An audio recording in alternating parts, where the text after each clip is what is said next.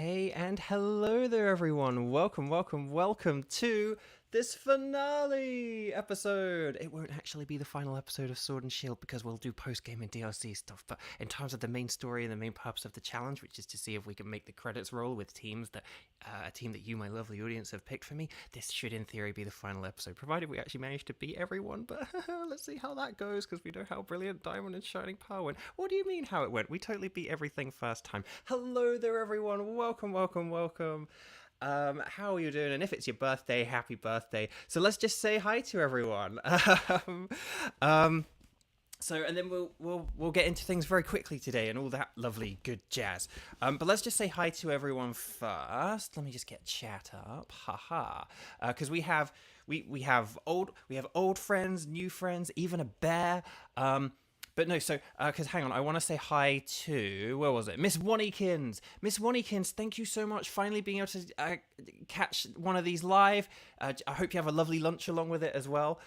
There's a very good meme I saw with the character from Kung Fu Panda. I can't remember the quote in the movie, but he's like sort of like, "This battle shall be legendary," or something like that, and he kind of raises his fist whilst he says it. And I remember seeing a meme where it was like, when you find the perfect YouTube video to watch whilst you're eating, and then it's like captioned like, "This meal shall be legendary." So you just reminded me of that. But so hello, Miss Wannykins and Lexi. Congratulations on graduating. Lexi's a graduate now. So let's actually say hi to everyone. So hi to Zach and Tenchi, and that's not everyone, and Teresa and Miss Wannykins and Katie and Lexi and Charlie and Lara Thierry and Kevin and Xander and hang on, I'm sure there's at least one other person who I saw, and Lake, and Kramin. I like Kramin, and I hope you like Kramin too. Itorio and Miss Suta. Wow, like everyone's here today, which also reminds me of a Family Guy moment as well. But let's stop referencing stuff and actually get into this finale. So so this series has been Pokemon Sword, but my audience, my chat, you guys in chat decide my team for me. But here's the thing, we only actually have like one possible time where we could choose Pokemon left, and I think we kind of I think we're probably not going to really do a poll on that, because I think it's going to be kind of pointless. So I think we're going to stick with the team we've got, and so this episode is just sit back and see how all your decision making goes, okay? But before we get into the battles, let's actually just remind ourselves of what our team is, and by ourselves I mean me, because I've been playing so much Tears of the Kingdom. I could only ever recall like 5 team members every time I kept trying to think, what's my team again? Throughout this week. So we have Inteleon, Sharp Connery. We have Ryan, the Alcremie. Hang on, let me just check the moves. Snipe Shot, Weather Ball, Tearful like U-Turn, Dazzling Gleam, Tri-Attack, Magical Leaf, Recover. We've got Shelby, the Torkoal, as named by Charlie. Flamethrower, Iron Defense, Will-O-Wisp, and Body Slam. We've got Sniffles. Why do I always forget the Arctozolt? Sorry, I always forget these guys' names because there's like the Arcto and the Zolt and the Draco, and I'm always afraid I'm going to get it wrong, so I need to check. But Arctozolt, we've got Sniffles, who's got a pretty good moveset actually.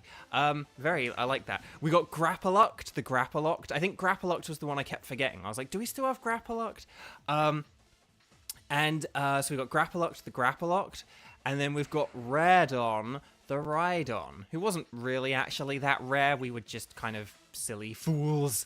But yes, we did actually manage to get the Rhydon. Itorio, I missed so many streams. Did something happen during this time? So much stuff has happened, but it's okay. But this is the team we now have. We had a lot of... hang on, let me just check. This box here is like the team members we kind of picked, but we just haven't used, or we've sort of ditched at some point. So like, you know, Wooloo we had in our team for a while, and Slowpoke we had in our team for a while. But then there are Pokemon like, I think Thievul we just never even really used. But we had Speed Fudge, who was a member of our team for a very long time, and Michelle, who was a member of our team for a long time. There was Cramorant, who was kind of short-lived. And then there was Pasimco, the Passimian, who has sort of been replaced by Grapploct. But yeah, so let's get our team in order and all that lovely stuff. And then we'll sort of get right into things today. So let me just check. Yeah. Okay, yeah. So I do actually have notes and stuff today, sort of. I should have made more notes, but I've just been so busy playing Tears of the Kingdom that I'm kind of like, oh yeah, like I didn't even check my computer and OBS for updates yesterday, which is something I really should get into a habit of doing on Fridays. But let's get into things. I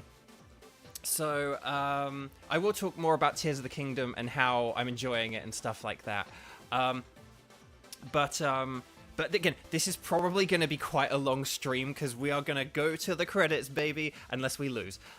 Then maybe we won't. But we'll go to the credits. Hopefully we'll get to the credits and stuff today. But it might take a while, okay? Particularly if I waffle like this. We're like 7 minutes in and we haven't done anything. So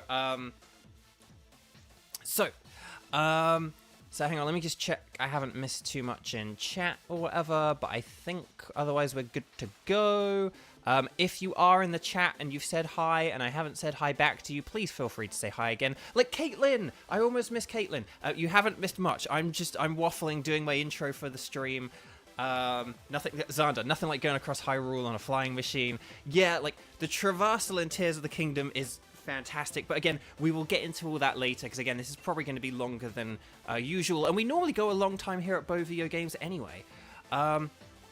So the lovely man here is going to check our gym badges, and let's get into today's Pokemon. So I'm all sorted and ready to battle you on the biggest stage of them all, but it looks like Bede couldn't make it. Hard luck. Somehow I think he'd just take being disqualified lying down. I didn't think he'd take being disqualified lying down, you know what I mean? I guess it is what it is. Come on, Bo. We should head to the locker room. Here we go. Okay, so this is the Champion Cup. So attention gym challengers who have made it through the gym challenge. The semi-finals will be starting soon. Please head to the stadium pitch when you are ready. So here we go. So we're in the locker room. I love the aesthetic of this thing, and it really reminds me of Paper Mario: The Thousand Year Door during the 3rd chapter when you enter the sort of wrestling competition. If anyone remembers that, I really hope that Paper Mario: Thousand Year Door comes to Switch. I'd love to have that game again. There aren't a whole lot of games where I'm sort of like, there are ones I fondly remember and that I'm kind of like it's fine if that's just like a lovely memory from my past. But Paper Mario: The Thousand Year Door is a game I want to play again and again and again, and I want it to like be available on consoles, like every few consoles or whatever, so that people can play it again because it's fantastic. Okay,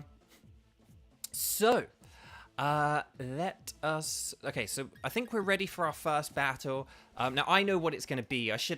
In theory, I shouldn't know what it's going to be, so I shouldn't know how to arrange my team. But we're going to go for it. So we're going to go through the door, and here we go with our first. I think today we have like 9 big battles. I think there are going to be like 9 big battles. So here we go. Let's see if we can beat the first of them.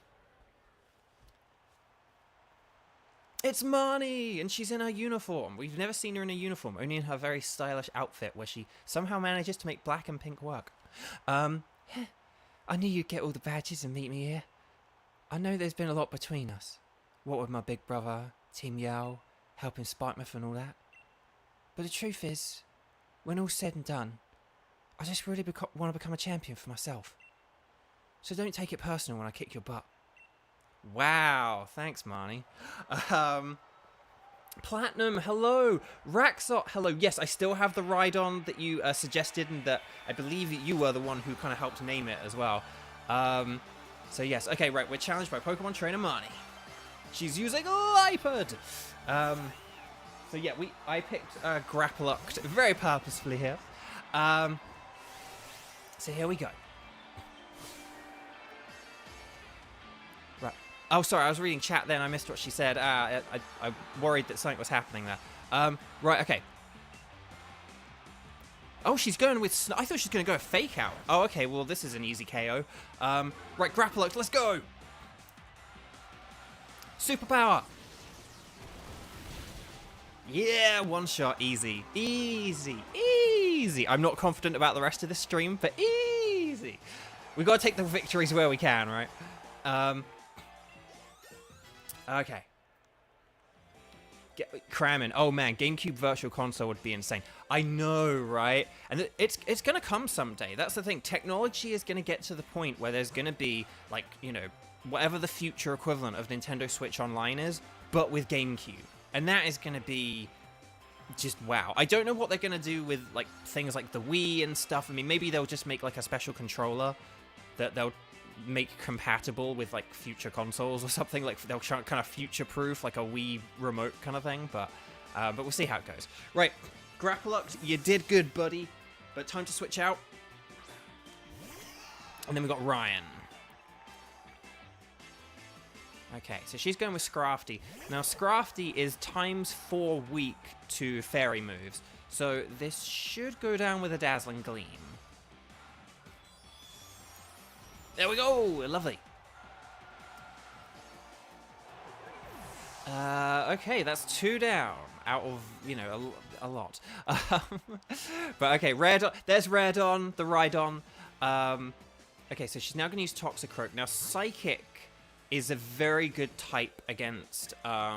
Psychic is very good against... hold on a sec. Oh, okay. Psychic is very, very good against Toxicroak. Unfortunately, we don't have a Psychic type, or any Psychic moves, I don't think. So I'm actually going to use Raredon here, because Raredon's sort of bulky, and the thing is just looking at this Toxicroak, it doesn't seem to have any fighting type moves. So this is actually quite a safe matchup. Normally, you know, having a Rhydon against a Toxicroak is kind of a little bit of an iffy matchup. But here, we can just go with an Earthquake, and hopefully, if we're lucky, we'll one-shot it. Lovely.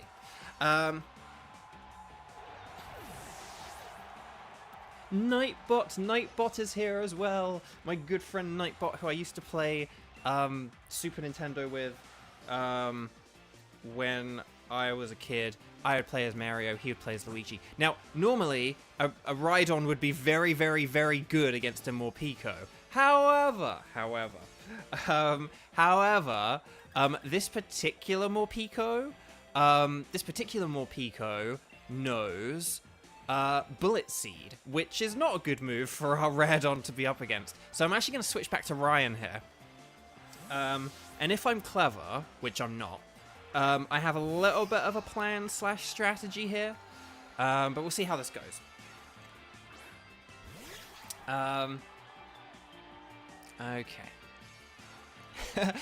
I like your pun there, Tenchi. Alcreaming the opponent so far. Very nice. I like it. Okay. Right, we're going to Dynamax. Unfortunately, our Alcremie isn't a Gigantamax Alcremie, which would have been cool. I mean, I could have always traded it over to like my other copy of Pokémon Sword and blah blah blah blah. But that would be kind of against the spirit of the challenge, I feel like. So, having a sip of water.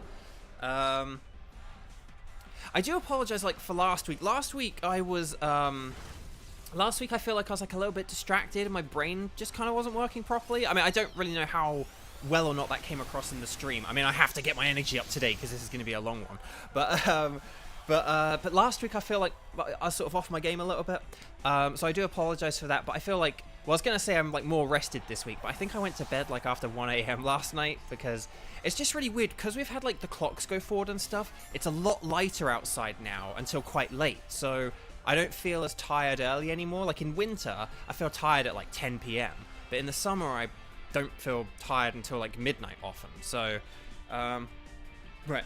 I've got everyone's cheers backing me. I'm really, really gonna win this time. Got it? She's not. Hashtag spoilers. She's not. But I love that enthusiasm. Okay. So, my bro might not use it, but I'll Gigantamax my Pokemon if it's to win. Here she goes. Let's see her throw. Does she have a good throw? Oh, she's doing the football throw on. That is like a proper football throw on. Very good. Very good. No one ever really throws a ball like a football throw on, but a football throw on's a good throw.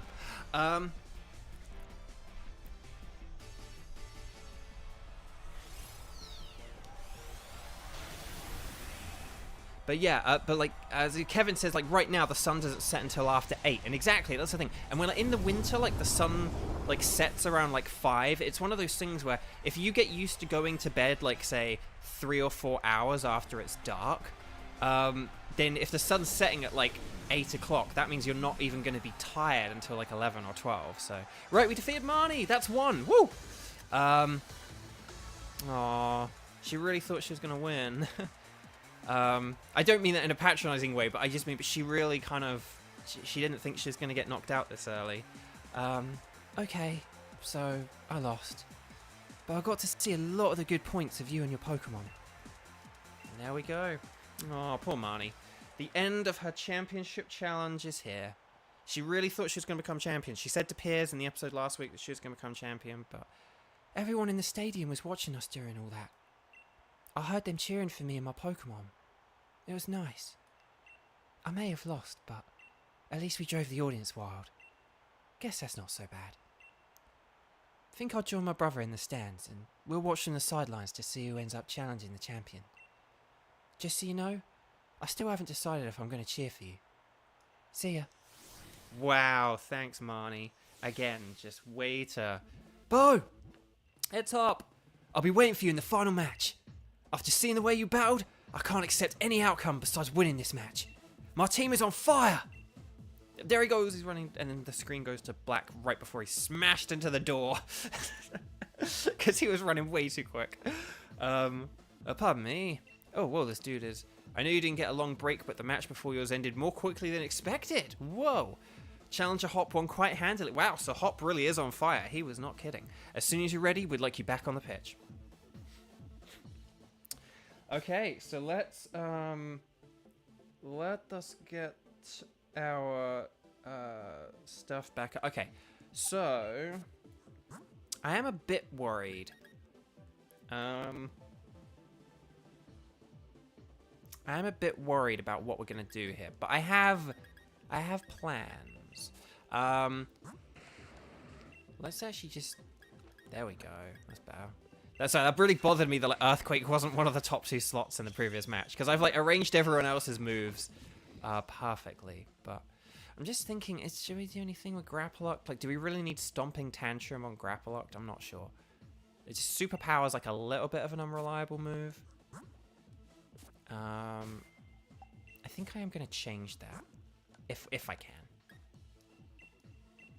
I think I'm going to get Drain Punch back, because I don't think we're really going to use Stomping Tantrum.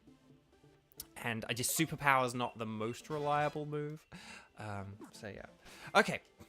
Right, let's begin. So do we have Grapploct at the start? Yeah, okay, this is otherwise, like, pretty much kind of the team that I would say we kind of want here. But okay, here we go. Oh, hang on, wait a sec, hang on. Tenchi spammed Snipe Shot at the Dry Skin Toxicroak. Oh no. Right. Oh yes, thank you Lara Thierry for reminding me, and for Nightbot for reminding me.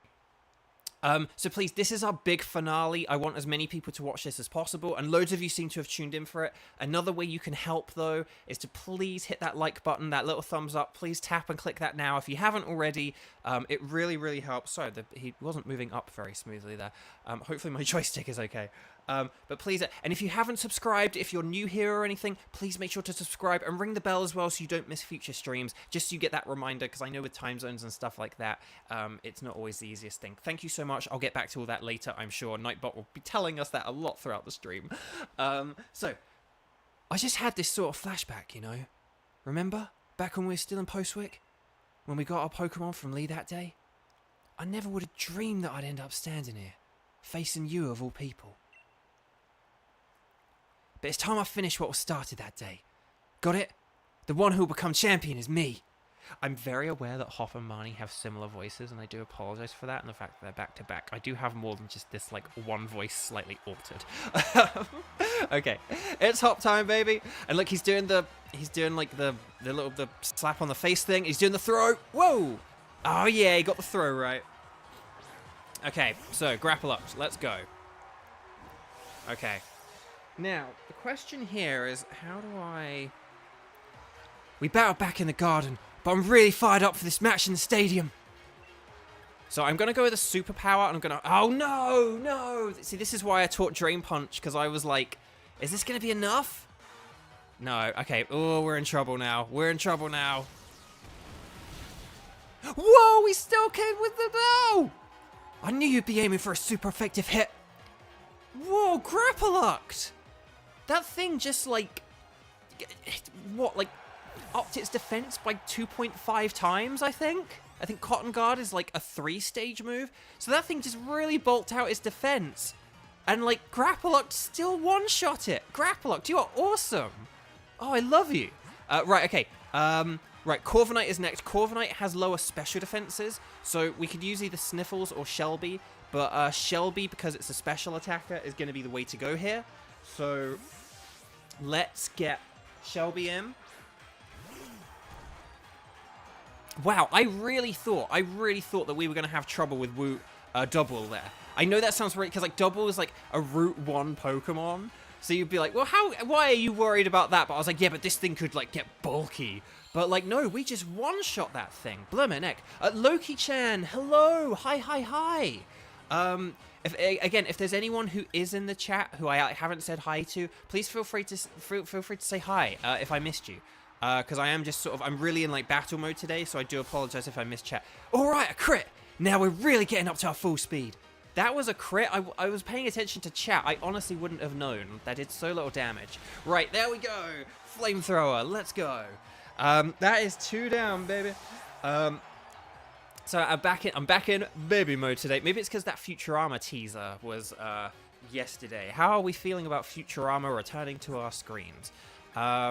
Right, Grapple Locked. Let's see if Snorlax can tank a hit or not. Because unless Double didn't have the ability.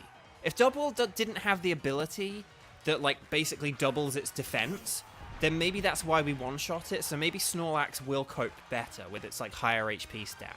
But let's go to superpower. Let's see if this works. Come on, Grapple Locked. Yes, Grapple Locked. Let's go. Yes. Shelby, slow but powerful. Yes, exactly. Oh yeah, actually, just to follow on from what I said, so I do apologize. Loads of more people are in chat today, it feels like. And also just, I'm really concentrating on the battles. So if you really super duper do want to get my attention, that is what the super chats are for. Or if you just want to personally help me out like on a financial thing, that's what the PayPal link is for. Nightbot will say that message later on, but I just want to say that now. I do apologize if I'm a little less engaged with the chat today. I know that this is a very chat-heavy series. You know, it's obviously you guys have picked my team for me, but this is the episode where you guys just kind of sit back and see how all your decision-making goes, essentially. Man, I am glad we got this Rhydon. Very good call to Raxop for suggesting that. And then he's using Cinderace next. Okay, hang on. Let me just check what moves Cinderace has. Okay, that's not great. Yeah,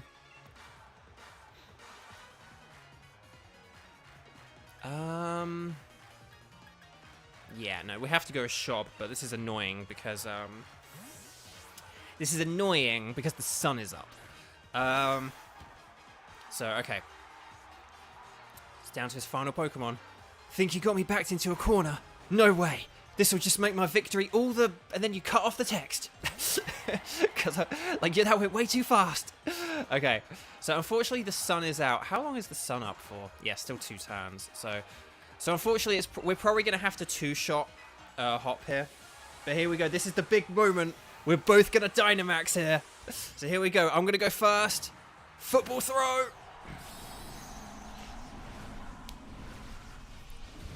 Lara Tiri, untouchable Grapple-locked. Exactly. Yeah, definitely.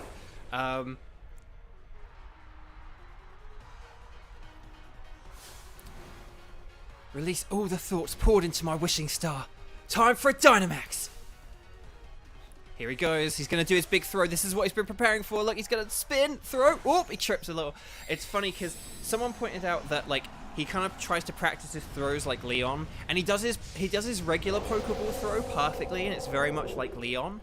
But, and he does, like, the face tapping thing and stuff. But when he does the Dynamax throw, he still unfortunately messes that up, which is quite funny. It's a very nice little detail. Very nice little detail. So again, normally, Shob would beat Cinderace, okay? But because it's sunny, it gives Cinderace this massive defensive boost. And unfortunately, we've had this problem throughout the whole game. Unfortunately, because of Shelby. Like, I love Shelby, but we always have to use Shelby before we fight Cinderace.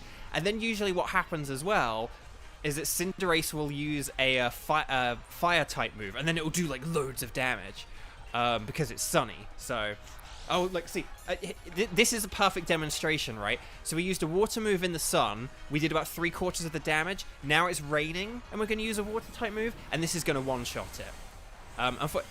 So that wasn't a crit or anything. It's just, now that the sun's not up, it's an easy one-shot. So there we go. So there we go.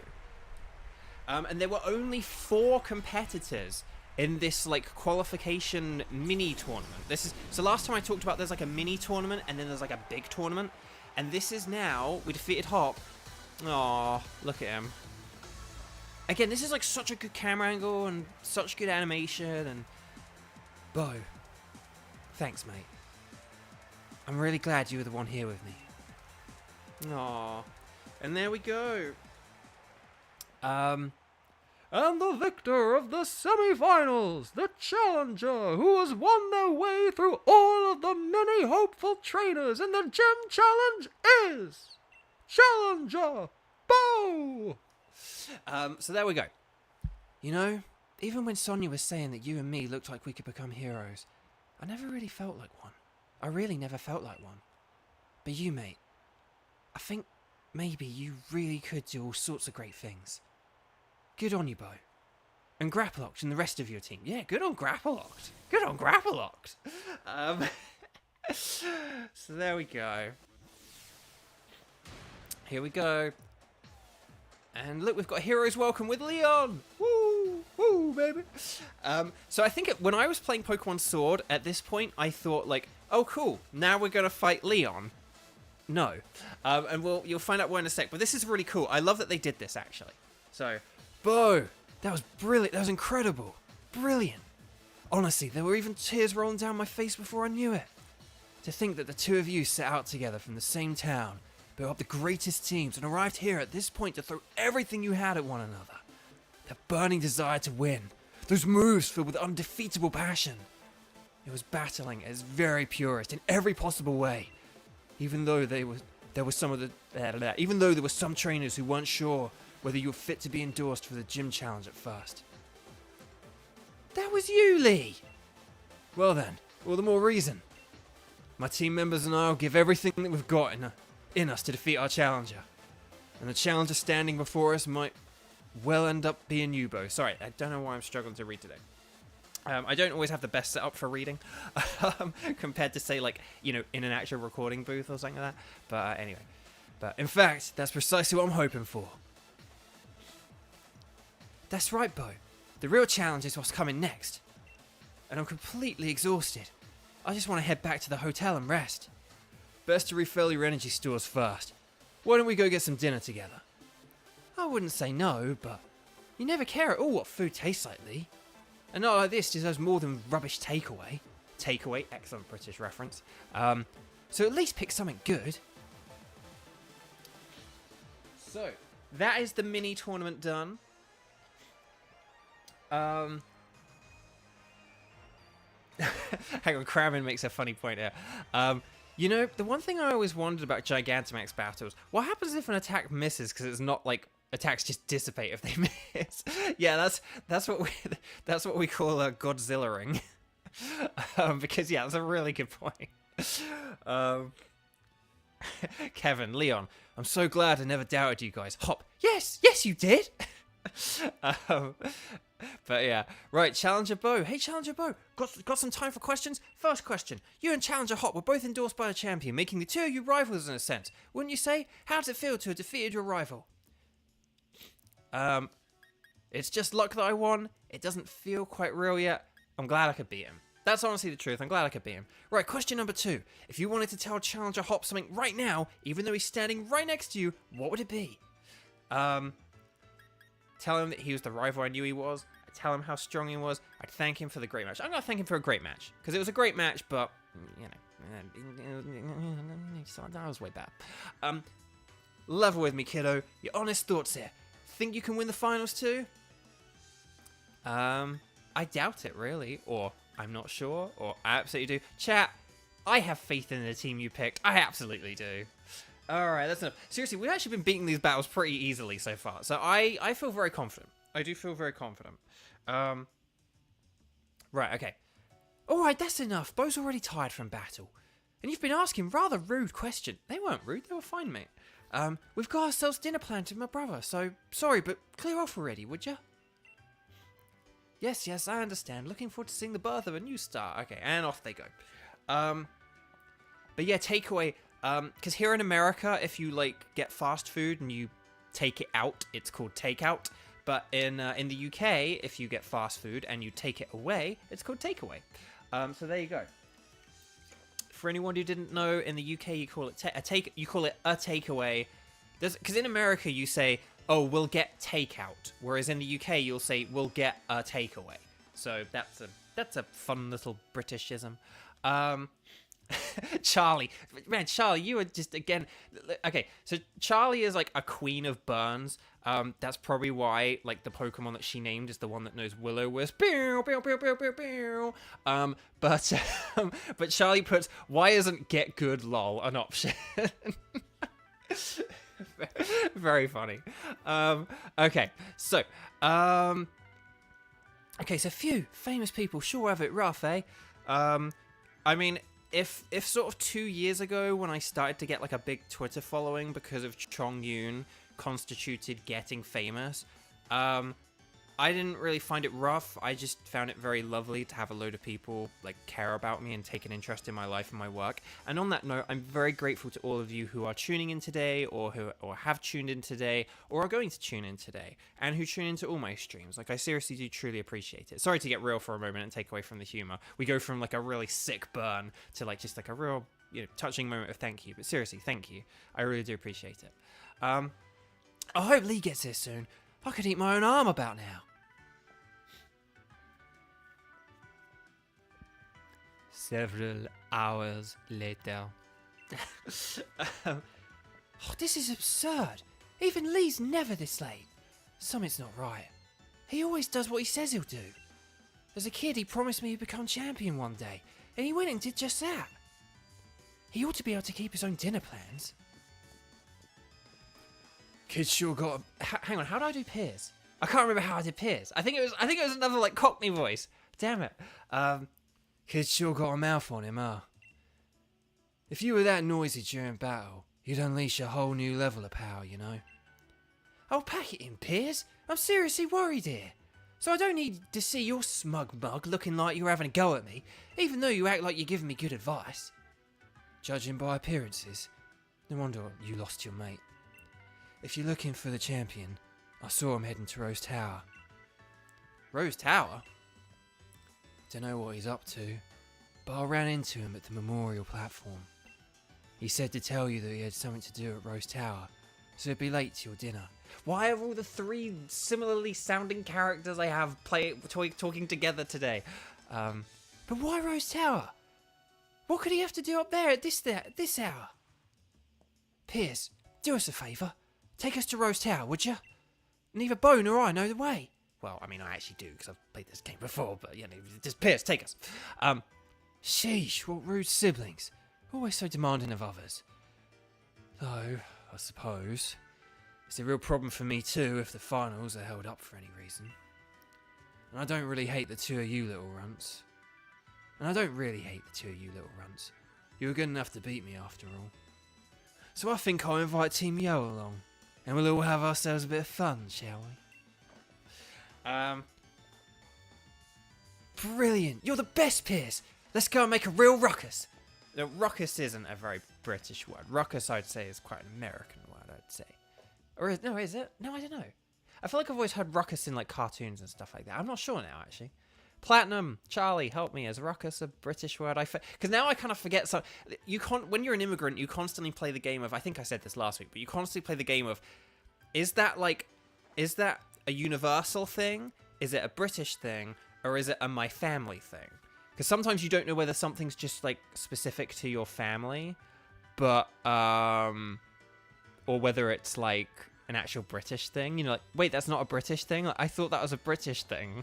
You know. So anyway, anyhow, I'm just gonna read the lovely replies to, you know, like, oh, we're grateful for you, Bo, and happy to be here. And oh, thank you, everyone. That's really lovely. Ruckus is a British word. Okay. Xander, is that a British thing or a Xenoblade thing? Okay, right. Where am I going? I wasn't paying attention. I'm gonna go to Rose Tower, right? Meet Piers at the hotel. Okay, we're meeting Piers at the hotel. So, right, let's do this thing. Oh, hang on a sec. We'll get Red on in the lead just if we do need to catch up any levels, and we had no right to catch Grapplocked. That's why we called it Grapplocked. But man, we had no right getting a Pokemon that good. Okay, so we're gonna meet Piers in front of the hotel, and I'm gonna have a sip of water. And by sip, I mean several big gulps. And then great, we got the 3 characters who all like sound the same, and then the Team Yell Grunts who I also do in the same accent. This would be fun. Xander, Xenoblade is how you learned, like, I'm full of beans. Yeah, like, I didn't realize that was, like, a British thing until, I think it was, like, Ash, or one of the Good Vibes Gaming people tweeted about it, and I was like, wait, what? So, oh, man, I really want to play Xenoblade 3 so much, but I've never played Xenoblade 2, and I want to play that first, but it's so expensive, because I don't think Nintendo, like, printed many copies of it, so it's really, like, all these, like, old Nintendo games, you can actually, like, find them for, like, $40-something, but Xenoblade 2, you never can, and it sucks. Because I want to play it. I mean, I'm busy with Tears of the Kingdom now, but, like, this Christmas, I really want to get, like, Xenoblade 2 this Christmas, and I'm just worried I'm, like, not going to be able to. And I don't want to buy it digitally, because, again, that's, like, full price, and it takes up loads of room. Like, I want a physical copy, but I want it at a, you know, like, hey, this game is 6 years old price. I don't think that's unreasonable to ask. Anyway. Man, why am I here for this? I'm totally exhausted from that battle with you, Bo. We decided that Team Yell would cheer you on, Bo. Let's help out together.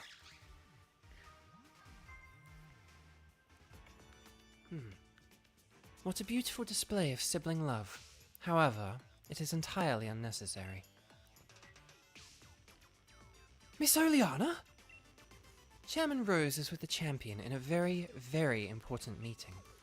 Oleana, voiced in the anime by Jen Lucy, voice of Ganyu. We love Jen Lucy here at Bo Video Games.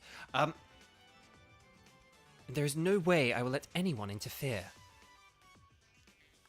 After all, only authorized personnel with the proper key can ride the monorail to Rose Tower.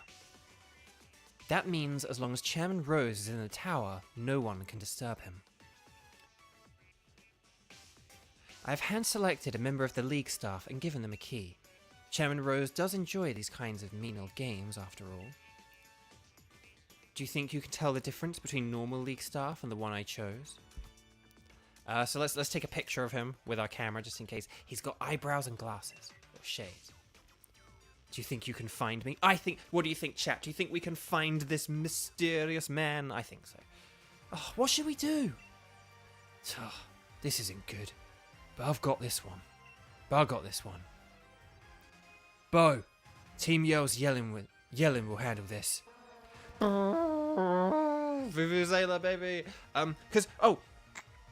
One of the reasons I like Vuvuzelas and why I'm sort of partially, why I sort of feel an attachment to them, just for those who don't know, I'm technically, sort of quote unquote, half South African, as in my dad was born and raised in South Africa, and then he moved to England and met my mum and and like, you know, I mean, now he's, you know, been living in, you know, now he's like been in, England for like over twice as long or whatever as he had been in South Africa for, and I don't think he's like ever been back. But like the point is that, you know, I don't have a huge like, oh, I'm half South African kind of thing, but I still, you know, kind of have like a fondness for South Africa, or I will like root for them in things like rugby and cricket and stuff like that when like England are knocked out.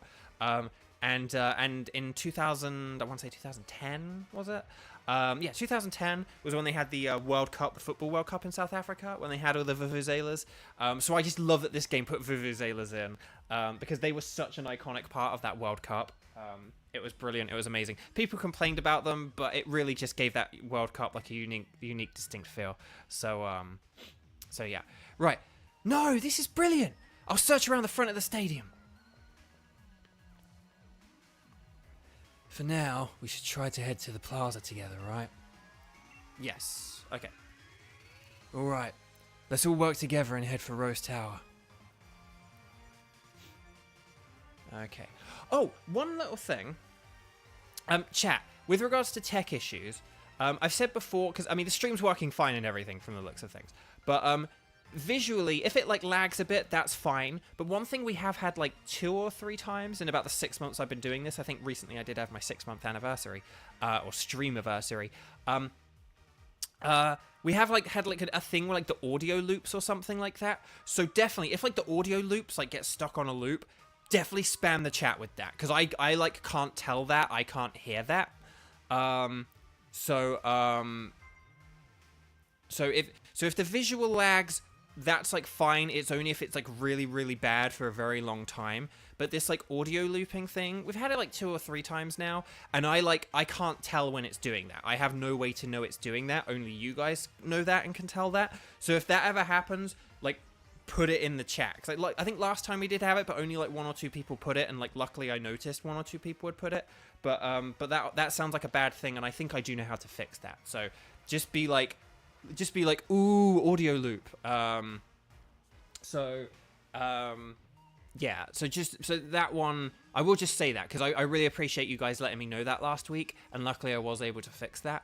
But yeah, so thank you for helping me out with that last week, and that one is like an important one because that one is an important one because I literally cannot tell when that's happening. I can tell when there are like visual issues and stuff like that often, because I can sort of see like a preview of the screen, but when it comes to the other stuff, I don't always know. Okay, hang on, let me just let's just catch up. Right, okay, so let's find Oleana's League staff member. That bad one was wearing those lame shades, right? Okay, so he was wearing shades. So, unfortunately, though... Now, this is one thing where the camera angle in this game isn't a great thing, but, because you kind of can't... Because, like, these guys have glasses, but they're different kinds of glasses. So it is hard to tell, like... you know, which one is like the bad guy one. And I can't necessarily actually remember where he shows up. But let's see if I can remember this. So we've got a guy in front of the Pokemon Center here. And then... Actually, I may need your guys' help with this, but we'll see. This guy's hiding against the wall, which... is highly suspect. So let's see. Hey, Bo, this bloke's looking awfully shifty, but I can't get him to turn around. Say something surprising so that he'll have no choice but to look this way. Zach hates mayonnaise. Aha!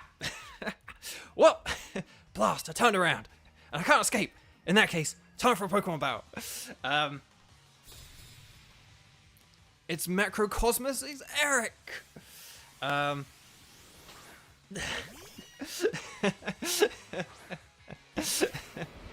Okay, so I love that there's like the slight delay between like chat and thingy, so it's really funny when you like have a joke and then you see it land. Okay, right, anyway, Earthquake, let's go. Archie, hi. I think you just missed my joke, dang. But Archie, hey and hello, welcome. You are here in time for the finale. Right, and then he's got Durant, so we'll go with Shelby here.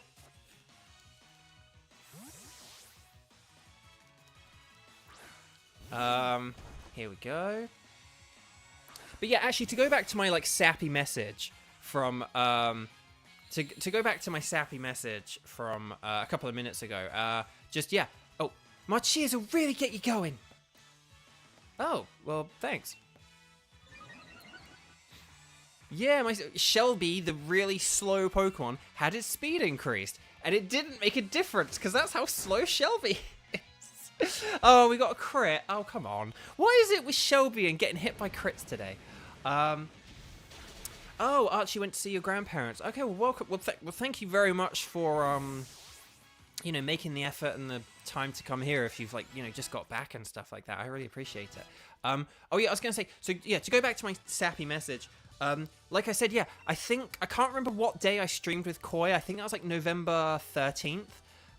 So maybe last week was my 6-month stream anniversary. I probably should have done something special last week, but oh well. But yeah, it was my 6th month stream anniversary, is like this month. Like I started streaming in November last year. And yeah, yeah, was it? Yeah, I think it was, because then I think 2 weeks later I did my Pokemon stream, and that was like on the, like, 26th or something like that. So, but yeah, so it's been 6 months, and so I'm just very grateful for you guys being here, and we're getting very close to 2,200 subscribers, so again, if you haven't subscribed yet, please do, because we're getting really, really close, and it's free, and all it is just a click, so, right, this guy's gonna go hide again, so I wonder how fast that guy could run. I've got no idea where he went, Gov. People don't really say Gov a whole lot in the UK. Well, actually, no, they do say Gov. Maybe, like, they say Gov a bit. Some people might say Gov, but people in the UK don't really say Governor. Like, that's some weird American cliche. I don't really know what that's, like, about. Oh, okay, Shelby lost a bit of health. Let's just heal, because, like, we're here. We're walking past the Pokemon Center anyway. So... But yeah, 6 months already. I know. It's been 6 months since the. If none of you ever watched the stream with Koi Dao, who's Albedo in Genshin Impact, that was really fun. We played WarioWare together, which is a very fun multiplayer cooperative game that is just very chaotic, and I want to play it with other people. And I hope someday to have like a better setup and stuff so that I can play with other people. Because I'd love to play with Zach to see if Zach could do better than Koi. I'd love to play with Sarah. I'd love to play with Sarah because I think she'd be fun to play with. I think like Christy and Erica would be really fun to play that game with. And then just there are other people as well. I'd love to play with Jen, but she was like, oh, that game would give me anxiety. Like, she watched the stream and she was like, oh, that game would like give me anxiety. So I was like, no. But, you know, I don't want to like pressure her into playing something she doesn't want to play. So, right, these people are all looking around. Looking around at the speed of sound. But we now have to find this man. Where did he go, though? Where did he go? So there are lots of these people, but I think these are all the ones that we, like, talked to. So the question is, where did he go? Oh, hang on. Oh, well, I don't remember a guy talking to people here. Like, we talked to that guy on the right, sitting down, but I don't think we talked to this guy here. How'd you find me? Or did you just talk to everyone you met? Ah, whatever, I'll defeat you this time. Okay, so he's back. We're fighting him again. It's very bizarre, but now he's going with Mawile.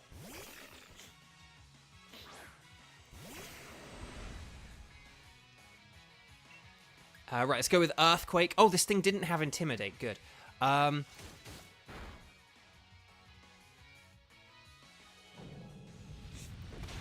on a sec. Oh, Sarah's in big trouble. Hang on, let's see. Watch Sarah use it next weekend. The stream with Koi was wonderfully chaotic. Yeah, we don't talk like we're from Oliver Twist, Charlie says. Yeah, exactly. The thing about Sarah, because I think, forgive me if I'm wrong, is Sarah's convention like an MCM London, or is it like in Birmingham or something? For some reason I feel like it's like it might be like in one of like the Birmingham ones. I can't remember. But if it's like in Birmingham, she definitely can't be like, oh, hello there. Like if she's going to Birmingham, because like that's not like, for one thing, English people don't really sound like that. But feel that flow. Yeah, you feeling it, Bo? Like, let's go. defense and special defense. Ugh, I wanted an attack boost. But this is fine. This is fine. Whatever. Okay, so it is London. Okay, so if she does that voice in London, that's less not okay. I'm not gonna say more okay. It's less not okay. It's less bad to do that in London. If she's going to like Birmingham or Manchester or Newcastle or one of these other places, and she did that, it's like no, they don't, like, the accent you're trying to do isn't even their accent, so don't do that, you know. But you know, I mean, the notion of sort of going up to people and doing their accent is a very weird one, and I actually have talked about it on a serious note. Like, please don't, like, I don't know, sort of like do someone's accent to their face. Like, maybe if you're like a really good friend with someone and you're kind of like having some banter and you're like, and then you were like, oh, ba-da, and you like kind of actually do a good impression of them, like, that's fine. But if you're just doing some kind of like generic if you're like, oh, this person is from X and X place, I'm going to do a generic X and X accent, and it's like not even really, it doesn't really even sound like them. That's not actually a cool thing to do, so please don't do that. It's a very odd thing to do. I don't really know why people do it. It's a thing that a lot of people here in America sort of are fascinated with or whatever. It's a bit of a bizarre thing. But apparently it is a worldwide thing too. I'm not just like singling out Americans. Like, I did have an American friend who like studied in England, and they like did her accent at her and stuff. It's odd. So just don't do that. But Andrew Talavera, I wish Mortal Kombat can do spin-off games like MK spin-off with Scorpion video game. That would be awesome, fun game. But hello, but also hi Andrew. But yes, okay. But yeah, it's a weird. Again, if someone said something funny, if part of why something is funny is like because of their accent, like if someone said something and it was funny and charming in a particular way because of their accent, you can like say that, and maybe you can even like mimic it a bit or whatever. But if you just kind of like do someone's accent at them for like kind of like no reason other than, I don't know, just doing it at them just because it's like, oh hey, you have an accent, that is just weird and rude. So please don't do that. Right, this guy's going to hide. I have given away the third hiding spot because I keep going to it every time because it's the only one I could remember. He's in the phone box here. He's like, damn, I thought this was a TARDIS. It's like, TARDIS isn't a phone box, it's actually like a police phone box, which is a different thing. I don't really know the difference because police phone boxes aren't really a thing anymore. And when I say aren't really a thing, I mean they're just not a thing, because even regular phone boxes aren't really a thing anymore. So, okay. But he's going to try one more time. We're going to fight Eric one more time. And he's using Ferocide. And if you're thinking, isn't it Ferocide? Or isn't it Ferrocide? Actually, no. Isn't it Ferrocide, not Ferocide? Because it's like ferrous and seed. Like ferrous is like a term for iron. And seed is a seed because it's a seed. So isn't it Ferrocide? It's like, no, apparently it's Ferocide. That is the official pronunciation. I don't know why. It doesn't make sense, but whatever. No, I have never watched the Ghost of Molly McGee, I'm afraid. So, have some of my support. I know you can keep that going. You're the best, Marnie. Right, let's boost the... Okay, we've boosted the attack here. I think the first option maybe boosts attack, and then the bottom one boosts something else. I don't know. But Miss Wannikins, RIP payphones. I know, it's a bit of a weird thing, because I know payphones are a very superfluous thing, but I do feel like you need some kind of way for people to be able to make a phone call if, like, they don't have battery, or if they don't have a phone, or whatever. Do you know what I mean? I don't know. But at the same time, it's like, how would you remember anyone's phone number anymore? I don't know. Unless you had something where you could, like, log into, like, a Google account or a Discord account or something, and then it, like, logs you out after, like, 5 minutes of, like, inactive use or something. Do you know what I mean? I don't know. I don't really know how... I don't really know what, like, the modern equivalent is, but it kind of is an important thing. But, oh well. Yeah, Caitlin, it's very weird. So basically, yeah, ferrous is like a word for iron. So it's kind of like an iron seed kind of thing. Ferrous seed, ferrothorn. But for some reason it's ferrothorn and ferocide. And it doesn't make sense, but that's the way that it's whatever. So, oh, Archie. It's kind of funny to me because Americans often assume I'm Canadian because you sound vaguely American. but you have an accent they can't play. So it's like, you must be from Canada. Right, that's interesting. That's like, it is sometimes interesting when you can kind of hear like someone's got some kind of an accent and you kind of know that something's up, but you don't know what kind of thing. And forgive me for using the phrase something's up, because I don't mean anything's wrong, but I just mean like, you're not like an American, or you are an American, but something's different. I'll give you actually an example. A few weeks ago, there was a very, very horrible political man who made these very horrible comments about, I believe it was sort of trans people. I can't remember all the specifics of it now. It was a very horrible clip, and it was this man basically likening trans people to like mutants from X-Men. But it was also really, I would just say, it was also really stupid, because like the mutants from X-Men are the protagonists, and like the mutants from X-Men are an allegory for people, sort of, basically we're like an allegory for like black people and minorities and people who were like oppressed and stuff like that. And in the X-Men comics, the politicians like him saying the kinds of things that he was saying are the bad guys in X-Men. So this guy basically completely missed the point. He was like making like an X-Men reference, but basically kind of doing it wrong, because it's like the X-Men are the good guys and they're the exact kind of people that you are victimizing, and the exact kind of people, the exact way that you are behaving is the exact way that the bad guys in X-Men comics behave. And he said that they're like mutants from like another planet, and it's like, no, the mutants from X-Men are just regular people. They've just got something ever so slightly different about them, so different from what is deemed conventionally normal by society, and that's the only reason that they are different.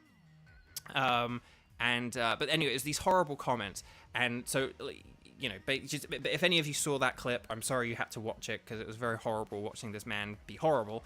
But the thing is that when I was listening to him, in addition to being like disgusted by what he was saying, I was like, something is weird about this guy's voice. Like he almost sounds English. But then there are points where he sounded kind of American as well. And basically, he was actually a guy who like grew up in England and then moved here to America and like has become a naturalized citizen.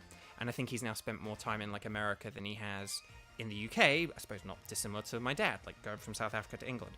But so I do apologize, America, that very horrible man from the UK came and has now come and become a big part of like American life and become like a politician and stuff like that. I do apologize on behalf of all British people for unleashing him upon you.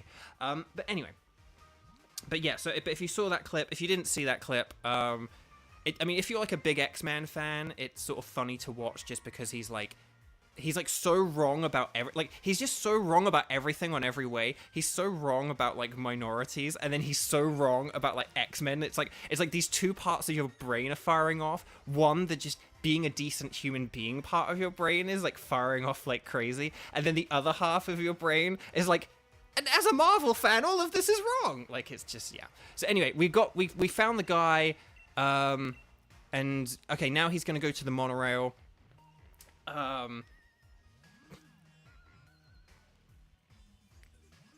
Kevin, imagine if a CEO compared the detractors to Superman and said they should be more like Lex Luthor. That's exactly. But here's the funny thing: there are a lot of politicians doing that. There was some politician a while ago who compared like what they were doing to like building the Death Star, but not in the Death Star was a rubbish thing built by bad guys that had this weakness in it. He was like talking about it as if it was like this great and awesome thing, and we're doing an amazing. And it was like, you're likening yourselves to like the bad guy. Like, it's so weird how many politicians unironically actually like compare themselves to bad guys, and it's one of those things where it's like, if people are doing that, like, just pay attention to it.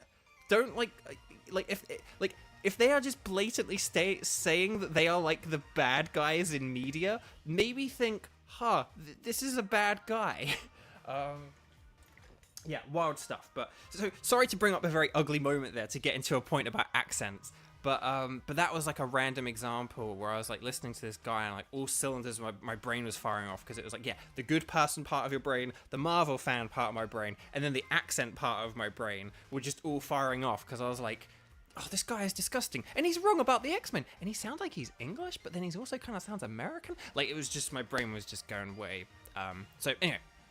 Right, I'm not going to read Piers' line here. We're just going to go to the train station and do some stuff. But I'll get back into reading in a sec.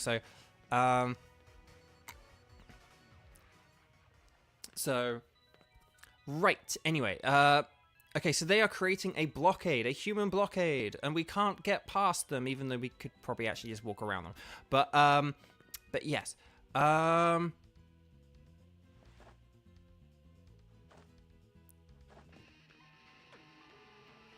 Right, hang on. I will read this in a sec, but I just want to catch up on chat. Okay, right now. I just wanted to make up because that was quite a serious. That was a couple of serious, important moments there and stuff. Ironically, Nightbot is posting. Though, do reminder, I do my best to read chat messages, but it's not always easy. I'm not always going to read everything, particularly on days like today where we have quite a big audience. I think. We have a lot of people active in chat at least. I don't know if we have a big audience or not, but okay, right. So. You did a cracking job of cornering that bad league staff member, Bo. Let me sing you a song fitting of your rocking deeds. The only thing a humble singer can do is sing a humble song. Are you humble if you say out loud that you're humble? These are the things that... No, you kind of can, but you have to kind of very much limit it, though. That's a red flag to look out for, though, when people kind of... When they very kind of like overtly, repeatedly kind of state like I'm a good person. I'm a good person. I do it. I work hard. Like sort of when people are like too kind of over the top. Like you're allowed to say you work hard, and you're allowed to say you're a good person. You're allowed to say that you're humble, and you're allowed to say all these things. But when you're very kind of presentational with it, and you're sort of often very presentational with it, that's something. So I do apologize if I've ever come across that way. Hopefully I haven't.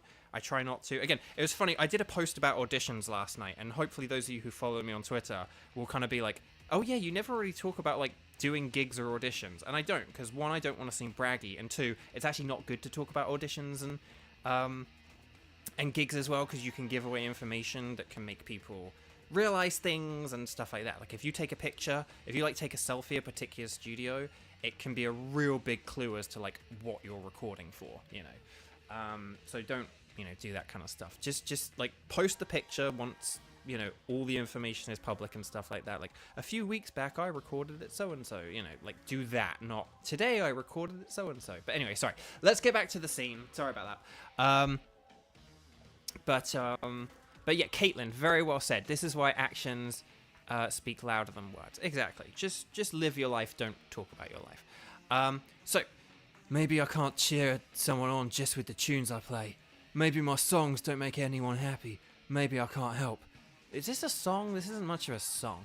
But still, the only thing I can do is sing my humble song. Piers, go Piers. I was like, hey, isn't that Piers? He's doing a street performance. I would have preferred Ed Sheeran, but I guess this guy will do. But I do quite like this, though, because it's like, look, all the people are looking. There aren't many people. This is a not very busy train station. I will just say, London train stations are way busier than this. But here we go. Whoa, oh my gosh, look at everyone run. Wow, okay, that's cool. That's fun. We got the key, Piers. We can take the monorail to Rose Tower now.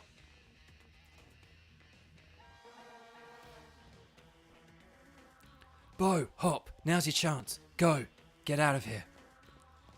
Okay, here we go. Okay, so here is Rose Tower. London Bridge after a football match is hell. Yeah, I do remember as a kid I went to like an Arsenal match and the Underground was very busy.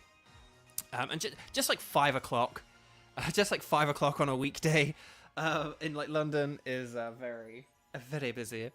Nightbot reminding you guys, if you are enjoying this, if you haven't clicked like and subscribe yet, please do that. Particularly at least that like button. Well, actually, no, do both. Because we're like we're probably less than 20 subscribers away from the 2,200. And the like button just really helps. I want this video to get loads of views and loads of likes because it's our big finale. So this is Rose Tower. Just how tall do you think it is? I can't even see the top up there in the clouds. So what should we do? Team Yo is going to have their hands full holding up those bad League staff members. They won't be catching up anytime soon. Yeah, Bo, what should we do? Let's go ahead. Good thinking. Let's collect Lee and get out of here. Without him, there's no champion for you to challenge in the Champion Cup. Bo, you cleared the way to Rose Tower. Now all you gotta do is charge on ahead. An employee's an employee, I guess. Seems that exec lady hid the monorail key to try and impress the chairman. Chairman Rose has been keeping the champion holed up inside. Wonder what he's plotting. And it's Piers. Piers is back. I love his, like, just low energy walk with, like, the arms drooping down. Like, he can't even be bothered to, like, hold himself up. Oh, times like this, when tension and passion run high, remind me of Spikemuth in the old days. Some right wild concerts we had back then, but no encores. Wait, you're still here? You better get going. I'll send some support your way with a yell. Gotta stick around to make sure my bro doesn't do anything too crazy, right? Come back if you need anything. Let's go, Bo. Same accent, people? Unite! Okay. I'm aware not all my accents are perfect. Please don't think that I walk around being like, all my sort of London accent I'm doing for these characters is absolutely perfect. But it's still fun, and it's still a lot better than what my sort of friends in America here will do, who like don't really know London accents and English accents and British accents and stuff like that. So we got Eerie Impulse. Woo! Oh, Charlie, annoyingly at Millwall, we let our away fans get on the train at South Bermondsey first, and there's hundreds of us waiting to get on the platform, and that's before London Bridge. Oh, aye. Do you go to Millwall often, Charlie, for the football? Are you a season ticket holder? Because the thing was, where I lived, it's really funny. Where I lived, the closest sort of team we had, in terms of being able to say go and see games, was Cambridge, and Cambridge have always been like in like the conference or one of the like lower division sort of leagues. But it's funny because like a lot of the other places that we've sort of since become connected to, like where my brother went to university, where my parents live now, stuff like that, like all those places have like pretty good like football teams that are like in the Premiership and stuff like that, which is quite funny. So so there have been all these other opportunities. You know, it's just funny that my parents probably live like within a couple of miles of like a football stadium where they like play Premiership games now. Like that was always like this world, like, wow, if I needed to see a Premiership game, I'd have to travel like all day, miles away. But my parents could actually, like, in theory, you know, obviously like the tickets would be expensive and stuff, but they could in theory go and see a football game now, which is kind of wild. To quote my friend Ryan Bartley, I always do that the wrong way. Whoa, you've got a season ticket for next year? That's brilliant. I love that. Okay.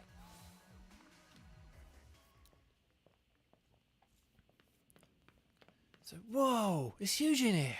What in the world is this place meant to be? Look at all these flowers in the ground. That's really cool. Listen, Bo. Don't know if you knew this already, but I've heard Rose Tower was built on a power spot. Yeah, you know what I'm saying. When we get up to the roof and have a bit of space, we can Dynamax our Pokemon. Which is all well and good, but less certain is whether this lift can get us to the top. Rose Tower has like 100 floors, right? You'll be leaving right now. No, I won't read this guy. But there's no need to worry about the lift. Intruder alert. Intruder alert. All staff are ordered to help remove the intruders from the premises at once. And see, if Miss Oleana says so, then it looks like this is the end of the line for you kids. If I get rid of the intruders, I'll probably get a big bonus. No, you don't, Macrocosmos Elijah. What kind of name is Elijah anyway? Are you some kind of hobbit or something, Elijah? How dare you? So... Kevin, let's Dynamax now and force Rose to pay for the damages. Yes. Okay, I'm actually just going to use an Earthquake here. I should have switched to Torkoal, but if we flinch, we'll switch to Torkoal. If we get the Earthquake off, we'll just see how this goes. But oh, I do like this music as well for the Rose Tower, like the battles and stuff, and the elevator that we have in a second. Okay.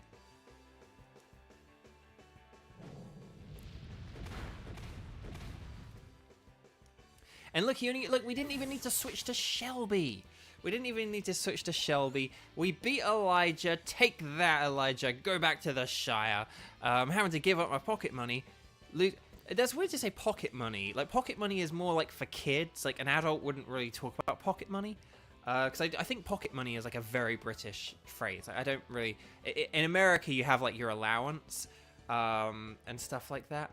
But yeah, like, Americans don't really say pocket money. They say more like allowance, and then English people or sort of British people will talk about pocket money. Because again, he talks about being in the red, which again, being in the red is like a very adult thing, but then pocket money is a very like childish thing. So, okay. Oh wait, I didn't see you say fire types are good in this section. Oh, I'll put Shelby in the lead then. We need to speak to the chairman. Tell us where he is. The chairman's at the top. All right, we're nearly ready to chairman. We're nearly to Chairman Rose. Hold on, Lee. We're coming. Come on, Bo. Let's crack on. Oh, okay. If fire is good here, then we'll switch to Shelby. I wanted to try and give Redon some experience, but we'll do this. So we'll save here because we like to save 50 bajillion times here at Bovio Games, and we'll go in the lift. Look, we got the nice little Chairman Rose icon. I like this music. I like this elevator. This elevator is very intense. I mean, look how many floors and how many doors there are. I mean, Hop's not wrong. This is taking ages. Oh, but we've stopped. What? I don't think we're at the roof yet. Why have we stopped? And you two are gym challengers, are you not? Thank you for taking part in the Galar League's gym challenge or whatever. I pressed the A button too quickly there. Yeah, I'm afraid that doesn't give you the right to interfere in our work. We will drive you out to protect the many, whatever, subsidiaries, blah, blah, blah. Macrocosmos. So anyway, yeah, Chairman Rose's company, his employees. I don't know why there's like a low frame rate on that bit. That's always confused me. Oh, sorry. I've just remembered. Sorry, Kevin, Kevin was like, fire types are good here. I was like, are they? It's like, oh wait, I remember this now. Yes, no, yeah, fire types are very good here. Oh, I probably should have taught Heat Wave, but oh well. Right, we'll go for the Bronzong, because that'll be harder to take out. Oh, quick claw clutch! Quick claw clutch! Quick claw clutch! Yes, let's go! Let's go! Miss Wannikins, the Macrocosmos logo looks eerily similar to the symbols connected to Paldea's terrestrial phenomenon. Yes, it kind of does. Kramen, I love how they both have 6 Pokeballs displayed on their belts, but they only have 1 Pokemon each. Yeah, right? I know, it's always a funny thing. Maybe it's like some kind of official rule, some kind of official Pokemon League rule that we have to have a one-on-one. But yes, yeah, no, I remembered it's like, oh yeah, fire types are good here. I mean, in fairness, Radon actually wouldn't have been terrible either, in fairness, because of the ground type. Because of the ground typing and knowing Earthquake, which would have been perfect here. But then again, it would have sucked against Bronzong if the Bronzong had Levitate. So, watch, I'll get a Quick Claw here. Oh, no, I didn't. Okay. Okay, this is fine. We're good. We're good. This will do nothing. Yeah, Shelby's got the defenses. Look at that. Right, Flamethrower, let's go!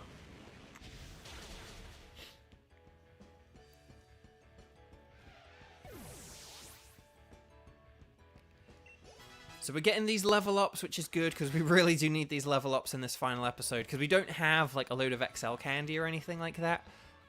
Where you can kind of get those, I'd say a bit more randomly in Scarlet and Violet. In this game, they're very much associated with the... Well, no, they're associated with the raids in Scarlet and Violet as well, so speaking of Scarlet and Violet and all that good jazz, I'm only going to read out, like, the important characters' lines here and stuff like that.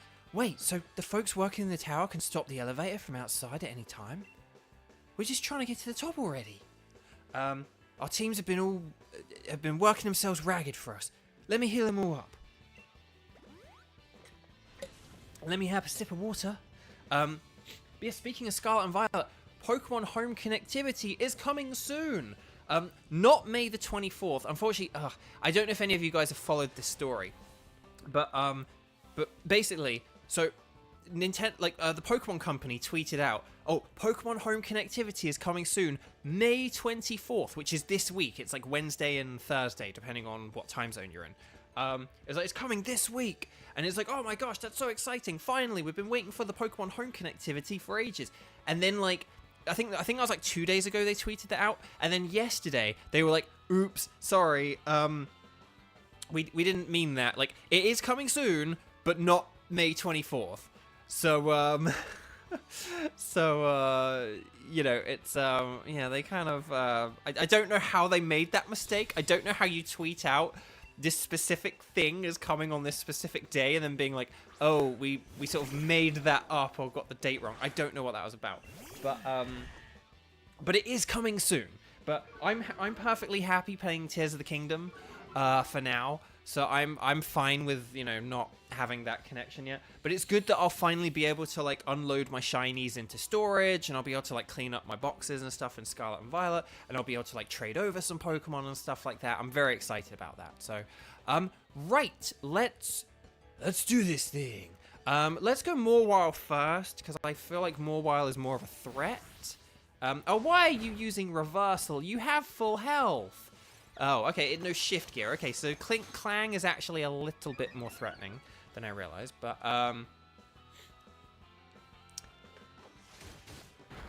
yeah, not a good, but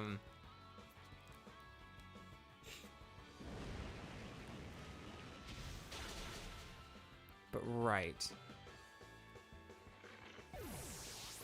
Let's hang on, just catch up on chat for a second whilst we, I get Charlie with a Charlie burn. They do realize April Fool's was a while ago now, right? Yeah, like they're like 6 weeks late. But yeah, well, no, probably 7 actually. But, so yeah, it's just very. I know. I'm very confused about what the heck happened with that. Like it's again, it's just if they said like I don't know. If they said something and they're like, oh, it's taking longer than we thought, we're going to delay it. But I don't get how you say, oh, this thing's going to come out on this day and then be like, oh, whoops, we got that wrong. Do you know what I mean? Like, I don't know. That was very...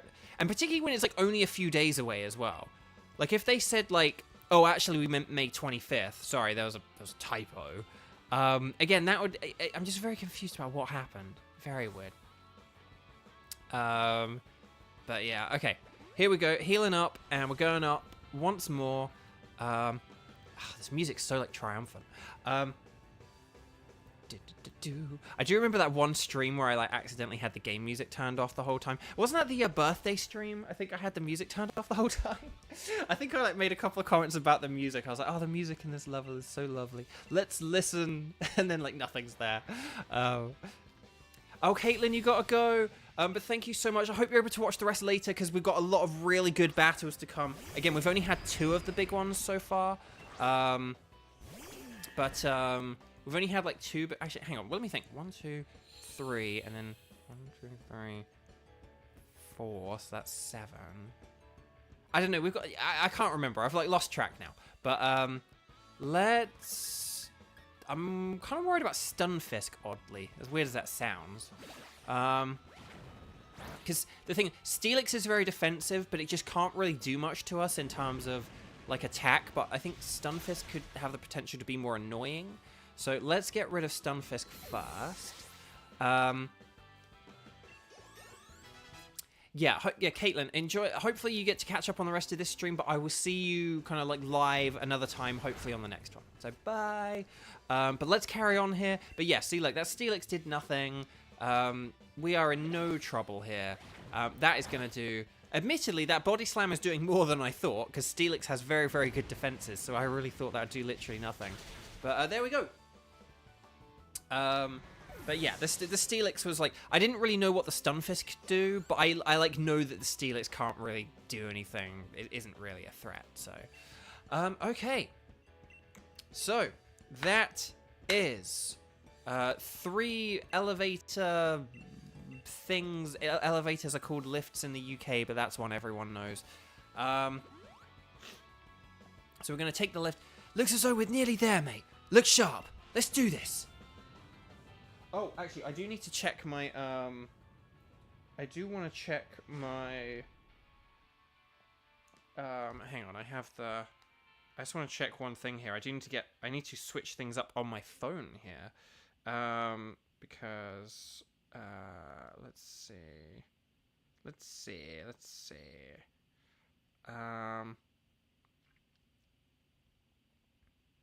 Oh, okay, we're good. This is fine.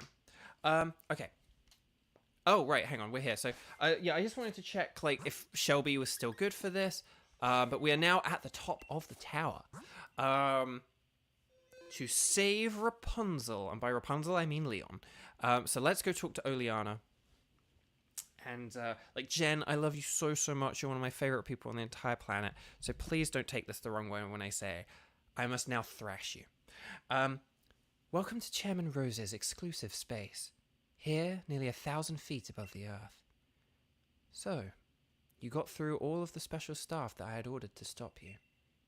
I would expect nothing less of the trainers handpicked by the champion Leon himself.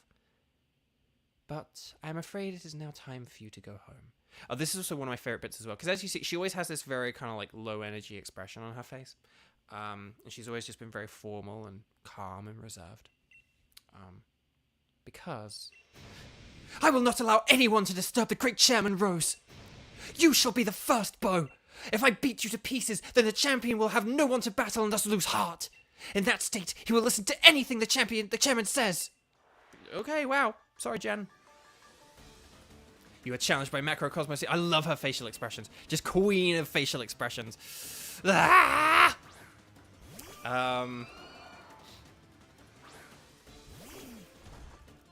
Like, to all the gentlemen out there, don't, I repeat, don't make a that time of the month joke at this sec, because she will get like 10 times angrier if you make that joke in this situation. Just pro life tip, don't make that joke any time ever, but just don't when the person actually is angry, okay? Like, because it's not funny. It's not really funny. It never was. And when someone's angry, a bad joke when you're angry is even worse and will make the person even angrier. So just don't do it. Just stick away. Just stay away from such things. Right. Milotic. Who are we going to have to take on Milotic? So here's an interesting thing. We have set up the sun here, right? We've set up the sun here. And we're now about to go against a water-type Pokemon. So, what's really interesting here is we are now very well insulated against water-type attacks. Because it's sunny, water-type attacks are going to do half the amount of damage. Oh, I love this music, by the way. I should have gone back to... Because this music, if you remember this music, this is the Motorstoke music remixed. Da, da, da, da, da, da, da, da, da, da, da. Da, da, da, da, da, da. Remember? And I love that they changed it up to make it like this cool, intense battle theme. I love it. It's great. Okay, so here we go. So if it had used a water-type move against us, it really wouldn't have done very much damage because the sun reduced it. But yes. Oh, Teresa had to go as well. Hang on, I missed all the chat. Oh, well, I hope you were able to catch up later, Teresa. Thank you so much for joining as always. I mean, you've been wonderful at joining in always for like the past 6 months. Right, we're not going to teach Inferno. Inferno is a terrible move. Okay, right. So, yeah, Kevin, Oleana, you okay? Need a Snickers?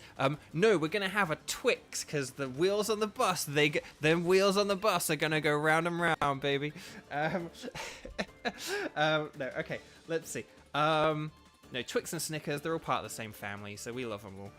Here at Pro Video Games. Right, hang on, let me just check the moves and stuff. Okay, I think Redon is a good choice here. I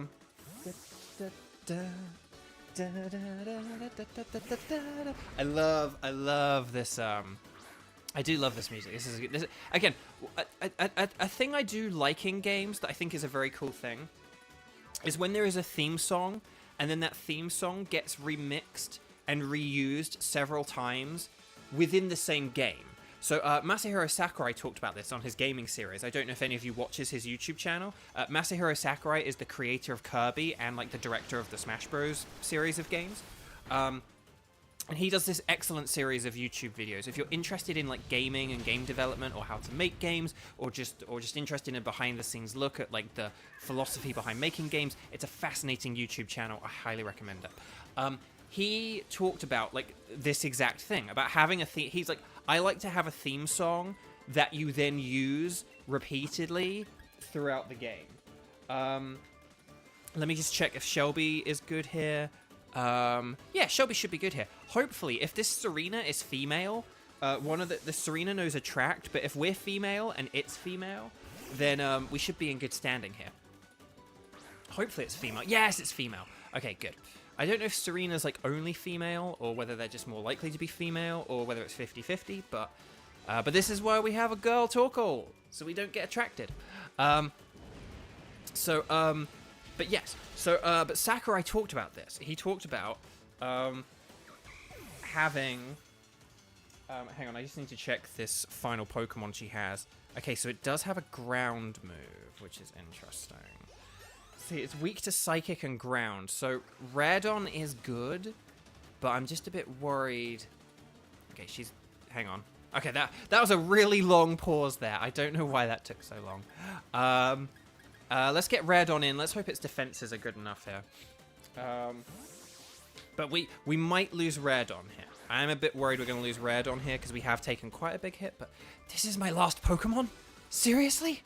Oh, Liana's got to finish this. Why is she talking in the third part? That's how you know she's gone crazy. Get that Gala Snickers, as Kevin would say. That's exactly how Kevin talks. That's exactly the type of lingo and... anyway, let's look at her Gigantamax animation. Look, she's very mad. Oh, that's a very nice underarm throw, though. Very nice. Top. Serena are only female. Okay, I thought they were, but sometimes you get Pokemon where you kind of like, oh, does that one have like a gender thing going on? And then no. So, okay. Yeah, it's very cool. I love Gigantamax Garbodor. I love all the stuff stuck in it. It's great. There's even like a giant Magikarp skeleton, I believe, like on the back or something. Oh, apparently it's her first Pokemon. Interesting. But yeah, we'll have to follow up on that and see if it's... Bo, stop perfectly impersonating me, Kevin says. Hi, I'm Kevin, and I post lots of funny stuff to Bo's chat every week. Ha ha ha. Flawless impression. So there we go. Oh yeah, and there's a Master Ball. Yes, yeah. There's just all kinds of crazy crud. It's great. I love it. Right, Max Quake, let's go. Let's hope we can KO it.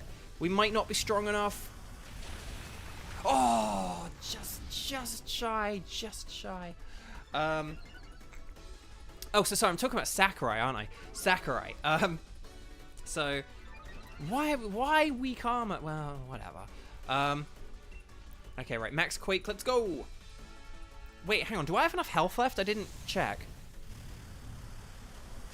Hang in there, Radon. Yes, well done, Radon. Now, who would throw that away? Right, exactly. Like, you know. Right, let's go Radon. So, Sakurai talked about this music thing, and he talked about you have, like, a main theme, and then you use it in lots of different ways throughout the game. So, if you think of Smash Bros., you know, like, if you think of, like, Smash Bros. Ultimate on the Switch, I imagine a lot of you have played Smash Bros. Ultimate. You know, and you have the lovely song sung by Abby Trott, you know, the da da da da da da into the light, something, Abby Trott sings it right. You know, all that kind of thing, right? And you have that really beautiful, like, orchestral kind of thing, and the singing, but then, you know, you got, like, the main, when you're on the main menu, you sort of get, like,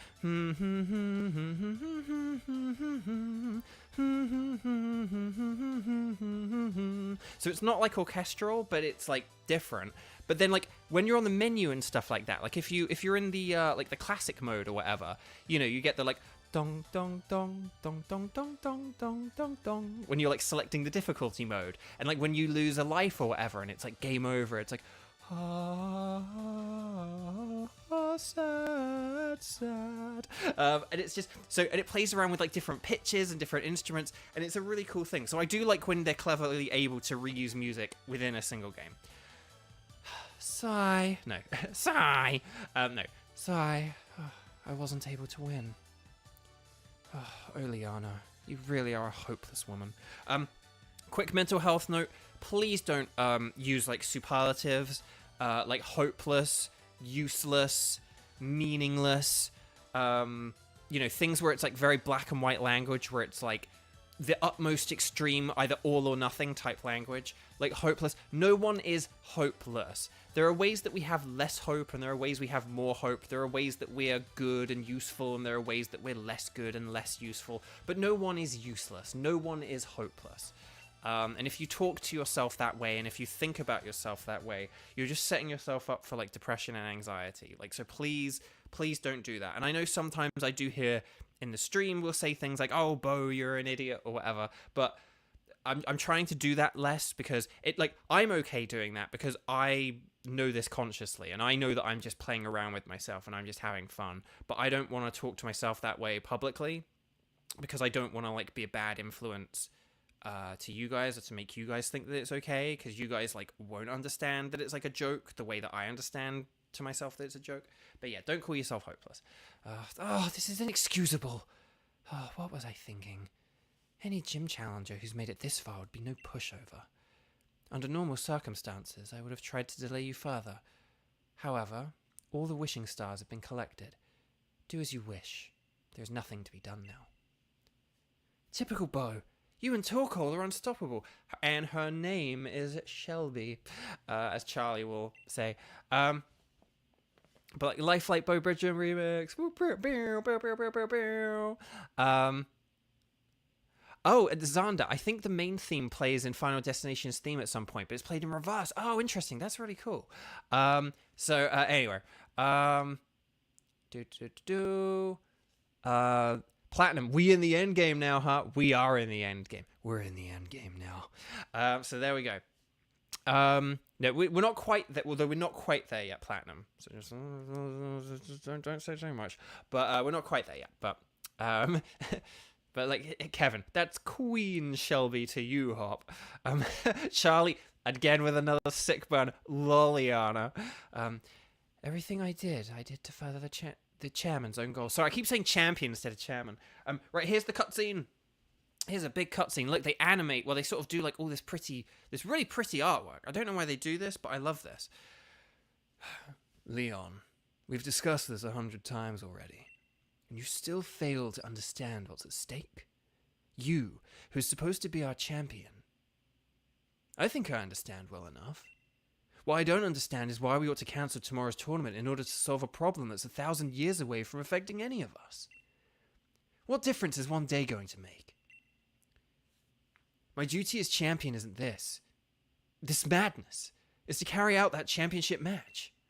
That's what Galar wants, and that's what I want. It's what we've all been looking forward to for so long. No. You don't understand. You still don't understand a thing. Look around us, Leon. Look at the Galar region stretched out before us. And know that the energy required to keep this brilliant, glittering world alive will be exhausted a millennium from now. The people of Galar today will no longer even exist. What Galar wants today hardly matters. The future is more important than just one day. We must act as quickly as we possibly can. We must take action in order to avert tragedy, so that we can all look forward to a better future. In 1,000 years. Fine. Look, I think I understand your concerns, Chairman. And I'll give my word, I'll help you with your plans, just as soon as tomorrow's match is over.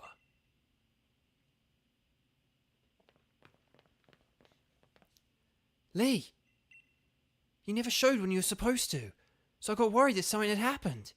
Piers and Marnie and all those Team Yellow Balls, they all helped us to get here. I must apologize to you, Hop, if we've made you worry at all.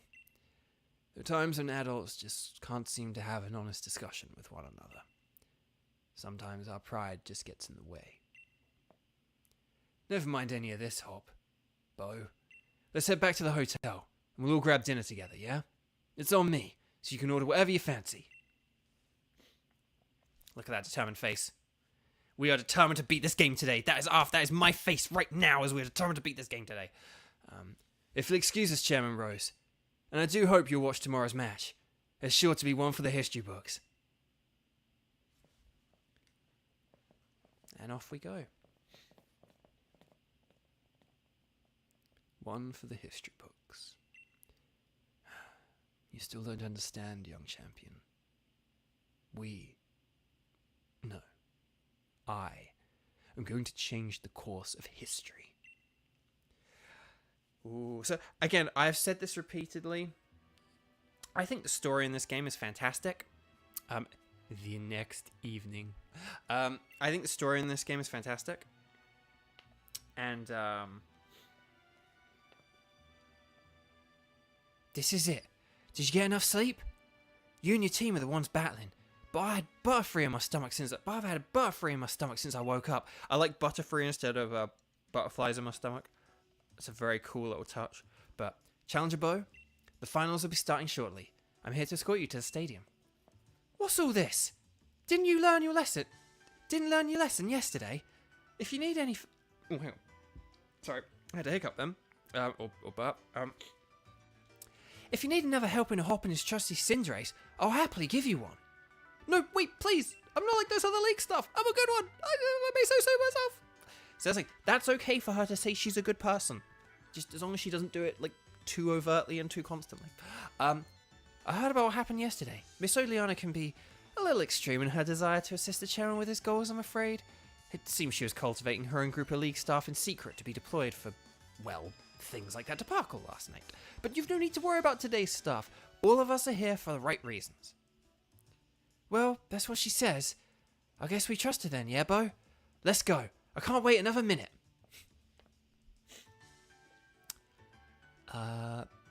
Right, okay.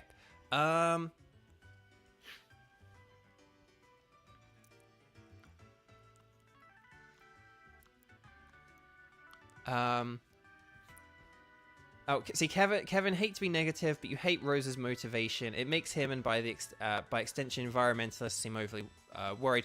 That is a true point. There's a YouTube channel I watch called Some More News, and they do a lot of really interesting like deep dives into things, but like they're very quirky and funny as well. But they did do this. They basically did an episode a few weeks ago about like, is Hollywood like too woke, right? And I know you guys would be like, oh gosh, wokeness. Like, can we just get over that? Because it's like. The way that like wokeness is talked about is just this sort of the word woke has been like overused to the point of exhaustion and like groan inducing, but it's kind of like, is Hollywood too woke? And when you actually just kind of look at like the numbers, it's like how many movies, like the big movies that were released last year, like have like a black person as the lead, and like the number is like very, very low, too low. So the answer is like no, Hollywood's not woke. But it kind of talked about as well, there are like a lot of stories in Hollywood where like the bad guy is someone with a very good intention, a very good ideal, but they're just overzealous in their execution of it. You know, like it will be like, oh, the bad guy is an environmentalist, but they're taking things too far. And so I do agree that it's not great to like have sort of an environmentalist is, you know, sort of kind of with these, you know, like sort of an overzealous environmentalist be like a big character in this story, but still, but I still like his motivations and his character and stuff like that, and I do think the story is fantastic, which we'll talk to later, but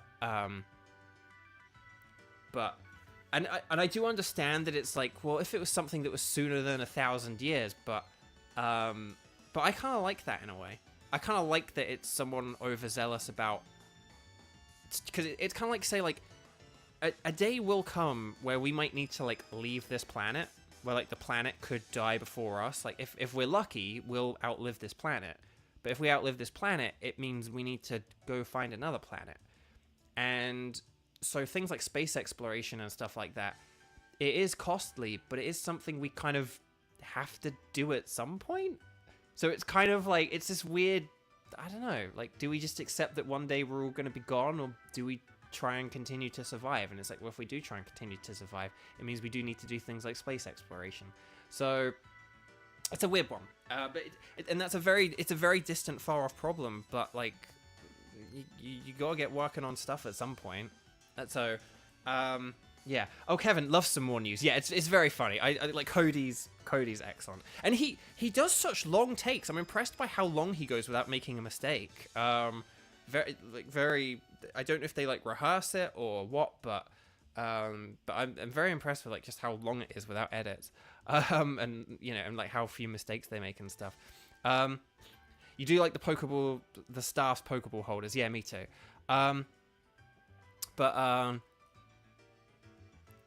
Yeah, or they'll have a bad guy make a great point, but then do one really dumb thing that goes against their ideals.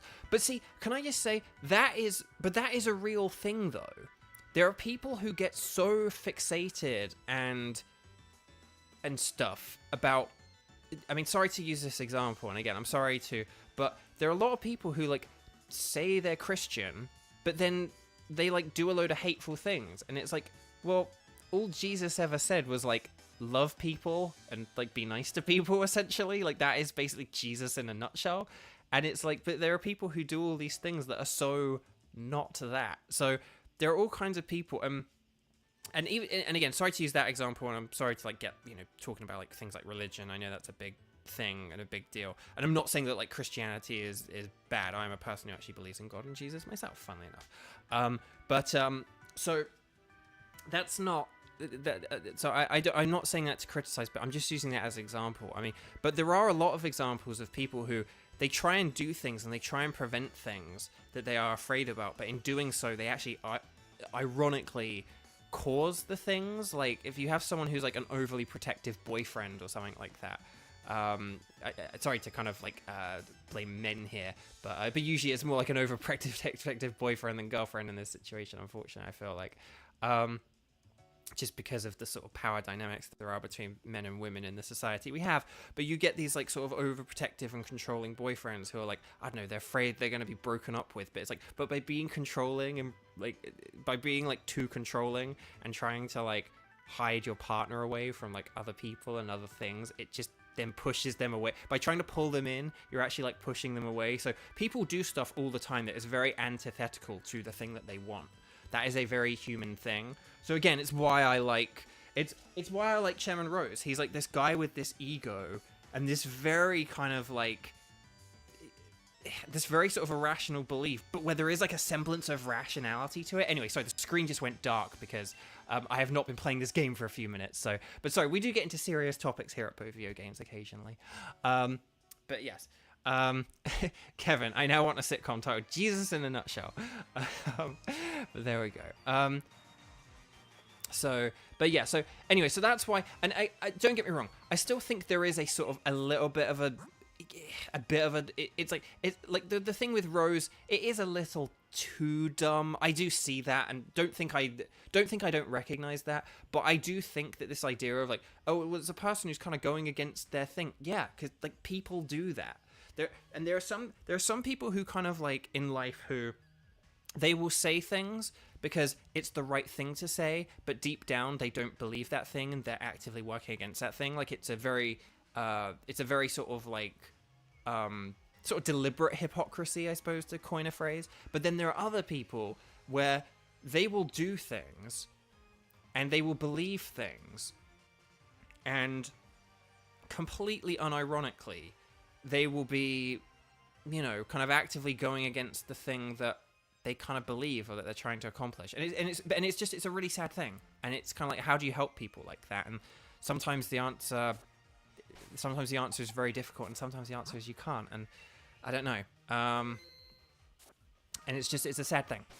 It's a very sad thing to watch in the world, and it's, particularly with things like the internet and stuff like that. The internet sort of has really brought out a lot of people's more like conspiratorial side and stuff like that. And I love the internet, and I do think it's a net positive, but there are like downsides to it as well, and things where it's kind of, created issues, and unfortunately that is one of them, where it kind of has led to this thing where people kind of get caught up in these beliefs that are very sort of antithetical to the actual things they want or would like and would benefit from in life, but right, and you see it a lot in politics. And it's just very sad. But then to go back to Archie, and sometimes the answer is you beat them in a Pokemon battle. So yes, let's actually do some Pokemon battles. Sorry to get serious there, but hey, if I have a platform, I'm going to use it for something. But I do apologize for talking about like horrible X-Men talking politicians and other things and whatever. But this is it. Here at Winden Stadium, the greatest stadium in all Galar. You're going to show everyone the greatest battle ever, mate, and set the world on fire. So go get yourself checked in. Right, let's do it. Let's do this thing. It's time to duel. Sorry, that was like an advert that they had. I don't know if that's like a thing, but there was an advert where they like had that in the UK. Where they like had, it was time to they sort of like replayed, they sort of like did like a replay of the footage, so it like stuttered. So it's like, it's time to duel. Right. Okay, so let's register for this thing. Challenger Bow, we've been waiting for you. Now, since we won our way through the semi-finals, which is like the mini tournament we did with Marnie and Hop and whoever else beat all the other gyms who we never got to see, you must face off against the gym leaders in the finals. So that's the thing. See, when we got to this point, I was like, okay, like in my first playthrough, I was like, cool, we're gonna go fight Leon now. Like we won the little tournament thing. Now we get to face off against the champion.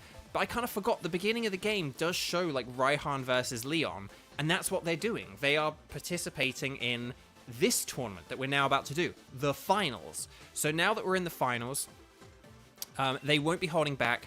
Whoever makes it through, I like this as well, they won't be holding back, which kind of implies that maybe as gym leaders, they like have to use low-level Pokemon and stuff like that, but then they also have high-level Pokemon as well. So I like this as well. Anyway, whoever makes it through this final bracket will win the right to challenge the champion. So are you ready to go to the locker room now? Yes, straight away. Let's go. Let's do this thing. Here's a gym. There's Kofu. I can't even remember his name now. But there was like Gordy and Milo. Well, let's go to it. Kabu. I always forget Kabu's name. It's because there's like Urshifu and Cubfu and whatever. But yeah, so we got Kofu, Kabu. I just said his name wrong again. Kabu. Sorry, Kabu Tops.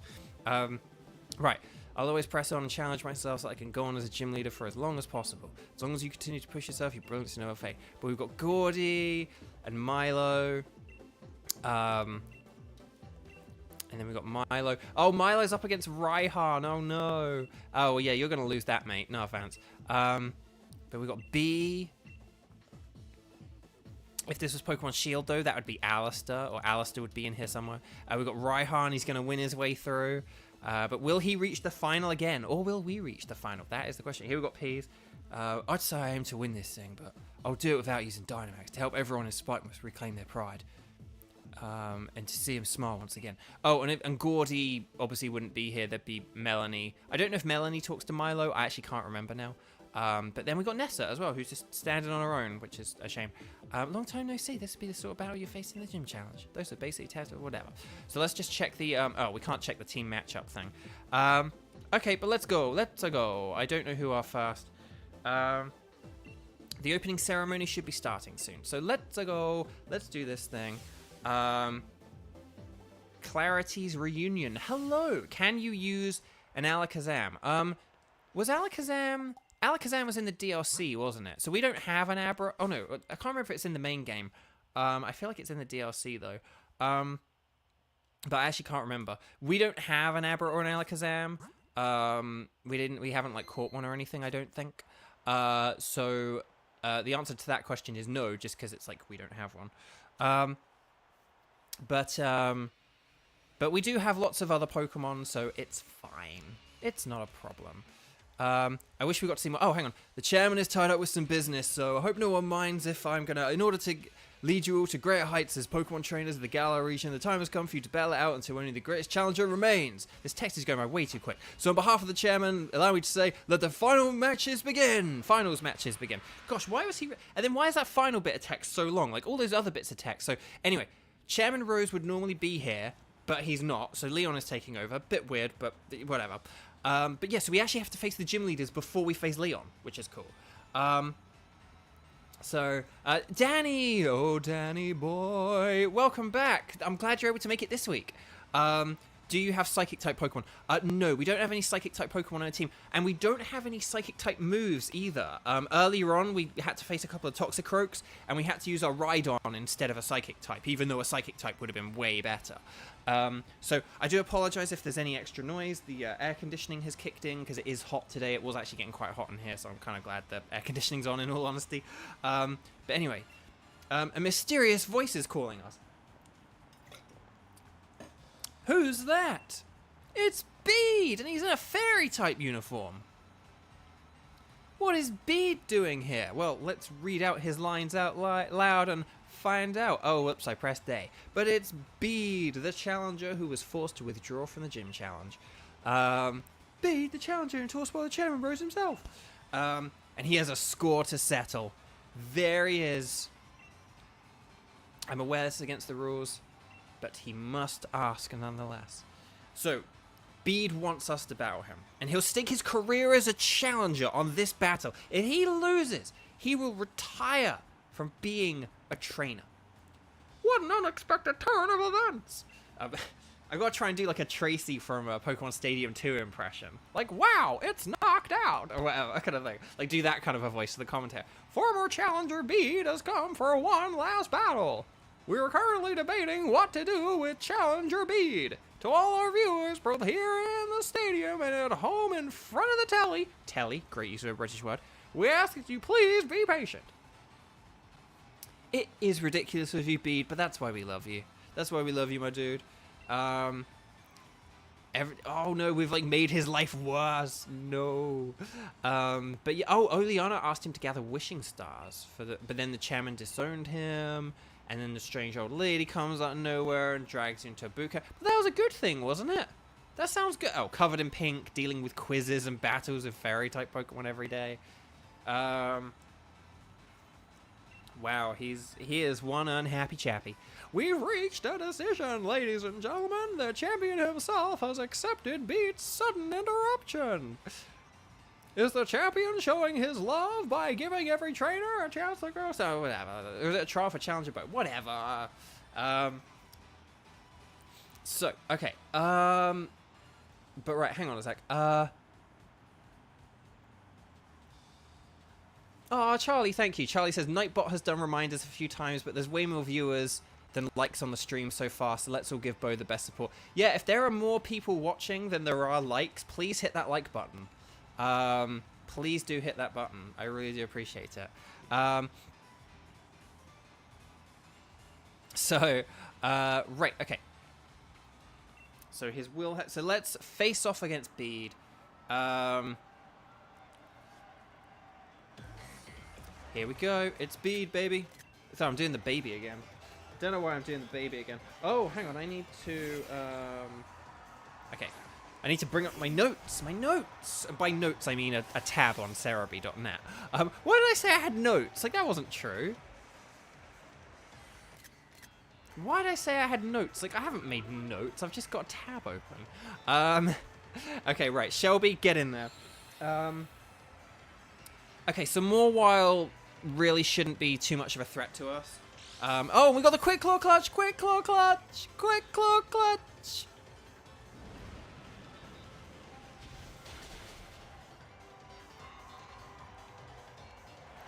There we go. Right, Sniffles grew to level 51. Excellent. Good. We need that. He is about to use a Gardevoir. Who do we use to beat a Gardevoir, though? Let's see. Psychic... Okay, so Psychic Fairy is weak to Ghost, Steel, Poison. None of which we have, right? What did I say? I said Ghost, Steel, and Poison. Okay. So a good physical move would be good here, but the problem is all our physical types, I think, would be weak to... So I'm actually going to go with Shorb here.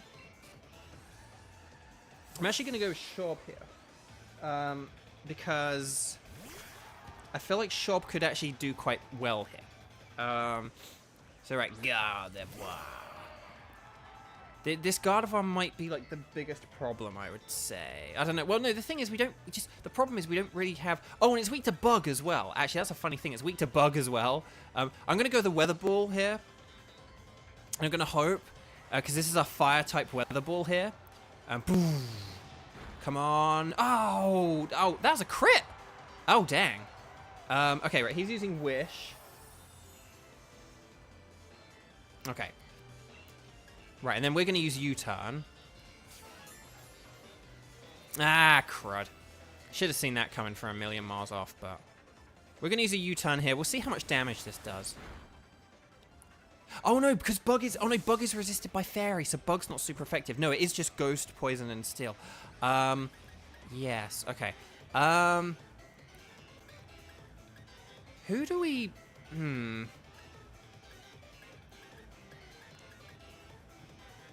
Thing is, red on... who do we go with here? This is annoying. I'm going to go with Sniffles. We're going to go with Sniffles here. We'll go with Sniffles here, just to... I don't know. We'll see what Sniffles can do. If we need to switch, like, so be it. We probably should have Dynamaxed or something, but... We'll see how much this Psychic does, and then this will probably do half.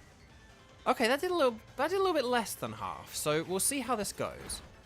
Ooh, that did a lot. Okay, good. Okay, that's 2. Oh, that was a crit. Okay, 3. Oh, come on, come on. Knock it out, knock it out. Come on. 4. Come on, 5, 5, 5, 5, 5. Yes! Oh, what luck! Sniffles, you did it, buddy. What, and another crit. I mean, an unnecessary crit, but wow! Wow! Love it. Yeah, God of War does have good special defense, which is why I was like, I need a physical, but all my physicals will suck against it. So, okay. Right, he's about to use Rapidash. I'm actually worried about his final Pokemon as well, just because, again, the physical... again, it's sort of a bit of a thing where it's like physical attacks are good, but our physical attacks aren't the best. And okay, right. Let's go with an Earthquake. Don't do too much damage. Okay. Because we do have that Eviolite, which is good. So, Kevin, I'm sorry. When did Cheese arrive? I know, right?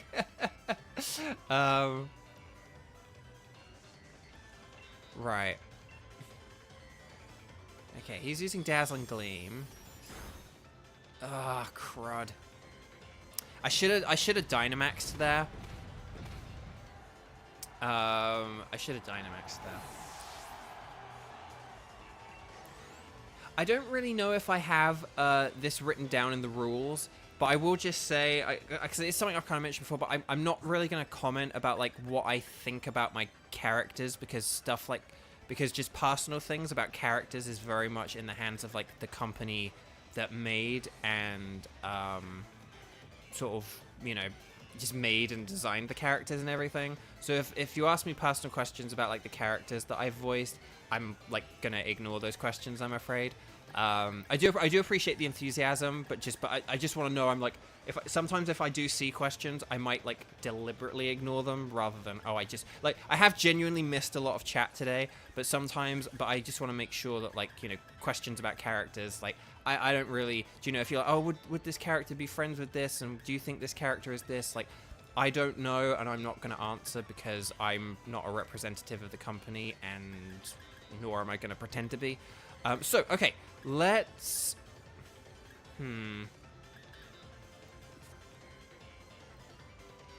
Okay.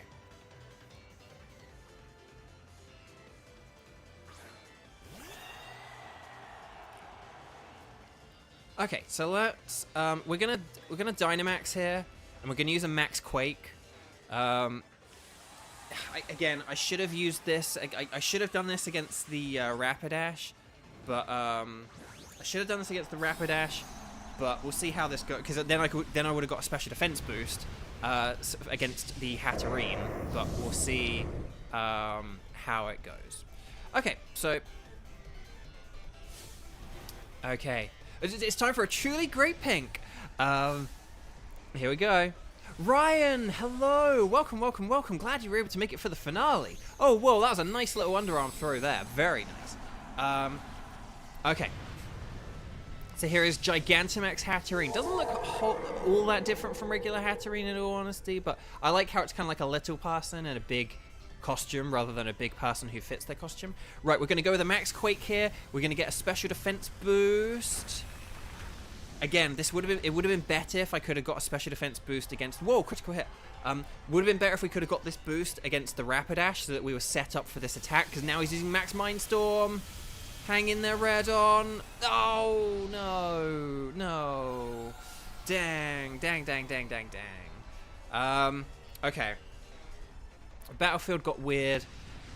Ah, dang it. Yep, no. I did that bad. I timed that. I messed up my moves. Because if I'd have set up a special defense boost and then got another one there, we probably would have survived that attack. But now we're in an awkward position where we got to figure out... let's just get Sniffles back in. Let's get Sniffles back in. Let's see if Sniffles can handle this. Right,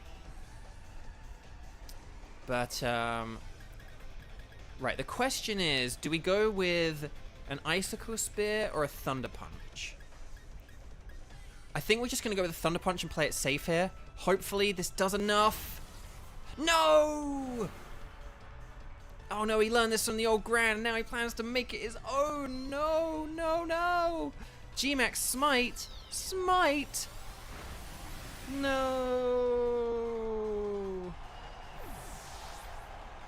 So what does Gmax Smite do? I actually, don't know.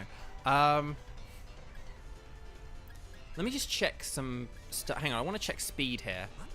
85, 163, 53. Okay, Grappluct is... Okay, I know Grappluct is, not good against Hatterene, but a Brutal Swing is a good move against Hatterene. So let's see if we can take this thing down with a Brutal Swing. If he uses a potion, we're screwed. Hey! He didn't use a potion! Okay. That's the thing. It's really slow. I knew it was slow, but I thought Rhydon would still be slower. So, yeah. Oh, wait. Shearbartooth's here? Shearbartooth, hello! You just got back from work. I'm so happy you're here as well. I'm really glad that just everyone who has been watching this series has been able to make it for the finale in some form or another. But there we go. We beat Bede. Thank you for all your love for Bede. I really do appreciate all the love for Bede. But yeah, there we go. Bede lost.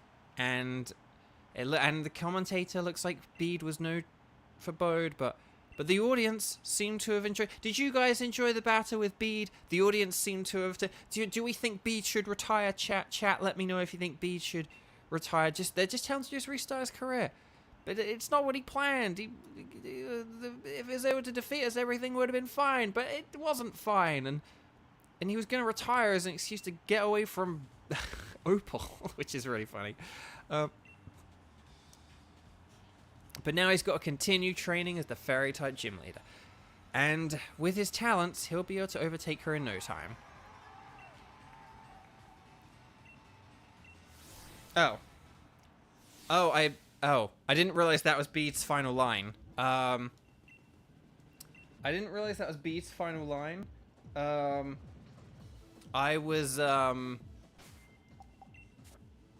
Yeah, I didn't realize that was Bede's final line. I was all prepared there to have a guest voice actor voice for Bede, but oh well, never mind.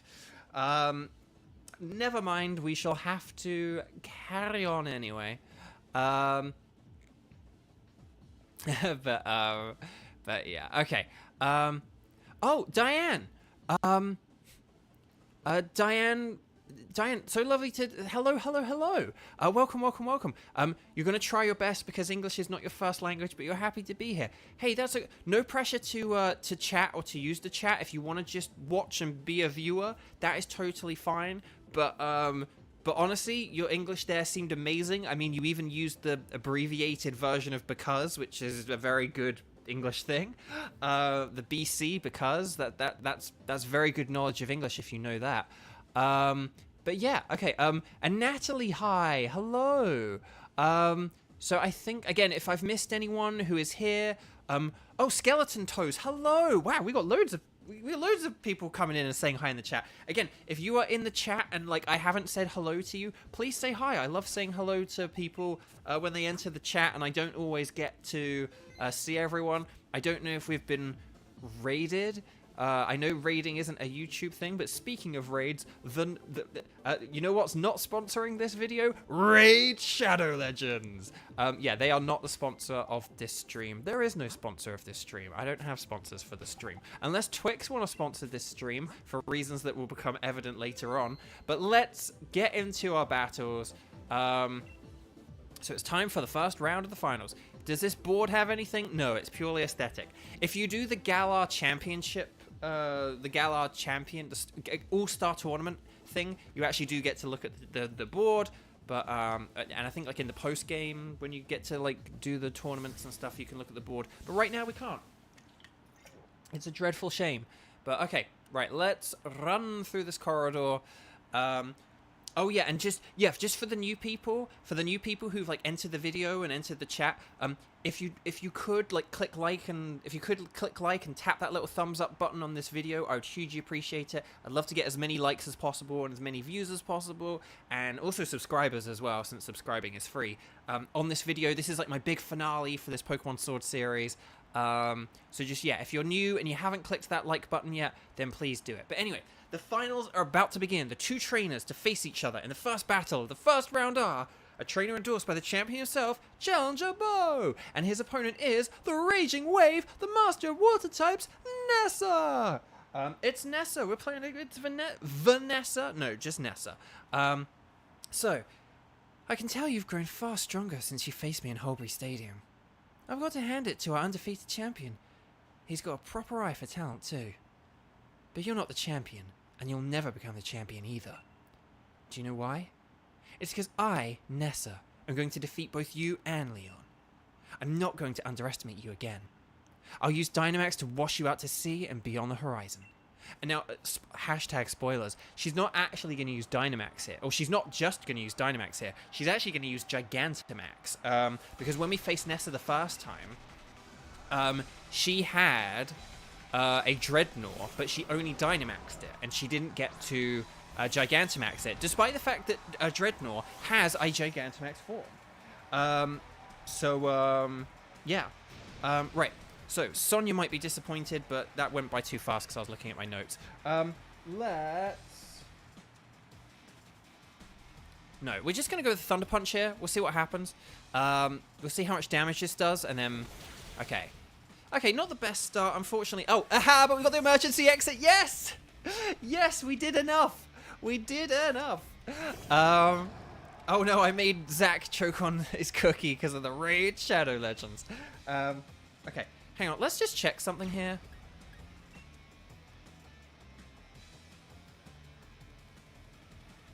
Yeah, I'm actually just gonna G-Max here. Sorry, I'm just gonna Dynamax here. I know I like to save Dynamax for like the ends of battle, but I honestly think here that this might be a good idea. I don't know what ability his Seeking has, which is a concern. But we'll have to see how it goes. Diane says the chat is nice here. Yeah, I am very blessed to have a very lovely chat. I'm very lucky to have such an amazing chat, such an amazing community. So thank you all for being here and just being lovely and supportive. And for 6 months now, I've been streaming for 6 months. So yeah, Itorio, I love her design so much. Yeah, Nessa's great. Nessa looks awesome. Like it's obvious why she's popular. Right, Barrascuda down. So here we go. Hopefully we'll get some much needed EXP for... Now, here's the problem. I think Seeking can have the Lightning Rod ability, and I'm a bit worried about... Seeking can have Lightning Rod, and I'm a bit worried about what it could like do to us. So I'm actually going to switch into Grapploct, which I know is weird, and it's like, but we Dynamaxed. Like, we're wasting our Dynamax, but...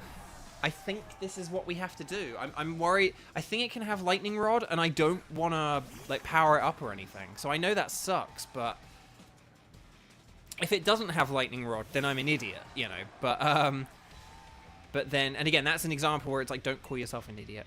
But yeah, but again, I'm kind of doing that as like a performative, funny thing. So I was using Aqua Ring. We're going to use Superpower. Hopefully we get the KO here. Yes, easy, easy, easy. Um, so, um, so there we go. So Shelby grew to level 57. Nice. Okay, so now she's about to use Pelipper. We're going to bring back Sniffles, because Sniffles does have electric type moves, and electric type moves are very good against Pelipper.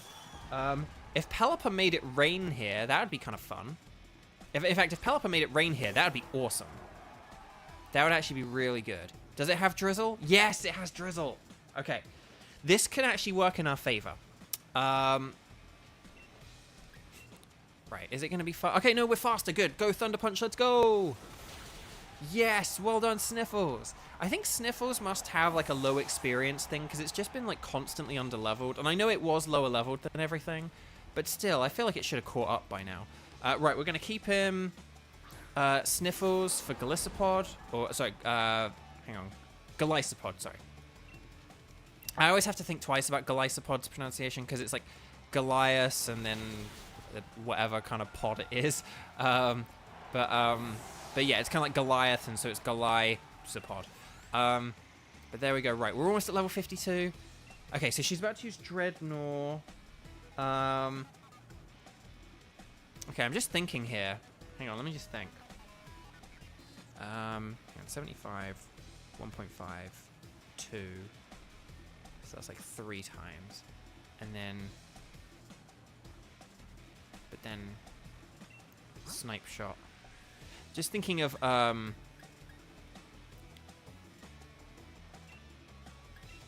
on, I'm just doing some mental, mathematics and arithmetic here. 2.25.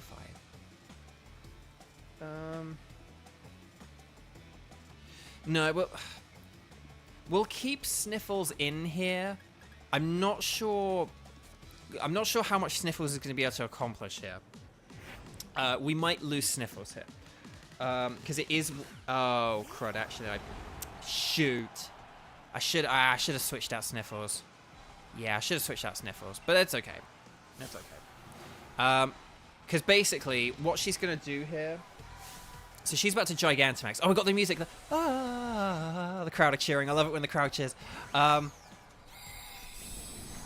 Basically, I wanted to see if Inteleon was more powerful than Sniffles. And Inteleon would be if we were in Torrent. If we were in Torrent, Inteleon actually would be more powerful than a super effective Sniffles. But this was the thing I was worried about. See, it knows a rock move. So not only are we knocked out, but this rain that she just set up with her Pelipper is now Sandstorm, which sucks. So I was going to switch to Inteleon because I was like, oh, it's raining and da-da-da. But now I've lost Sniffles and I've lost the weather. So we'll have to get Shorb in here. I just realized I do have Magical Leaf on Ryan, but we'll save that. We'll let Shorb, because I think Shorb can handle this. Now, is Snipe Shot more powerful than Weather Ball? Let me just think.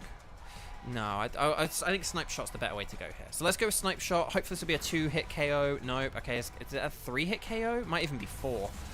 We might be in trouble here. Ooh, that did a lot. Okay, oh, we're going to lose Shorb here. But this is fine. This is fine. This is not a problem. There is a possibility Weather Ball might be the more powerful attack, but this is fine. This is not a problem. Again, this is what happens when you have an ever-changing team because you do an audience-picking challenge, and your team is kind of a bit low-leveled, and you don't do a whole, and you're doing it on a stream, so you don't waste time doing like raid dens and extra battles and catching Pokemon and all this other stuff that I normally would do that would just bump up our EXP like that a little bit more. But look, we stalled out the Gigantamax, so now we're going to use a Razor Leaf. This is going to be ×4 super effective. It doesn't have a boost to its HP because of the Gigantamax, so nice and easy. That's kind of what we were like holding out for between Sniffles and Shorb. So yeah, so unfortunately they lose experience here, which sucks. But we beat Nessa, that's the important thing. So we are ready and able and happy to move on to our next our next battle. So we're now actually properly into the finals now. Like Bede kind of threw us off, but Bede threw us off. Oh, sorry, I should have been reading out Nessa's dialogue. Whoops, sorry about that. But look, there's the chart. So yeah, Milo faced Raihan and lost. Piers faced off against Kabu and won. That's pretty cool. So basically, it's the first gym leader versus the 8th, the seventh versus the 3rd, the 2nd versus the gym challenger, who I guess you could. I don't know. I don't know how you'd really rank the gym challenger, but then B versus Gordy. And B is only the 4th gym leader, and Gordy is the 6th. Yet, B beat Gordy, I guess, because of the tight matchup. So there we go. So instead of facing Gordy, we're not going to be facing Gordy, even though Gordy is, like I said, he's supposed to be like the 2nd best trainer in all the land, except apparently he's actually not. But yeah. Right, so we're going to save the game, because we saved the game 50 bajillion times here at Bovio Games. And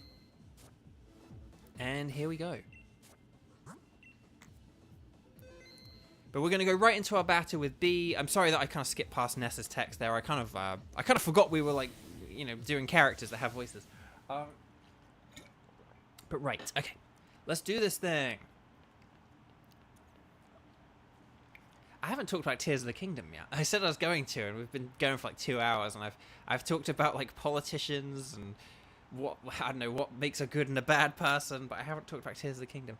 So here we are, second match of the finals. Only 4 remaining challengers, 3 gym leaders, 1 challenger. Who will be left for the final two? And the winner of this tournament will go on to face Leon. So Bede came in, and then he beat Nessa, and then on the other side we have B. But Tears of the Kingdom, I am having. So I promise you, my attacks will shake your very soul this time. May the best trainer win. But Tears of the Kingdom's so good. Now that I've had another week with it, I'm glad I couldn't play it this morning, because I knew that if I played it this morning, I would just make myself late for my stream. So I played it like until late last night, and hopefully I got enough sleep today. Hopefully I've kind of got the energy up today, and because again, last week I was kind of off, but then this week. But I think last week part of why I was off was that I tried playing Tears of the Kingdom, and I did a shrine that was really hard, and that I like didn't know how to solve right away. It took me ages to figure it out, and it kind of broke my brain a bit. So it was sort of just a bit of a funny old thing where I think I like broke my brain. Oh, I was gonna use bounce. No, don't use bounce. I think I said this before on stream, but I love how Northern Irish people from Northern Ireland, how they say bounce, because with their accent they'll say bounce. Oh, we dodged it. Well done, Ryan. Dazzling Gleam. Let's go.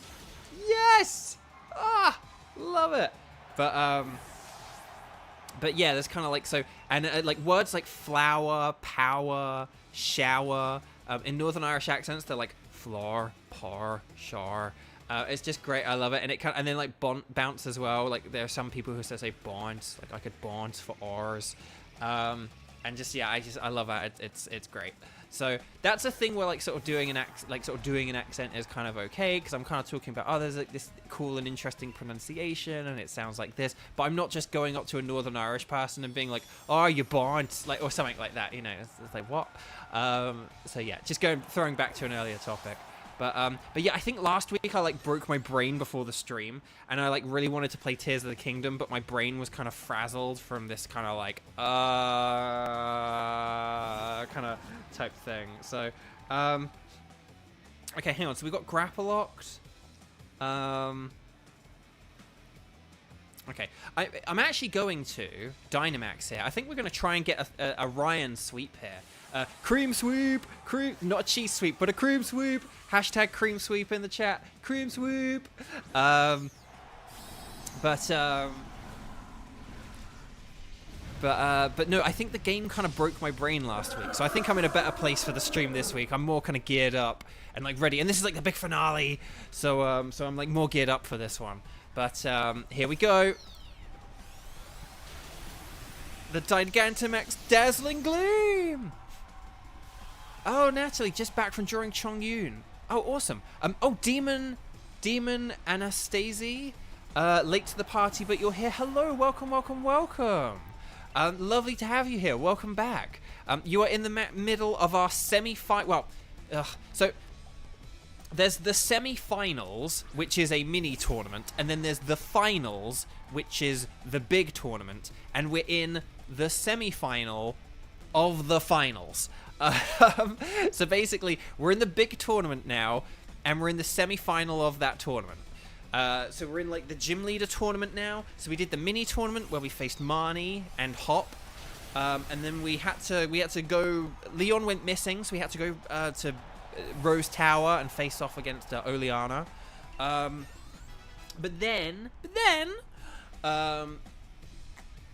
then we actually came back for the tournament. Bede disrupted it originally.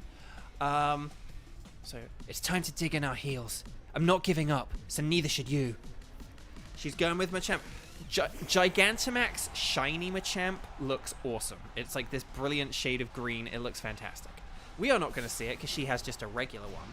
But she's going to wreck it. She's going to wreck it. She's Wreck-It Ralph, Wreck-It Bee. No, Wreck-It Ralph and Break-It Bee. That's what it is. Wreck-It Ralph, Break-It Bee. So, okay. Oh no, Natalie's at 11% phone battery. No! Well, then I'll have to speed run the rest of the game, won't I? Right, here's Machamp.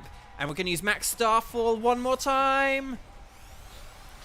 Oh no! We didn't get the KO! No!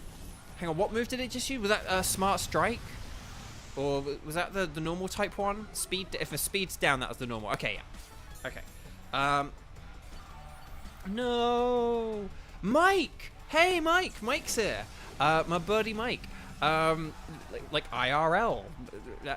Mike, so good to see you. I haven't seen you in a stream for a very long time, actually. I think it was probably last time, actually, was after we went to Mario Land together. Mike very kindly sort of got me into Super Nintendo Land before it was like sort of properly open, when they were like sort of doing the rehearsals and stuff, I believe the phrase is called.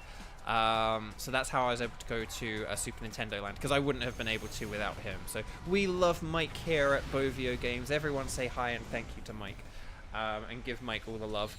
Oh, here, Ryan, so Ryan, not Al Creamy Ryan, but Ryan in chat. First cheese sweep, now cream sweep. Welcome to the Pokemon Dairy type challenge. I like this notion, Ryan. If like someday I'm gonna have streamed every game I have in my possession, and it would be like, can I beat Pokemon Shield with only dairy? Like that's gonna be the challenge. No, Ryan, no, not chat, Ryan, you're awesome in chat. But like, Ryan, no, oh. Okay, right, get in there, Shob. I think did he set up the sun? Or, hang on a sec. Is this Sunny? Yeah, he set up the sun. She set up the sun. So we're going to use a weather ball. Going to hit you with your own, give you a dose of your own medicine. And there we go, though. That is Machamp down, baby. Oh, Mike, you work Saturdays now, but you have the day off for a charity event this evening. Well, thank you. No, I really appreciate it, mate. Again, I always appreciate when anyone comes here, and it's just lovely to see some IRL friends in the chat. But yes, food Pokemon only. I think there are people who have done that. Or you can and you probably could in like Scarlet and Violet and Sword and Shield and stuff. Because I mean, this game has like Applin, there's like Alcremie, Cloysters in there. So there's lots of stuff. And it has like I mean, Farfetch'd, I mean, we don't want to talk about it, but Farfetch'd is a food Pokemon. So yeah.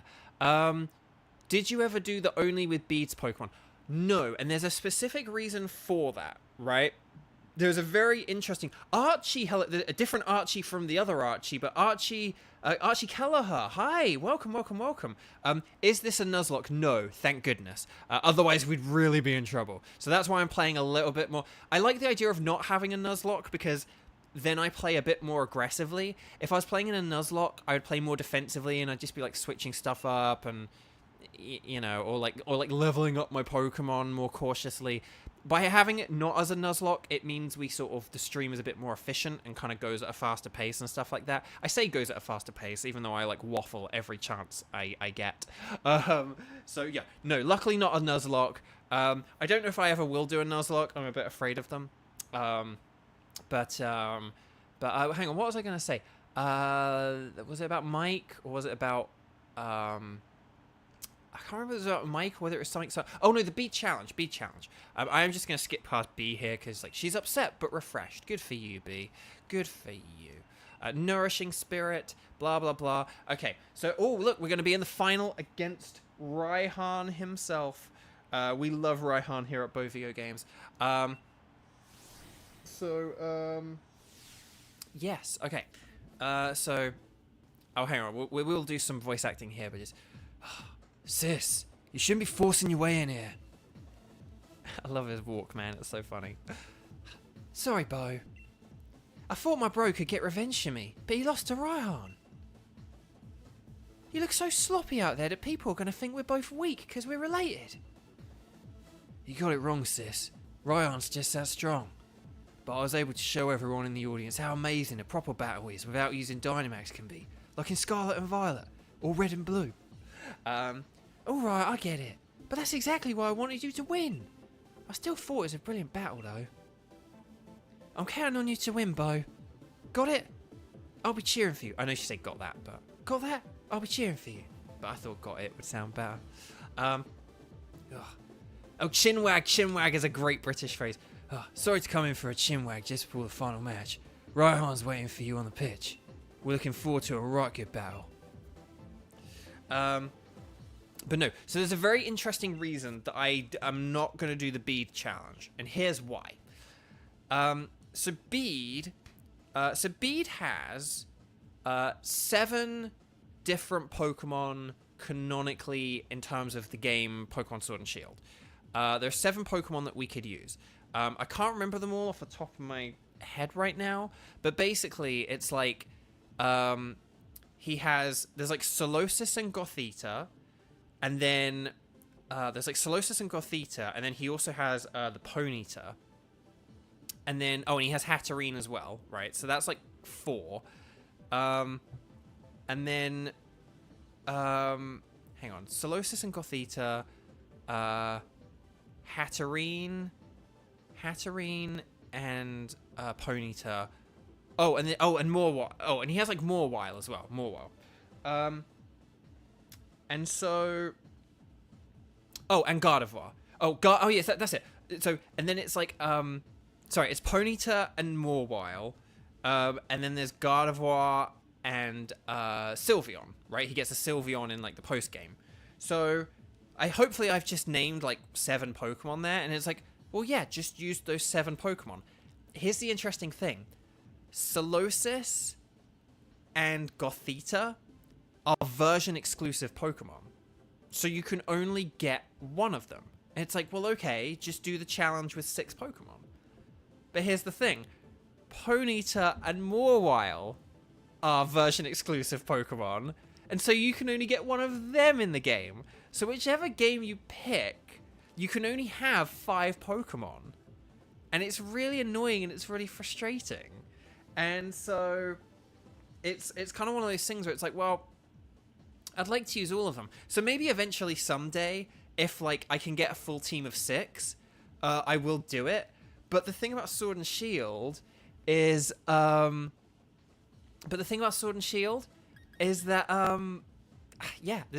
no, the thing about Sword and Shield is there's no like way to get a full team, and I'd want to have a full team. So, but yeah, Oh, hang on, Demon. Oh, wow, this in-game convo with Marnie and Piers reminds me that I faced off against Raihan in the finals without G-Max to show Piers' solidarity. Was kind of over-leveled by a few, but was good. Oh, that's awesome. I love it. That's brilliant. Archie, not 2D boys Archie, but Archie Kelleher. I'm going to call you Archie K, okay? Just forgive me. If you don't like that, let me know. But I'm going to call you Archie K to separate you from the other Archie. You're doing a Nuzlocke right now, and you're in the Rock Gym, so you're against Gordy. Awesome. Alakadabra! So yeah, like, I could do trading. I mean, I have Pokemon Home as well. Like, I could use Pokemon Home to get the Pokemon as well. But again, I kind of feel like the spirit of the challenge is, like, doing it by yourself. So, you know, if there's ever a chance to, like, do it with a full team of 6, that would be cool.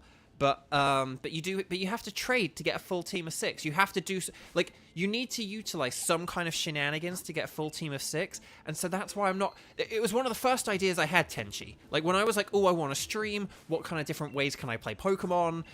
You know, I was like, oh, I'll do, like, only ice types, and I'll do a bead team, and I'll do this, and I'll do that. It was like the second idea I had. But then when I looked into it, I was like, oh, wait, and, you know, so it's sort of just a bit of a, you're kind of like swimming against the tide to do a bead challenge, which is really annoying because it's like, but this is Pokemon Sword and Shield. Surely this should be easy, right? You know, but yeah. So, okay. I have a plan here. I do have a plan here, okay? It's only 12% of a plan, but it's a plan. So, oh, whoops, I got my tablet upside down. I can't read my strategies if I have everything upside down. But, oh, hang on, did we save? Because we need to save 50 bajillion times here at both of your games. Okay, here we go. Oh no, getting hit with ads. Hang on, I'll hold on a sec then. I'll just have a sip of water. Natalie, you'll be right back. Kevin, I have a plan. Famous last words. But so you are welcome to do a bead challenge, but you do need to utilize like Sword and Pokemon Home, or you need to do trades, and I just don't really want to do that. But here we go.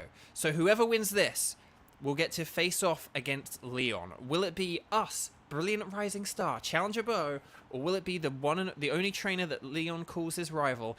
But like Charlie, that's some proper Charlie-esque burn throwing at Gordy there. Raihan.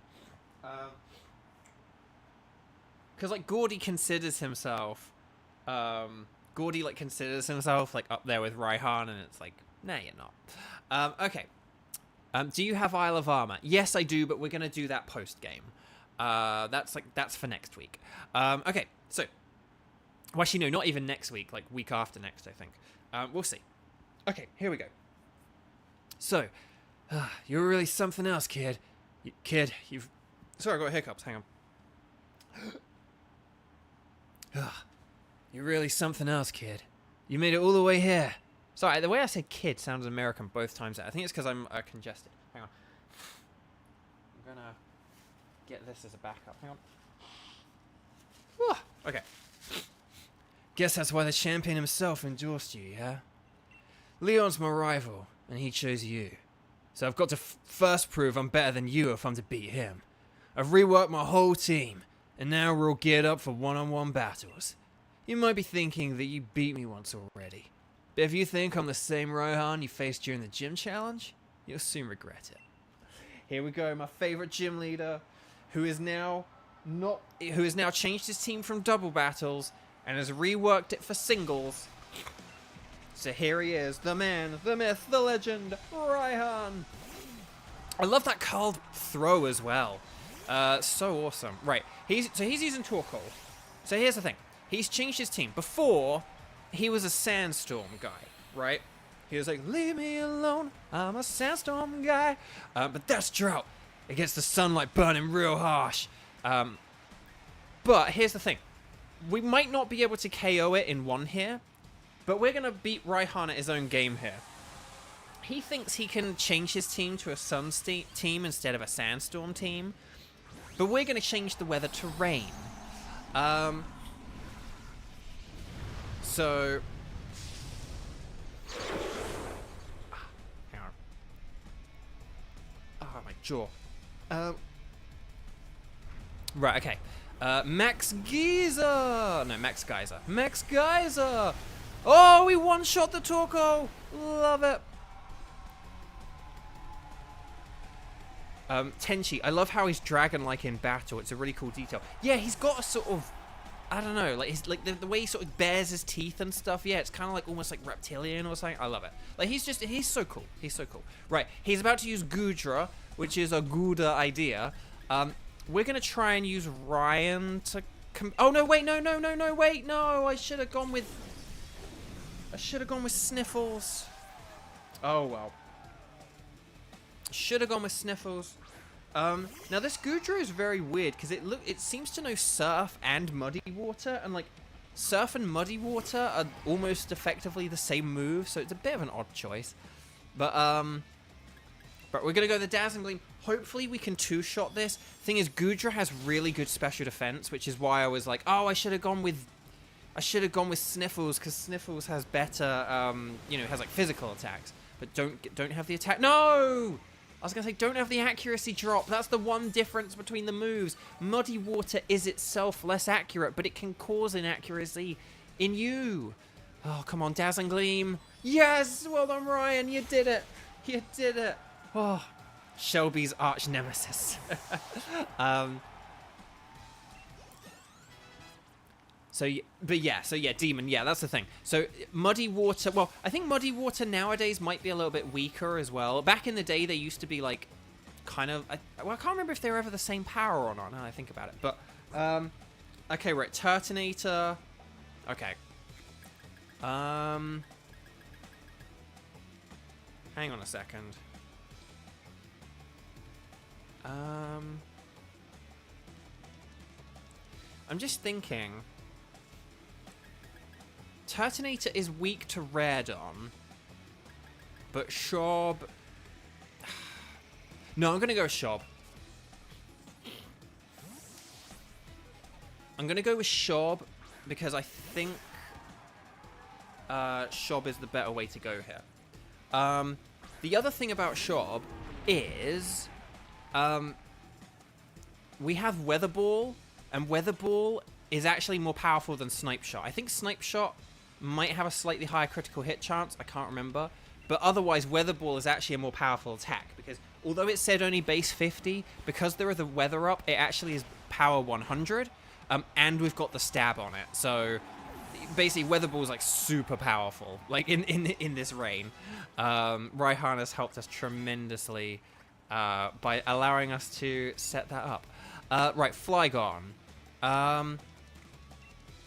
So again, we could use Sniffles here, but the thing is, I don't want Raihan to set up any weather. So Sniffles would be the better choice here because it's ×4 super effective. But the thing is, we are so high leveled compared to this Flygon. We're going to be faster than it. I have faith that a Weather Ball will just take this out in one hit. Oh, Romy-kun, hi, hello, welcome. You're not late at all. You are here for, we're into some of the final battles of the game now, but this is all very exciting stuff. And this is the battle against Raihan to see which of us is going to face off against Leon. He is now on his final Pokemon, Duraludon. Hang on, I got to check something here. Oh, okay, he's got a physical Duraludon. That's kind of an odd choice. But hey, I'll take it. I think Raredon is probably actually the best choice here. So we'll go with Raredon. So welcome, Romy-kun. Okay. You do realize I'm the great Raihan, right? I'll be the one to beat Leon. So the text will go by too quickly for me to read the rest. Oh, jeepers, this text, man. Just let me read it like a normal human being. Right. Bring the storm. My partner will send everyone in the stadium flying. Here we go. We got the best animation ever. Selfie and then throw. I love it. It's great. It's so good. That's why he's the best, man. And look, he's got the shard. Like, his final Pokemon is the shard. Like, you can't get more London than the shard. Well, maybe Big Ben. Big Ben is actually the bell and not the tower itself, and yeah, whatever. But like, you know what I mean. Okay, right. So he used Max Knuckle there to boost his attack. We're going to use Earthquake. Now, see, his HP, I think, is effectively... It's either doubled or 1.5 times. I don't know how much he's Dynamax, like candy, he's used. Oh no, he's like really boosting his stats now. That's not great. Come on, Earthquake! Oh, we did it! And that wasn't a crit. Wow. Okay, so we did less than half on that first attack. So I was thinking he was going to have like the teeniest bit of red health left, but we beat it. So maybe we just had like a low roll and then a high roll. Because for anyone who doesn't know, basically, whenever you do an attack in this game, there's like a load of calculations that get done. Like it takes into account like their defense, your offense, like your type and the type of move you're using, super effective abilities. All this stuff gets calculated into the equation. And then at the very end, once everything is calculated, there is one element of randomness, right? And this is why an attack will rarely do the same amount of damage twice. Not necessarily, but why it won't do the same amount of damage twice in a row, okay? Because what happens is there's like a multiplier. Basically, the number gets... there are like 16 different numbers that your damage can get multiplied by. So it can either be 0 time... So all the damage is calculated, or all the damage is calculated, and then at the very end, they multiply it by either 0.85, 0.86, 87, 88, 89, 90, 91, 92, 93, 94, 95, 96, 97, 98, 99, or 1. So basically, if I say like, oh, that was a low roll and a high roll, what I mean is, if it was like a low roll, that means that all the damage was calculated, sort of thing. Like, okay, this is how much damage this is going to do, but then it's times by 0.85, so then the damage is reduced. But then if you have a high roll, it means that your damage is, say, times by like 0.1 or like 0.99, and then you have a high amount of damage. But if you've ever wondered why your attacks don't always do the exact same amount of damage, why sometimes you'll like do less than half damage, but then the next time you'll do more than half damage, or vice versa, that's why. Because there's this multiplier that happens in the equation where, yeah, it can either be like low or average or high, but it's just an element of randomness added into the game so that you can't always rely on, like, if you do about half, you can be like, oh man, do I attack again? Will I KO it? Like, and I think that is part of the fun and part of the magic of Pokemon. So, okay. Right. Oh, my lovely Pokemon and I have become so much stronger than we were before. But you just blew right past us, beyond anything I'd imagined. I'm still pretty young myself, but it just goes to show that there's always someone younger coming up, reaching further than you'd ever dreamed. And you've got your whole future ahead of you. Keep up the momentum. Prove that Leon's not unbeatable. Challenger number 007 has achieved a dazzling triumph. Whatever. But there we go. We won. We won, baby. So there we go. We won the tournament. So, we're kind of getting towards, the end of things now, because all that's left is Leon. There's not going to be anything else apart from Leon. It's just this one battle with Leon, and that's all we've got left of this stream. That's sarcasm. Alright. Just for the people who are, say, non-native English speakers or don't read up on feelings and emotions well and stuff like that, just so you know, there's still plenty of stream left to go. Thumbs up. Right. Alright. The big moment's finally here, eh? I came just to cheer you on, Still, it's not easy picking sides. After all, it's a showdown between my big brother and my rival. Who should I really want to win more? Well, Cinderace is saying, fly Ace! Right, you reckon I should cheer for Bo too, don't you? Couldn't agree more. After all, we did start this thing out together, way back in Postwick. So you better beat Lee. You hear? If anyone can beat the unbeatable champion, it'll be you, mate. Aww. Oh, thanks, mate. Like he's not even supporting his own brother. He's supporting us. That's really awesome. Right. So here's what we're gonna do. We've got this one big final battle and nothing else. So I am going to Hang on, let's have, I don't know, Shelby first, and we'll have Ryan up there, and then these two can go down. I am going to just go to the loo very, very quickly. Before we do this big thing, just so that I'm not thinking about needing to go to the toilet whilst I need to make all these big important battle decisions, but I will be right back, okay? So please don't go anywhere. I will be back with you momentarily.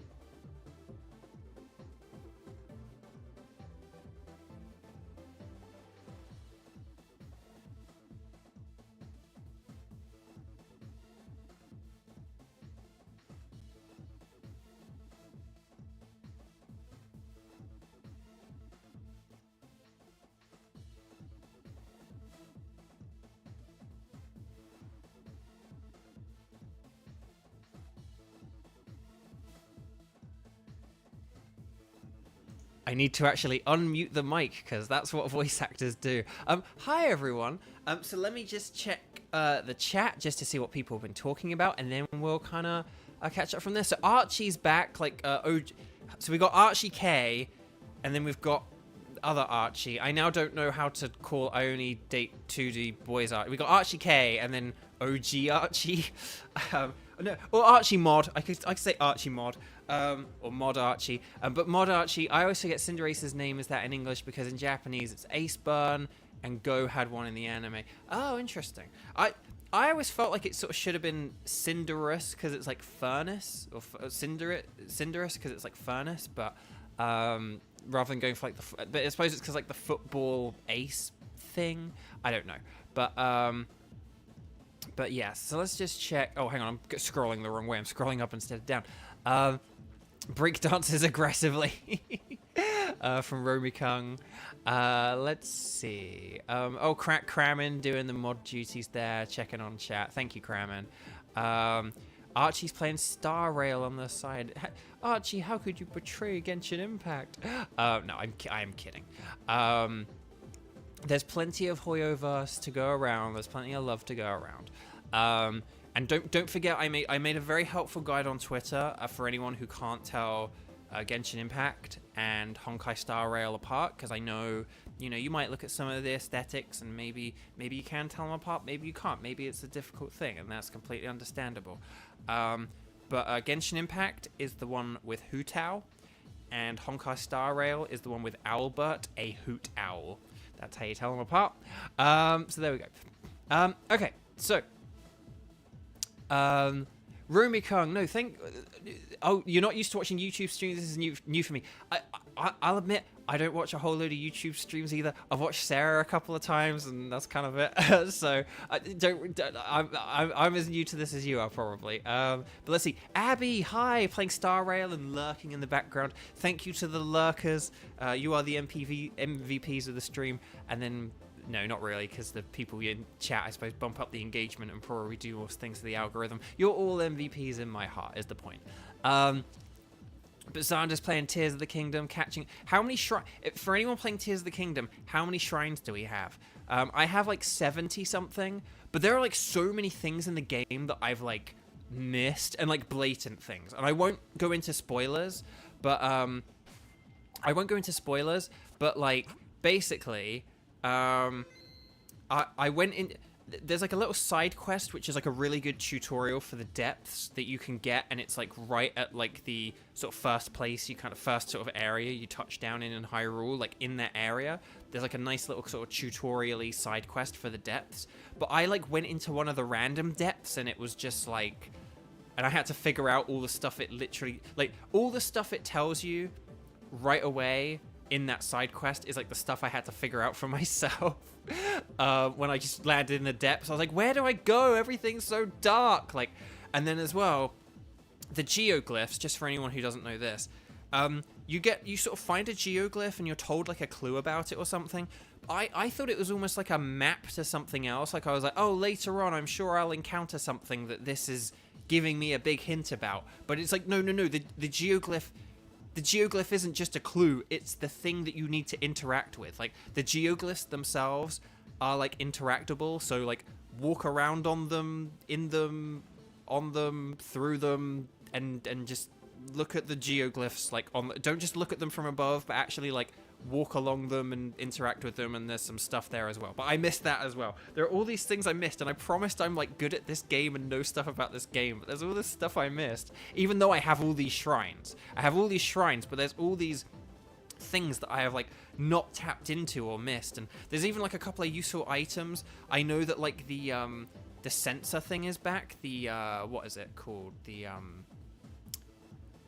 I forgot what they call it now, the sensor, dowsing's back, but I like haven't unlocked that yet. I saw a character mention about it, but I'm like, okay, but how do I unlock it?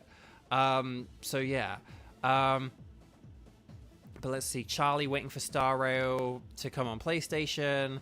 Let's see, Charlie and I sort of arm in arm. Charlie's like, bring Star Rail on PlayStation, and I'm like, bring Genshin on Switch.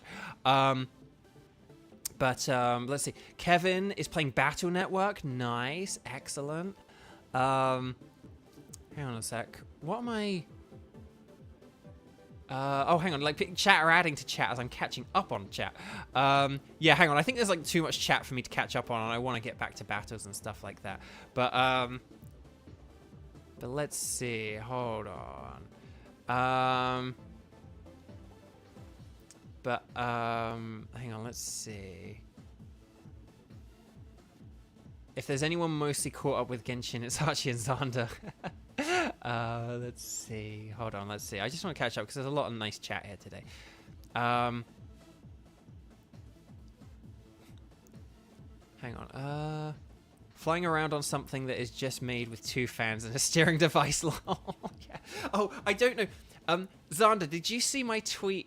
Did you see my tweet where I was like, ha ha ha, I can't believe that actually worked? Like, did you see that? Do you know the tweet I'm talking? I posted a little clip of a Zelda thing. I'll explain the clip, but I highly recommend going and watching the clip. Even if you don't play Zelda, just watch the clip. It's still funny. Like, you don't need to understand Zelda to... Okay, good. Zelda, so I will briefly explain it for people. Basically, so in Zelda, you like have to build sort of things to solve puzzles. And one of the rooms was like, oh, there's a load of water and there's like a strong current. So you need to create like a kind of mini boat, but with some propulsion, so you can kind of push back against the tide that's going against you. So you're going against the flow of the water, right? And so there are a load of logs and there are some fans, right? So you kind of create like a little, I forgot what those sort of those fan boats are called that you get in like Florida and stuff like that. But you basically, you know, you put down some logs, you attach some fans to the logs, the fans kind of propel you forward against the water. Easy stuff. I had built a very elaborate log boat, like way more pieces of wood than you actually need. I had attached a couple of fans to it, and then to activate the fans, you have to hit the fans, right? So you get your weapon and you hit the fan. In my hand at the time, I had like a big spiky ball club thing, and I didn't realize the spiky ball club thing is very good at / will destroy wood immediately. Like if there is something wooden and you're hitting it with a spiky balled club, it just decimates wood. Like if you're just using a regular sword against wood, it probably won't even like cut the wood. It will either cut the wood or it just won't even cut it. Like particularly like a log. Like if you cut into a tree with a regular sword, it doesn't cut anything. You need an axe to cut down a log. But I had this spiky ball, and I didn't realize I had this spiky ball, and I didn't realize that the spiky ball would just decimate the logs. So I had this very beautiful, like, wooden raft built, and then I hit the fan to activate it. But in the process of swinging to hit the fan, I then destroy, like, half the boat that I had built. And then so the fan activates, and it starts blowing. And I'm like, oh no, what's gonna happen here? No, no, no, no, no. And then, but I'm still standing on, like, a solitary, like, pair of logs that the fan is still attached to. And so, like, I'm just on these, like, 2 logs with a fan that's, like, blowing me forward. And luckily it still somehow worked. But, yeah, it was absolutely crazy. Absolutely crazy. It's a really funny clip. I highly recommend going to see it. I know I have just explained it, but yeah, it's a very, if you've never played Breath of the Wild or Tears of the Kingdom, they are such a treat. Like, Breath of the Wild is a fantastic game. It might be quite frustrating at first, because you probably will die a lot and stuff at first, and, like, getting used to the mechanics and stuff. But once your brain kind of gets like, oh, okay, this is how this works, it's so good. Right, let's do this final battle. Sorry to chat, I just haven't talked about Tears of the Kingdom, and it's been fantastic. So let's. Oh, why does that go to the side? See, it's just my joystick not working, or. But okay, here we go. The battle with Leon. Here he is, waiting. In the anime, Leon was voiced by Alejandro Saab, aka Sayu, aka Sino in Genshin Impact, and Jingwan in Honkai Star Rail, I believe as well, but I am less familiar with Honkai Star Rail, so forgive me. Kramen, yeah, I think you're allowed to share tweets, so yeah, if you want to post that clip, you are welcome to. Yeah, I think you're allowed to post links and stuff, because sort of regular people, quote unquote, non-moderators can't post links, but I think hopefully you can, so you're welcome to try. If you get banned, I do apologize. If you get like a 5-minute timeout, like, just go eat a sandwich. But okay, so let's do this thing. The tense, still air on the pitch, and the exact opposite from the audience, cheering and yelling. Oh, they're both fantastic, wouldn't you say? But remember, the audience is also a bit cruel. They want nothing more than to see one of us lose after all. I wouldn't say that. I'd say more that the audience just wants to see someone win. They want to see a good match where, like, someone wins. It's not about seeing someone losing. It's about seeing someone winning. But we can debate about that. So, it can fill you with fear knowing that. But I absolutely love pushing past that fear. I love giving it everything I've got as a trainer and seeing my team give everything they've got to seize another victory. It's the greatest feeling in the world, and I can't get enough of it. I can feel my partners itching with anticipation inside their Pokeballs. We're gonna have a real champion time. I'm the Galar region's champion, Leon. Me and Charizard, and all the rest of our team, will use all our knowledge and experience to crush you completely. Here we go. The turnaround. Wait, hold on! Look at the monitor! Why is that on the big screen? Well, that's just the regular logo. So I don't know. Why are we stopping the battle for a regular logo? I'm just like, why? Why? Oh, okay. Well. Chairman Rose! Hello there, Leon and Bo. Just letting you know. I think it's time I brought about the darkest day. For the sake of Galar's future, of course. But I'm in a bit of a pickle. The energy released by the darkest day is too much for us to contain. Whoa! Oh, good golly gosh. I'll get into another aspect about... I'm sorry it's come to this. But it's you who forced my hand, Leon. You refused to listen. I'll explain another element of the story. Okay, so we're running off hop style. Lee! Bo! I'll explain an element of the plot which I don't like in a sec, but I still like this plot. That video stream! That was from Hammerlock Stadium, right? What in the world did the chairman do? I don't know. But everything he was saying yesterday. Did he really pull this crazy stunt to solve some problem 1,000 years in the future? I've got to see what's going on. I'm the champion. I have to go. I should have realized what the chairman intended to do before it came to this. I'll take responsibility now for fixing this mess. This is the real champion time. And off he runs. But Lee, you're terrible at directions. What if you get lost along the way? I want to help my brother, Bo. I've got to. But I can't even manage to beat you, so what sort of help could I ever be? You can help. Easy for you to say. Hold the phone. The chairman was talking about the darkest day. That's that thing where the sky went all dark once, ages and ages ago, right? And what does he mean he's bringing it that about? And where did he even hear that name? We heard it back in Motorstoke. That statue of the hero in Motorstoke. Sonia said something back then, didn't she? Though it turned out to be wrong, since there were actually 2 heroes and all that. Still, those 2 managed to bring an end to the darkest day with the Sword and Shield Pokémon. Sonia thought the Pokémon might still be sleeping somewhere though, right? We should try to find them, Bo. But where to start looking? What about the Slumbering World? That's it, Bo! I'm sure it's got to be the Slumbering World. That illusion you tried to fight off that day. It must have been one of the Pokémon that was supposed to be sleeping there. Let's go back to the Slumbering World. If we're lucky, we'll find something that can help. Okay, so I like Chairman Rose's... So I love Chairman Rose's sort of desperation to solve this problem that no one else is taking him seriously on, but also that he has enough of an ego to think that like he is the guy who can stop it, and he is the guy that can do this, and that he is the guy that can control this and fix this and resolve everything. And it's like, no, like, you know, like no man is an island. I love all that, but I don't like the fact that it's called, like, because it's called the Darkest Day.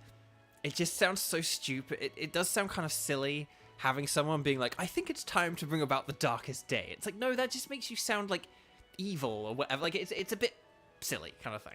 If they'd have called it something else, if they'd have called it like the Darkeration, or I don't know. Do you know what I mean? If they'd have called it like, if they'd have called it like the Energy-eration or something, just like some kind of word like that, and you're like, I think it's time to bring about the Energy-eration. But like, you kind of make the word about like, oh, the overflowing of energy, and not like the darkest day. Because if you say, I'm going to bring about the darkest day, that just sounds like a muhahaha evil plan, and that's not what this is. Do you know what I mean? So yeah. Oh, hey, did Kramen get the link? Hey, there we go. Okay, so Kramen has posted the link to Twitter, so if you want to just see a very funny little Zelda clip whilst I'm waffling away, check that out. It's very funny, but you'll see I've built a very pristine little boat. I'm like, oh yeah, this will work. And then I didn't realize that a giant mace would absolutely wreck the boat. But that's my rant about Chairman Rose. Again, Zach says here, like, Rose woke up and chose Apocalypse today. And that's the thing. It's just a bit silly that his dialogue is like, I'm going to cause the apocalypse. Because the thing about bad people in real life is a thing they do. Lawrence on MSNBC did a really good... Oh, what was it? I forgot the phrase he used. Like, stochastic language, or... I can't remember what it's called. I'll try and remember it later on, but... It's this thing, bad people do this thing where they try and get you to use their language, so they will call a bad thing something nice. They'll call a bad thing a nice name, and they will try and get you and the media and everyone else to use their name. A very easy example would be if a politician was trying to introduce a bad law, they don't call the law the, like, you know, ha ha ha, evil bad thing act. They call it the Patriotism Act, or the like, let's save the country act. Or do you know what I mean? It's like, they don't ever call a bad thing a bad thing. You give it a name which makes it sound like, well, how could you vote against that? It's the patriot thing. It's the this country thing. It's the we love this country thing. How could you vote against that? It's like, that's what, so... But by having a character say, I'm going to cause the darkest day, I wish they hadn't called it the darkest day. I wish there'd been... like a name for the phenomenon, and that he said he's going to bring about the phenomenon. Behold, the Penny the Platypus, the Darkinator! Yes, Xander, yes! And then Kramen, it's like going, you know what we need? A Death Star. Right, exactly! And again, I can't believe politicians, like, again, unironically compared themselves to, like, building the Death Star. But yeah, anyway, Bark. So let's see. With this, I'll be able to take over the tri-state area of Galar. Love it. Love it, love it, love it. Okay, so I completely forgot about the championship match. What are you two doing here? And it's our mum. We haven't seen our mum for ages. Haven't you been watching the news at all? The tournament is off, Sonia. The chairman saw to that and to sending the entire region into a state of havoc. The Havoc-anator. That's like, quick question for those of you in America. Did Dr. Doofenshmirtz, is he like part of the board at Wendy's or something? Like, did he invent the Baconator? Penny the Platypus. So yeah, I don't know. Like, the Baconator. Romikung, thanks you so much for joining. I hope you're able to watch the rest on a replay. The replay will be available afterwards. I hope you're able to watch these final few battles. We will get to face Leon, but we just, as you can see, we've got some stuff to deal with first. So I hope anyone who isn't watching is able to catch up and watch Leon. But yes. Okay. What? Kramen. Oh my god, that's now my headcanon for the Baconator. So there we go. But yeah, always Wendy's with Bo. No, only in the recent weeks. Like, I hadn't been to Wendy's for years before the past couple of weeks. If I lived closer to it, it would be all the time Wendy's. But anyway, bark. What happened while I was researching things in the slumbering world? Well, for starters, there's a great black storm, or something raging over Hammerlock Stadium. What they're calling it? The darkest day? It's thrown everything into disarray. The darkest day sounds like what you would call the day, and but it sounds like the phenomena needs does that make sense? Like, it sounds like there was a bad thing that happened on a particular day, and like the day has a name, but the thing that happened on the day doesn't have a name, and that's kind of my problem. And I know that's a really weird semantic language thing, but I wish they'd called the day, you know, I wish they'd said, this thing happened, the Darkinator, you know, whatever. The Darkinator-nation happened that day, and the day has henceforth been dubbed the Darkest Day. The day that thing happened has been known as the Darkest Day. That's what I wish they'd done, because it just sounds stupid saying, I think it's time for the Darkest Day. I think that's just, that's like an annoying bit of dialogue. I will say that. But anyway, right, okay. Still, I'm sure we don't need to worry much. The unbeatable champion will be able to take care of everything, won't he? Again, another reason I like the story is there's been this whole thing where, like, Leon and some of the other people have been like, hey, don't worry about this, leave it to us. And it's like, and Leon just said, like, I kind of, like, ignored the champion, I didn't listen to him and closely enough, I should have known something like this was going to happen. And he's kind of in some ways let that happen, because he's kind of just been like, oh no, I've got this. But then it's like, no, you kind of didn't, though. Not to blame Leon, but maybe if, like, other people had been more involved, maybe people could have stopped Rose already. So anyway, hold on a tick, ma'am. Did you say the Darkest Day? Did you say the Darkest Day? The Darkest Day is the name for the black storm that nearly brought the Galar region to ruin in ancient times. Again, the Darkest Day should be given the name given to the day, and then some other phrase should be given to the storm that happened, the Black Storm. But anyway, again, even just call it the Black Storm. But whatever, I don't know. The Black Storm, it's like the more caffeinated one or something. So what are you here for, Bo? I'm here to stop the Darkest Day. No, I'm actually here to search for the Sword Pokemon. I suppose if the legends are true, then the Sword and Shield Pokemon should be able to prevent the Darkest Day from coming to pass. They may just be what we need to beat back the Black Storm. Okay, here, take this. You should head to the Slumbering World. I'll catch up with you once I'm done looking into something that's been bothering me. We've got 3 Max Revive. Sonia's always giving us healing stuff. Okay, here we go. We're running into the Slumbering World. So, you know how I said there is technically one other point where all that matters is that you do what you can. You've become a fine Pokemon trainer after all. So we're back in the Slumbering World. Remember this place from episode 1? Ready for this, Bo? I wonder if we're about to head straight into a wall of fog again. Not that it bother us now. We've both grown loads stronger, and so have our Pokemon. going into the forest after Wooloo that day? That was the start of everything, wasn't it? A legendary beginning, really. I reckon whatever we're about to see will be pretty legendary itself. Let's head in and add another page to our tale. Okay.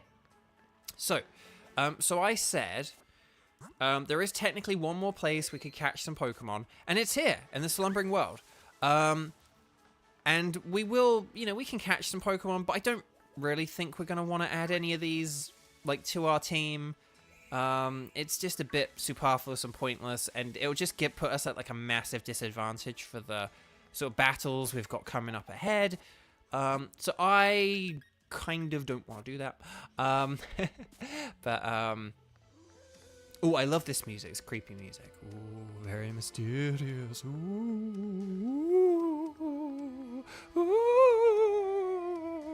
Okay. Whoa, but look, it's a Galarian wheezing. What? It's a what wheezing.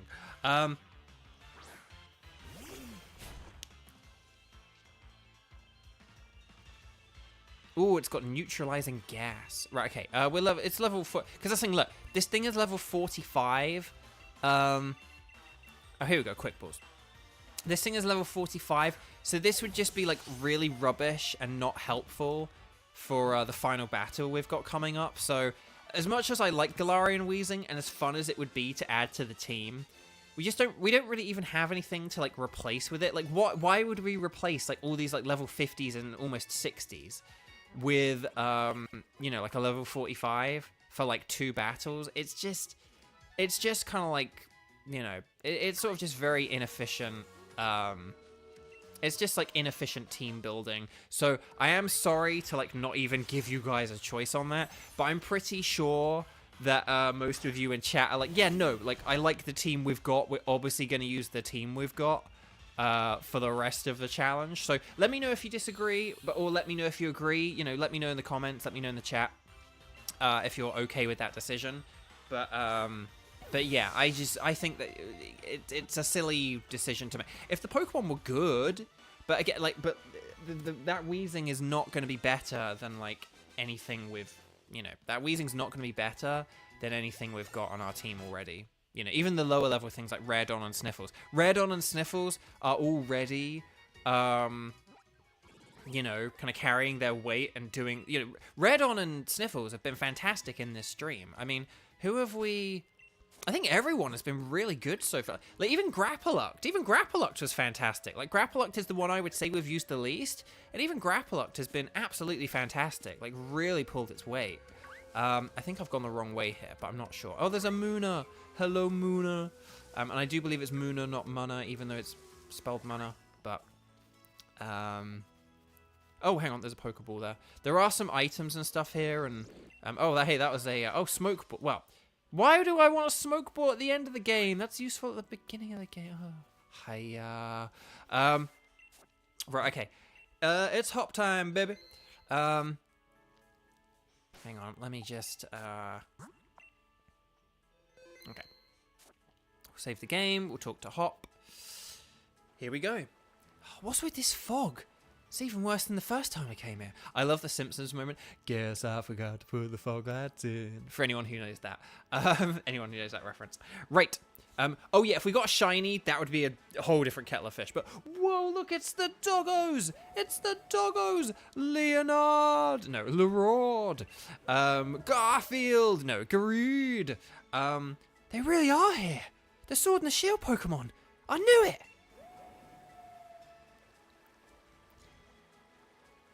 But they're gone! They're gone again, just like that. No! Hey, where are you going? We need your help over here! You two, what in the world are you doing? What? Come off it, Sonia! You must have seen that, right?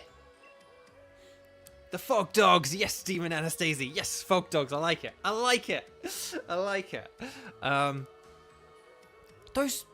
Those Sword and Shield Pokemon, they were right in front of us. But then they disappeared into the forest. Hop, are you sure you haven't lost the plot? There was no one here but the two of you. What? Then those were just illusions or something? Listen, I dug into some literature from other regions, and I finally found something. Mentions of the sword Pokemon Zacian and the shield Pokemon called Zamazenta. The writings said that those two Pokemon were born somewhere beyond the slumbering world, sometime long, long ago. Did they really? Oh, tar, Sonia. Thanks for digging into that. Tar is a great Britishism. It's just like thank you, but like tar. It also can be used like for bye-bye, like tar or ta-tar. But it's also like thank you. It's like, oh, thanks. Like, oh, thanks, tar. Tar for that, like, whatever.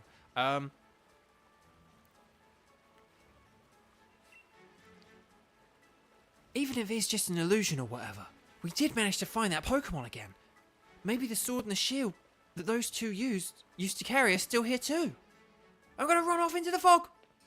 Hop. Get back here. Let's talk to Sonia. Hang on. Zacian and Zamazenta. They may have been sleeping in the slumbering world right next to your hometown all this time. Perhaps that's why no one has entered the deepest parts of these woods for so long. Right, let's save, because we like to save 50 bajillion times here at Bovio Games. And let's do this thing. Oh, there's a fishing spot there. How fun.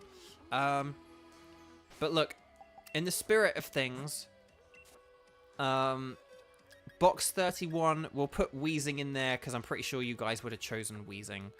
Who would choose Orbeetle over Wheezing? I'm sorry, but Galarian Wheezing what, is a far better Pokemon. But okay, here we go. Let's go. Into the fog we go.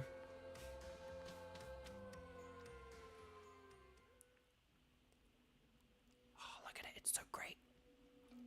I love this. Is very Zelda-y, Master Sword, like sort of Lost Woods, Master Sword-esque kind of thing. You fish here, get a Kyogre. Yes, Kevin. That's not real, though, just for those who, you know, that's not serious. That's just a funny joke. First Hop lost the plot, now Bo lost the Hop. I like it, Demon, I like it. Okay, so, would you take a look at that, Bo? Now that's something you don't see every day. This place definitely feels like the stuff of legend. The Legend of Zelda, you might say.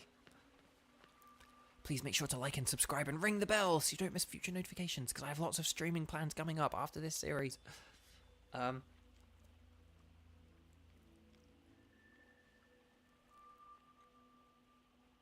Hey, look, there's a little broken sword and a broken shield. They're kind of old and they're stony and they're scuffed up, but they're there. See that, Bo? Hope you have enough hearts for the Master Sword. Yeah, I know. We've done the equivalent of 40 shrines, right? I mean, it means we'd have no stamina, but... No stamina. But the sword and the shield, the legends really were true. I'm going to pick the shield. No, I'm kidding. I picked the sword. I picked Pokemon Sword first. I got shield a year later. But we got the rusted sword, baby! And look at that rusted sword. It is said that a hero used this sword to halt a terrible disaster in ancient times, but it's grown rusty and worn. That settles it. I'm taking the shield. Though, wow, would you look at the state of this thing? It seems like it might fall to pieces if you so much as look at it funny. I don't know if these rusty old things will be able to really stop the darkest day, but... Well, I guess it can't hurt to have them along. Sorry, I got caught in my teeth then. Let's hope they bring us some good luck. Screen goes to black. Dang it, game. But maybe the Pokemon themselves really are still asleep somewhere. So it seems like we're on our own if we want to help Lee. This is all the help we've got. If somebody's going to help Lee now, I guess it's just you and me, mate. He's probably still at Hammerlock Stadium, trying to keep the darkest day at bay. So what do you say, Bo? Want to grab a flying taxi to head right there? Let's go. Then let's get out of this gloomy forest and fly back to Hammerlock. See, the thing about Tears of the Kingdom, it's like, oh, the gloom, the gloom, the gloom, the gloom, but they never talk about Oddish, or Vileplume, or Blossom. Like, it's unfair, man. Right, so we got a taxi. A taxi was able to find where a legendary sword and shield were that people haven't found for centuries. Just keep that in mind. Well, if it isn't Hop and Bo and Hop. It's a real shame the way things have turned out. You make it all the way to the championship match and something like this has to happen. And Chairman Rose thinking that the energy pouring from the darkest day would somehow be the key to saving Galar's future? It all seems a bit mad if you ask me.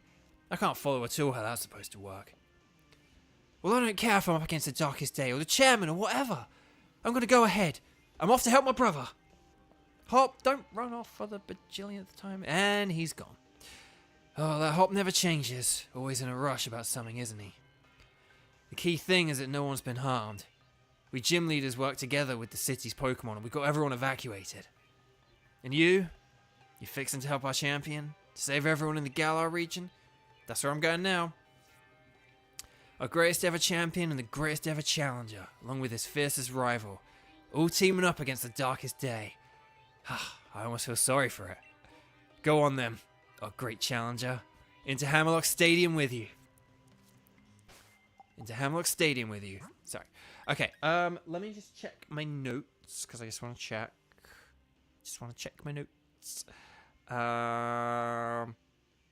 Okay, yeah, we're good. Well, we'll have Shelby first, and then we'll kind of take it from here. Okay, let's go around. Let's go into Hammerlock Stadium. And let's have a sip of water from our nearly depleted bottle.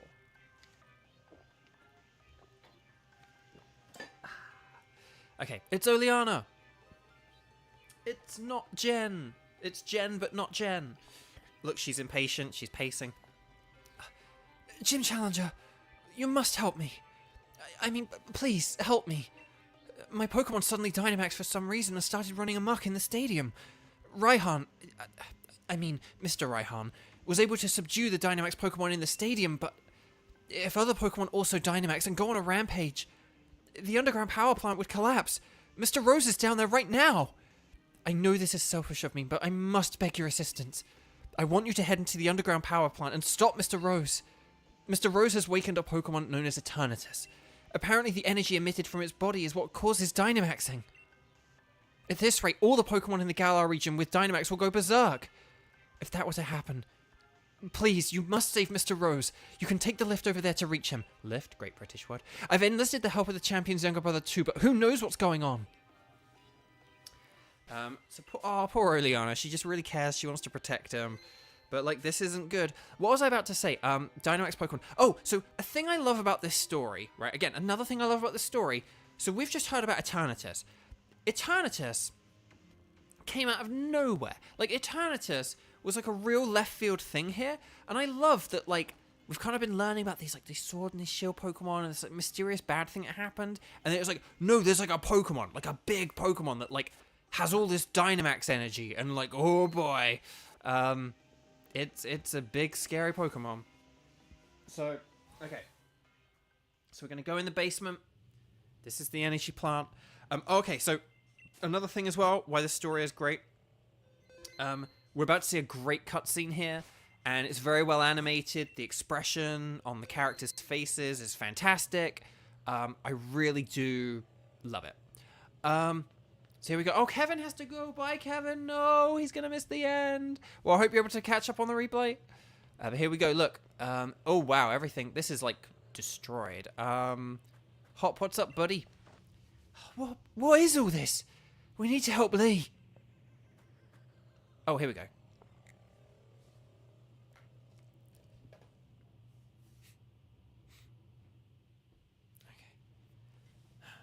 And what do you plan on doing, Gym Challenger? I'm going to stop the darkest day. Pardon? What are you talking about? There's nothing to stop now. We've already brought about the darkest day, or should I say, the ultimate Pokemon, Eternatus. I do find it weird when people have the some people have the pronunciation Eternatus. And it's like, but it's like eternal and eternal. Does anyone else say Hammerlock in a Scottish accent? I often do, yes. I don't know if I feel like I have in this stream, like Hammerlock. I don't know. But I often do, yes. Because it's kind of like the north of the country, like Hammerlock. Welcome to Hammerlock. Like, it's great. Right, okay. Eternatus. Anyway, sorry, back to the game. Must I explain myself? From your perspective, I suppose it must seem that I'm doing something terrible. I don't expect you to understand.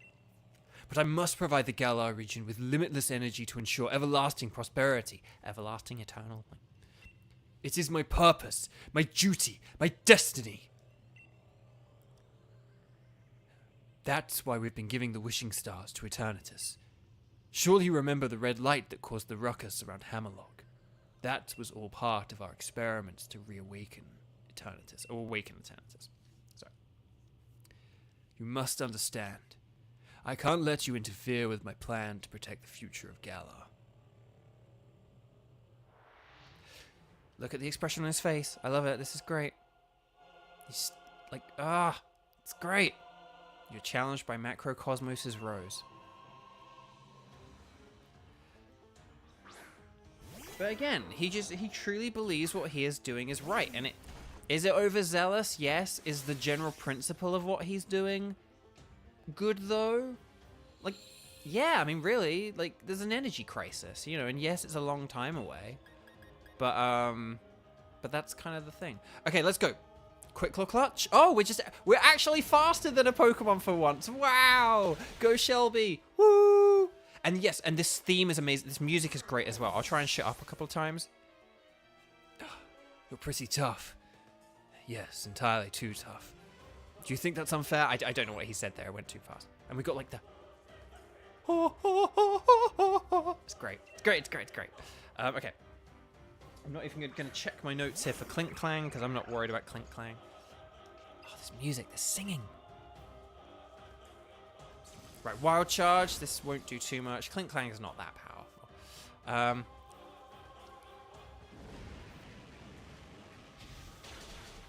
Right, that's 2 down. Okay.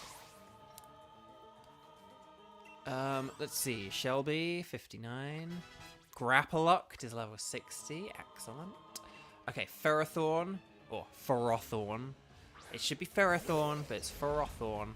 We're going to use a flamethrower. We should be faster here, I think. Yeah, because Ferrothorn's really slow. So, wow, look at this. Look at Shelby go. Look at Shelby go. Okay. Right, he's about to use Berserker. I think Berserker's not really a threat. Yeah, Throat Chop. Yeah, like Throat Chop and Shadow Claw are like the most it can do to us here. So this is fine. This is fine.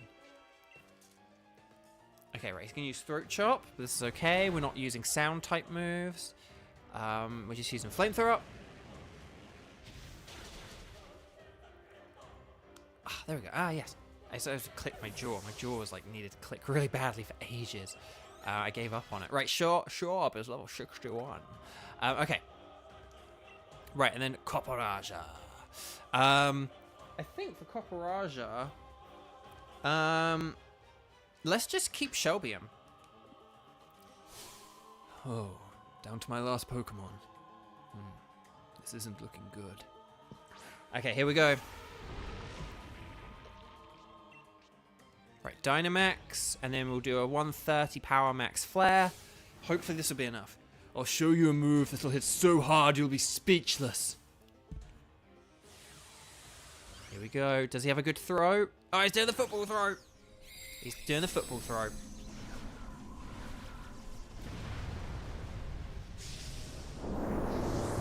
Hang on, Archie, Bo, we have a very special guest this stream. Ooh, do we? Oh, your bunny decided it was time to cuddle, and she's watching with you now. Yes. Oh, that's brilliant. To be honest, I thought you were kind of making a joke about the credits at first, but that's even better. Yay! Oh, that's lovely. Okay, here we go.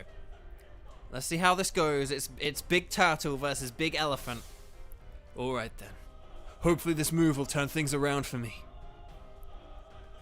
It's G-Max Steel Surge! Which did nothing. She's very interested. Oh, I love that. And Xander has a cat on your shop. What is this? Everyone's animals are going crazy. Except for the ones in this house, which I'm thankful for. Oh no, it survived. No, and the sunlight faded. No.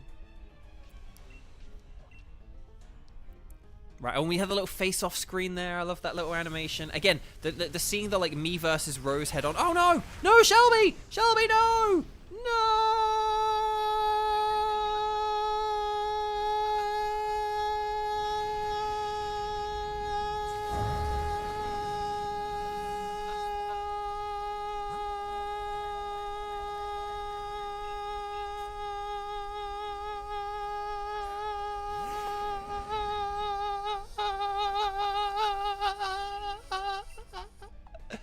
Oh, okay, we won. Oh, it's okay. It's fine.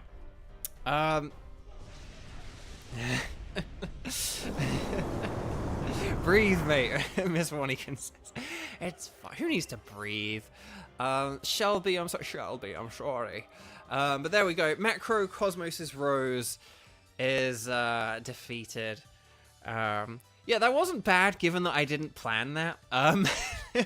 Given that I was just like, let's just see how long that goes on for. But I've forgotten how great Pokemon battles are. It's been so long since I battled. That sure was satisfying. We got $11,000. Man, I wish I could get $11,000. Could you give me $11,000? That'd be great. That'd be great. Oh, whoops! I clicked past the text. I wouldn't expect anything less from a challenger endorsed by the strongest ever champion ever to grace our beloved Galar region. I really do wish I could have seen the championship match between you two. And I'm terribly sorry to have ruined the whole gym challenge and everything. It's too bad, but it can't be helped. In order to solve the energy issue as soon as possible, we awakened Eternatus, but we couldn't control it.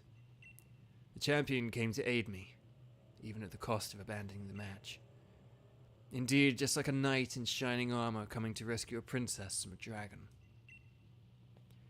I do tend to ramble on, I know. I love to make speeches.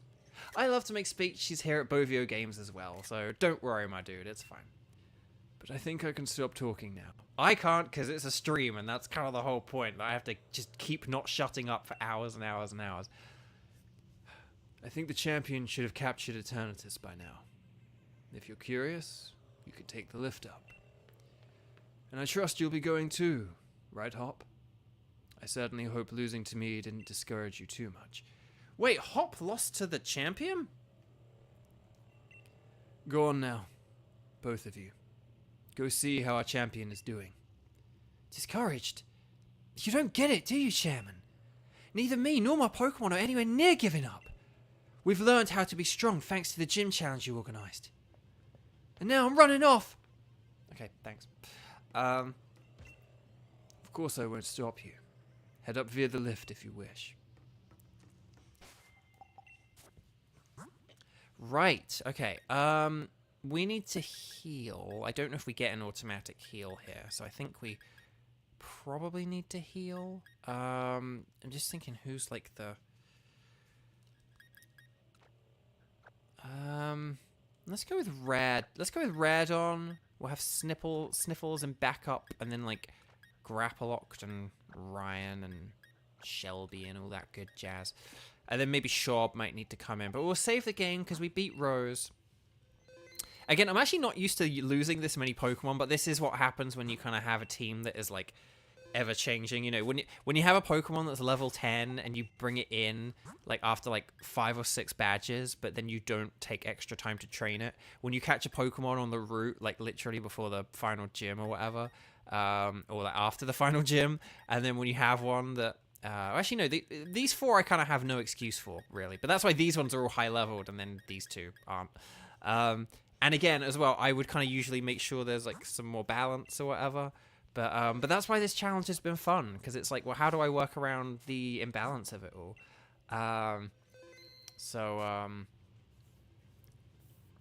Okay. Right. Let's... Oh, hang on, I actually need to heal. I rearranged my team, but I actually need to heal. I probably should have bought some potions or something, really, shouldn't I? But oh well. Oh well, anyway, Bark. Hang on, sort by type. Sort by type, sort by type, sort by type. Oh, we got 8 revives, okay. Oh, let's just use a max revive. And then we'll... Okay, we're running out of potions and stuff, but let's just use like a full restore on you. Okay, then we'll save again, just because now that we're done with the saving. Oh, Domino? How about the ability to manipulate luck? That way you can luck into anything. Like Domino. Yeah, that'd be cool. That'd be sweet. All right, Bo. I'm ready for anything. Are you? Of course we are. Wouldn't expect anything less from our rival. Now, come on. We've got to help Lee. Here we are. We're on top of the... So we've ridden the lift up. That was very quick. But here we are. We're on top of the castle.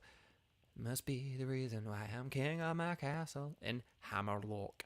Hello there, Hammerlock. Right, here we go. Charizard versus... It's Charizard versus Eternatus. This is Eternatus. Wow, it looks so cool. It looks so cool. It looks so cool. It looks so cool. Hiya. You came to help in spite of the danger? Thanks, Hop. And you too, Bo. You two have really grown tremendously. But no need for you kids to worry. It seems like some power of Eternatus's was keeping my team from Dynamaxing. But we've had a champion time all the same. Charizard and the rest of my team members have really worn Eternatus down. Now, if I can simply catch it in a Pokeball, we should be able to get this madness under control. Then everything will be back to normal. So watch this. It's going to be a real champion catch. Here we go. So here we go. We're good. We actually don't need to fight Eternatus or anything. Leon has already worn it down. He's got it in the red. He's throwing a Pokeball. He actually is just going with the Pokeball. Not an Ultra Ball or anything like that. Oh. Well, Charizard! Oh, no! Oh, whoa. Maybe you should have used a Dusk Ball, mate? Oh, dear. Oh, no. Oh, no. Okay, well, now we're facing Eternatus. I guess, so much for I wore it down. Okay, Redon, get in there. Okay, let's go with an Earthquake. Dynamax Cannon? No! No, I won't do that again. Rhydon! No! Redon! Okay, this thing means business. Sniffles, get in there. I choose you. Icicle Spear. Nah, it's using another Dynamax Cannon. No, this is gonna KO Sniffles as well. Sniffles, you did it, buddy. Use Icicle Spear. 1, 2. Come on, keep going. Oh, 2. 2. I think we have to let Sniffles faint here, which I know sucks, but... Cross Poison. Maybe we'll hang in here.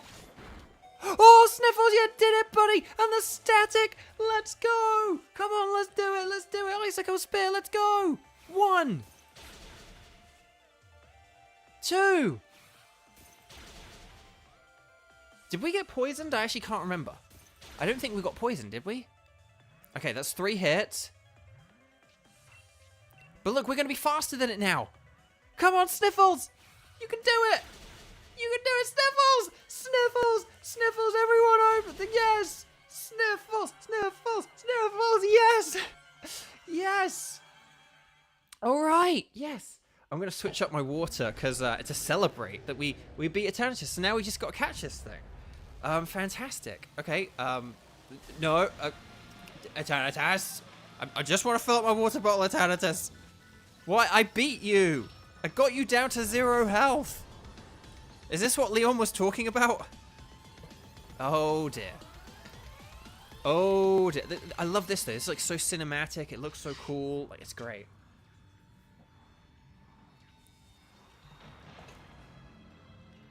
Oh, no. Oh, no. Oh, my God. Oh, my God. Look at it. It's like a giant like from Zelda. Tears of the Kingdom. Out now.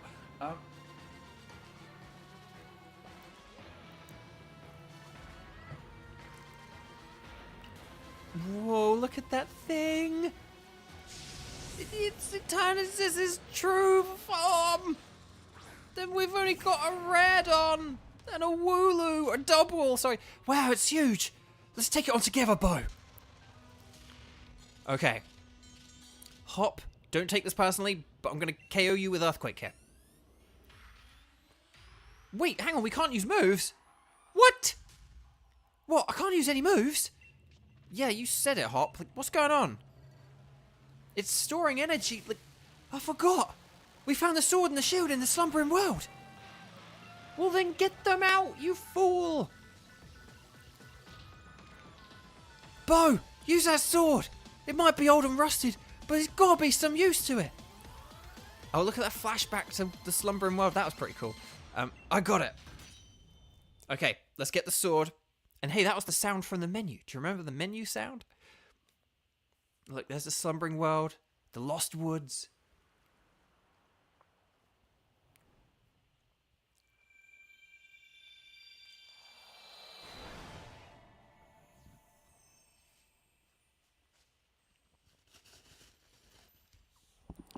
And it's the doggos, the fog dogs. The fog dogs, as I said in chat.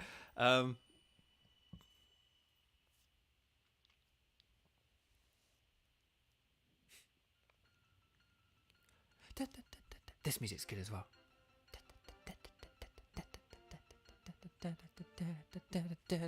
This music's great, so I'm going to let you guys enjoy this for a sec. This cutscene. Whoa!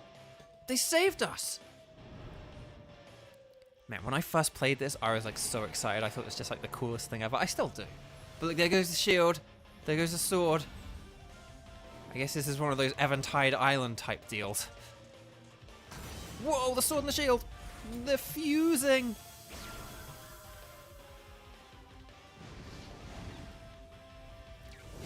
And the Foggo Doggos have now become the proper, true sword and shield Pokemon. Zacian, Zamazenta, in all their full glory.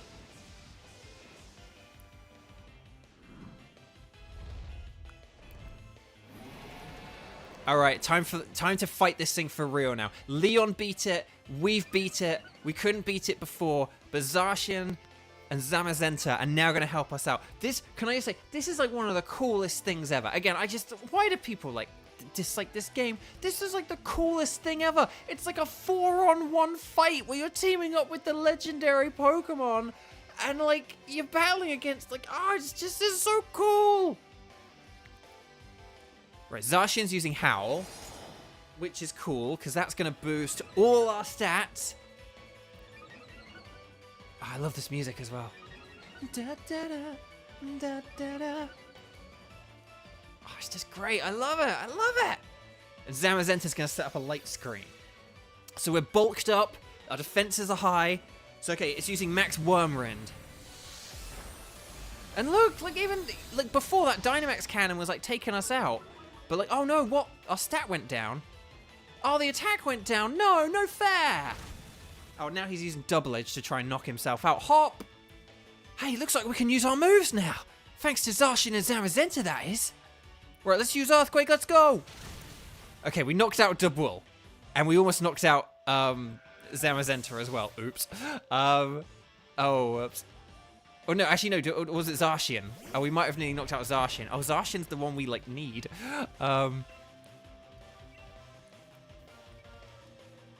Zacian's using Behemoth Blade. Let's go! Oh, I love it. It's such a cool animation. Sophie just joined. Hi, Sophie. You've come at a very interesting and tense point.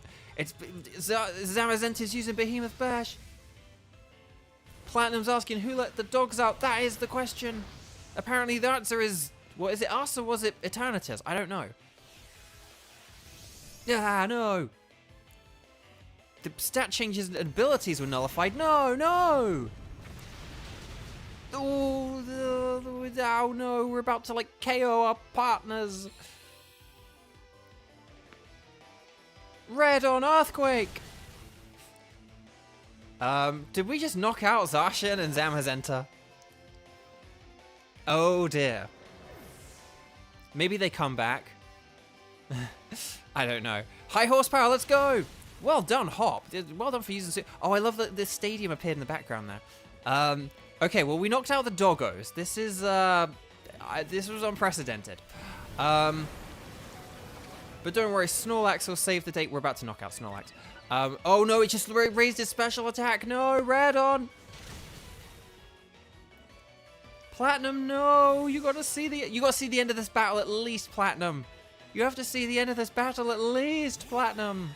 Okay, Corviknight. Right, this will actually dodge our earthquakes. So that's something at least.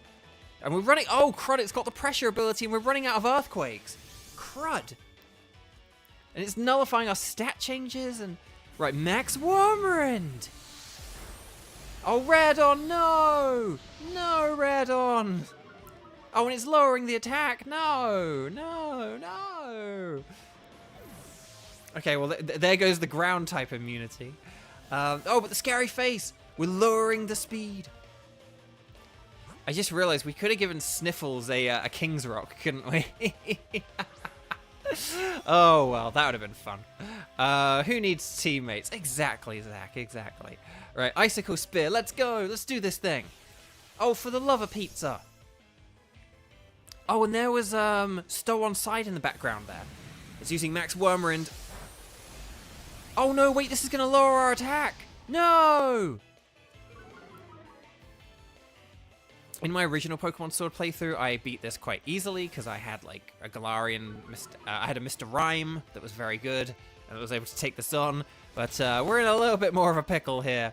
But I still have faith that we can do this. We've got like, what, like 12 Pokemon plus Zacian and Zamazenta. This is fine. This is fine. Okay. Right. Oh no, our light screen wore off. Oh, we are screwed. We are so screwed. Come on, just attack Corviknight, and then you'll be fine. Right, Max Wormrend, go for Corviknight. No! Sniffles! No! Sniffles! Sniffles, no!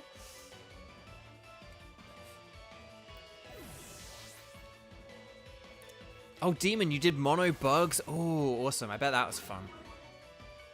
Was Frostmoth good for this fight? I could imagine Frostmoth would be a good pick because of the ice moves, but... okay, who do we go with next? There's Grapplockt. Oh, Grapplockt with Ice Punch. We'll go with Ice Punch. Yeah, we'll go with Grapplockt. This is fine. This is fine. We can do it. Chat, tell me I can do it. Oh, we got like the little stadium, the little battlefield there appearing. I love these little details in the background that I've never paid any attention to. Oh my gosh! Oh, oh crud. Oh, this is not good. Yeah, I forgot it boosted its special attack. Come on, yeah, special defense, speed down. Come on, let's go. Oh gosh, this ain't going great. I won't lie. Okay, Ryan, get in there. Dazzling Gleam. Come on. Oh no, we might not do this, guys. Brave Bird. Okay, he's using Max Ooze. Oh, I think we're going to lose this. I think we're actually going to lose this. I didn't realize you could lose this, to be honest. I thought this was kind of like a glorified cutscene. Oh, dear. Oh, dearie me. Oh, dear. Shall we? No, we're not going to use revives. I'm going to use a body slam and hope for some paralysis here. Let's hope for some paralysis, chat. Oh, it's going to change the stats. No, of course it's going to change the stats. Right, Max Wormrend. Can you go for Hop? Thank you.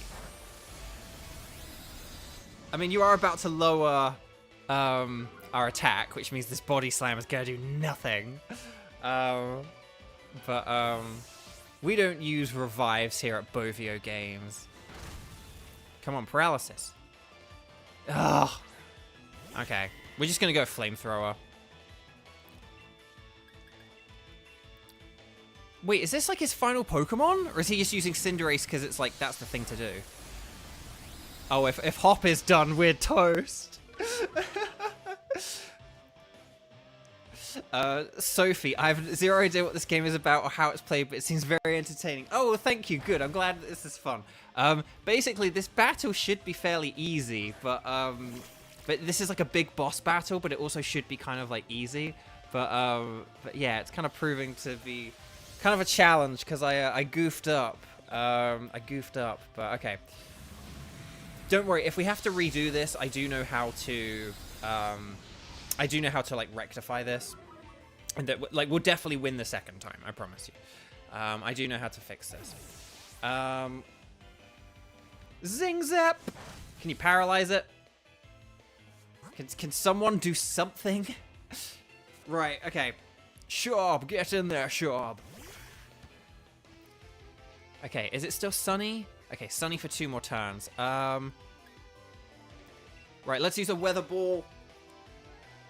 Oh, let's see if this goes against us. We're screwed. No! Oh, wow, we lost. Wow. Shob. Shob. No, Shob. Dang. You scurry back to the Pokemon Center, protecting your exhausted Pokemon from any further harm. Dang. I didn't realize you could lose that. Okay. Don't worry. I know how to fix this. Like, this is a guaranteed win now. I promise, okay? Well, I shouldn't say guaranteed, should I? But, what we do, we get Sniffles in the lead. And we go with the Ice-type moves with Sniffles, okay? And then we go from there, okay? So, that wasn't ideal. I won't lie. Oh, hang on a sec. Can we buy revives and stuff? Actually, no, we don't need to. No, we don't need to buy revives. I was just thinking, like, I was like, for the Elite Four, it's like, there isn't an Elite Four. We've done the Elite Four. This is... Okay, let me just bring up the map. I'm so used to all these other games that I'm pressing the... Hang on, wait, why are we in Winden?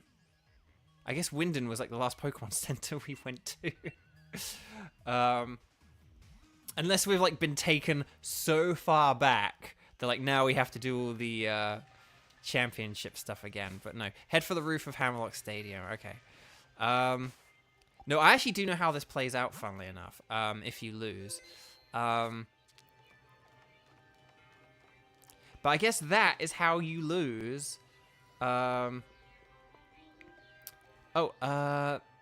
Diane, you have to go home. Well, thank you so much for joining. It was very lovely having you here. I really appreciate it. And go have a wonderful rest of your day. Okay, so we've got the energy plant. We're going left, left, left, left, left, left, left, left, left, left, left, left. Right, we're gonna save. So we've got this time, okay? This isn't a problem this time. This won't be an issue, okay? Right. So we go up. I believe the cutscene doesn't play again. I think you just go right into the battle. At least I hope so. Oh. We don't have the cutscene again, do we? Okay, we kind of do. Okay. And we can't skip this, can we? No. Okay. Well, whatever. I'm like my enthusiasm and like, oh, it's the dogs. Like, no, I'm not gonna do that this time. Let's talk about Tears of the Kingdom for a second. I guess. No. Oh, actually, there was something important I was going to talk about today that I realized I haven't talked about, and there's not really enough time to talk about it now. I was going to talk about the writers' strikes and stuff like that, and just kind of lay down some info about that, but maybe we'll save that for next week's stream.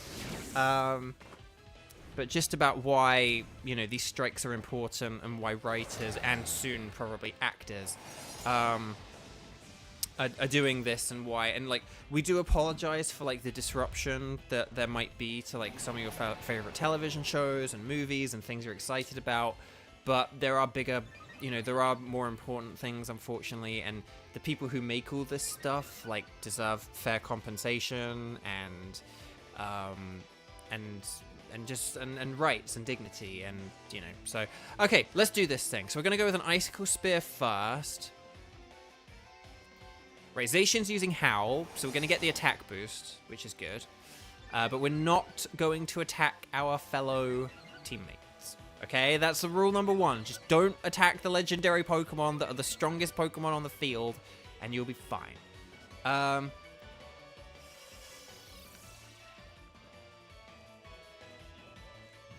Right, Eternatus is using Max Flare.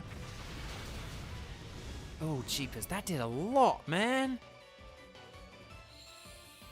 Did Zamazenta get the light screen up, or...? Okay, Dabor's using Double Edge.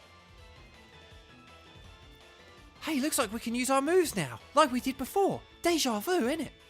Right, Icicle Spear, let's go. Okay, 1... 2. I talked about these animations before, but I wish that... Oh, we only got 2? Okay, come on. Come on, Sniffles. I need you to do this for me, please. So... Actually, no. I will talk about the strike for a sec. I've kind of began talking about it, and this battle's going to take a few minutes. The thing about the strikes... Here's the thing. So, basically, back in the day... Now, like, when actors and writers and stuff like that do jobs, if you go by, like, the hourly pay they get for... Oh, come on! Was that a crit? That is so much damage! Blimmin' heck. Right, Icicle Spear, let's go. Writers and actors and, performing people. They have a certain... There is a certain lifestyle that is expected of actors and writers and all that jazz, right? When I say lifestyle, I don't mean like livelihood, but like what I mean is, it's like actors kind of work this thing where you audition for a bajillion roles and stuff like that, and then you get these periodic, non-guaranteed, not necessarily long-form or long-running gigs where you kind of, so you do a load of auditions, and then every once in a while you do a gig, and then, and you do like a few gigs a year, essentially, comparative to how many you apply for, and there's a certain lifestyle that's expected where actors are expected to, like, drive around all town or record in their booths and be available and record auditions on, like, very short notice and stuff like that, like to really just sort of schlep it around town or schlep it in their home studios or their recording spaces or whatever. And like, that's fine. That's cool. But the thing is, it's like, if you kind of have this lifestyle where it's like, if you kind of have created this industry, right, this is it, bro. Time to catch Eternatus. I'm going to go in a... Well, hang on. What balls have we got? We've got Dusk Ball, Quick Ball, Repeat Ball, Luxury Ball, Friend Ball, Lure Ball, Level Ball, Heavy Ball, Moon Ball, Dream Ball. But let's go with the classic Premier Ball. Let's do it. Let's go. Okay. But there's this certain, basically, the entertainment industry has kind of almost created this, like, invisible contract with people where there's this invisible understanding where it's like, okay, we want you to audition for, like, a bajillion things, to do it on short notice and blah, blah, blah, and you're not going to get many of these jobs, but when you do, we'll pay you well for them, right? Like, trying to get the work is in and of itself going to be a day job, so we'll make sure that when you do actually get the job, the gig, that you are paid fairly and decently, right? That's just sort of the way these things work. Like, if I tell you guys, like, the standard wages for, like, when I tell you guys, like, the wages for, like, a union video game, or even, like, the non-union typical rate for a video game, here is Zacian and Zacian and Zam. Sorry, it's Zacian. I used to call it Zacian, but it is Zacian. But there they go. Look, they leap off. They do the Superman jump. Oh, it's so bright.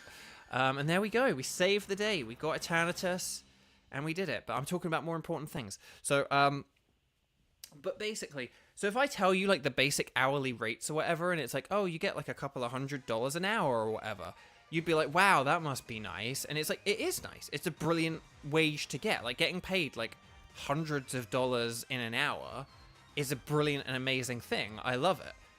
But the problem is that it's not a guaranteed 9 to 5. It is a gig economy. And particularly with, like, the technology we have and stuff like that, there are more and more and more and more people competing for those gigs. So you are less likely than ever to get those gigs, to get that one thing every, once in a while or whatever. But again, that's fine, because there was always this understanding that it's like, look, you're gonna work, and when you do the work, we're gonna work you hard, but you're gonna get paid for that, and you're gonna get continued compensation for that in the form of stuff like residuals. But the thing that's kind of happened now, and again, unfortunately, because of technology and things like streaming and stuff, is people still kind of do the same amount of work, but they're getting paid way less for it. And where, like, you used to be able to do, like, a commercial every few months, and that would pay, like, everything, like your rent and your utilities and, like, for your family, now you can do, like, a commercial and it'll pay you a few $100s. And again, yeah, that's nice for, like, an hour or two's work, but it means you've got to do, like, where one commercial could get you, like, a 5-figure amount, now you may need to do, like, 10 commercials to get that. And it's like, so you're doing way more work to try and get the same amount of money in this more competitive environment where the people paying you are now making more money than ever. So it's kind of like, and above all that as well, they're like saying, oh, we might use this thing which like steals your voice or steals your writing style and just automatically does it. And it's kind of just like, wait, what? But we've kind of like sacrificed our lives. Like, again, we do this thing where we go around and we audition and we run around town and we do all these things, and we have this sort of understanding that it's like, look, I'm gonna like not have a life so that I can submit to you on very short notice. Like, I often get auditions after 6 p.m. and I know, and they're due at like 8 a.m. And yes, some of you may say, well, that's 14 hours, but it's like, but it's not really though, because it's like, if you go to bed at like 10 or 11 o'clock or something like that, and you wake up at like 7 or 8 in the morning, well, if you wake up at 8 in the morning, that's already too late. It means you have to do it that night, or it means you have to wake up early and get it done early in the morning. It's like, well, then you only really have a few hours, like 4 or 5 hours, and it's just one of these things where, we're having to sort of work more, work longer, work harder, but we're getting less and less compensation for that. And it would be fine to get less compensation if it was like less work and less effort and less everything else, but the life of a voice actor hasn't really changed. And same with these writers. You're still doing the same amount of work, but you're sort of getting paid less. And I mean, one of the things with writing as well that's kind of changed is a lot more shows do like 6 or 8 or 10 episodes now instead of like 20. So it's harder for writers now because it's like they sort of have to give up the same amounts of time and dedication, but they kind of doing it for fewer episodes, which then means that, oh, like, haha, we can pay you less. And it's like, but then it's harder for me to get other work if I'm still committed to something that's like 10 episodes. It's hard to get like multiple 10 episode things when before you could get 120 and you would maybe 120 show thing and it'd be fine. So there's just this kind of thing where the balance has kind of changed, and and unfortunately people should have fought for this a long time ago, like when all this technology started happening, and so much stuff has like gone non-union now, and things that used to be a big deal and used to pay a lot of money just really don't now. And again, it would be fine if these companies were struggling too. I understand that like television is kind of a dying medium, or that it's evolving into kind of like television but on the internet, and that's fine. But these companies are still making so much money, more money than ever. So, it's like, I don't think it's much to ask that it's like, hey, if people used to have a pay system where like your thing would get put on television, and then every time it's on television you get like a little bonus, just like a little something to be like, oh hey, you did this thing and we're still using it, we're still showing it to people. I don't think it's much to say, well, this thing is still on a streaming service and people are watching it on the streaming service, so here's this little something extra. Some kind of equivalence needs to be figured out, and I don't know what the answer is. I don't know like how much you should pay for how much stuff is streamed or whatever, but it needs to be figured out, because basically an actor, again, actors are kind of told you need to have this kind of lifestyle, and if you succeed it will take care of you, but even the people who are succeeding are now not being taken care of, and that's the problem. And when you have like all the AI threatening stuff thrown in the mix, that's just a real kick in the face. So anyway, Buck. Let's get back to the game. So let me just check, because I don't think there's been a whole load of chat, but I did just... So you did a love ball, hit him with a meatball. How are you all doing? Jamin! Hi, nice to meet you. Jamin, Jammin. If you like jamming, you should meet cramming. But hello, welcome.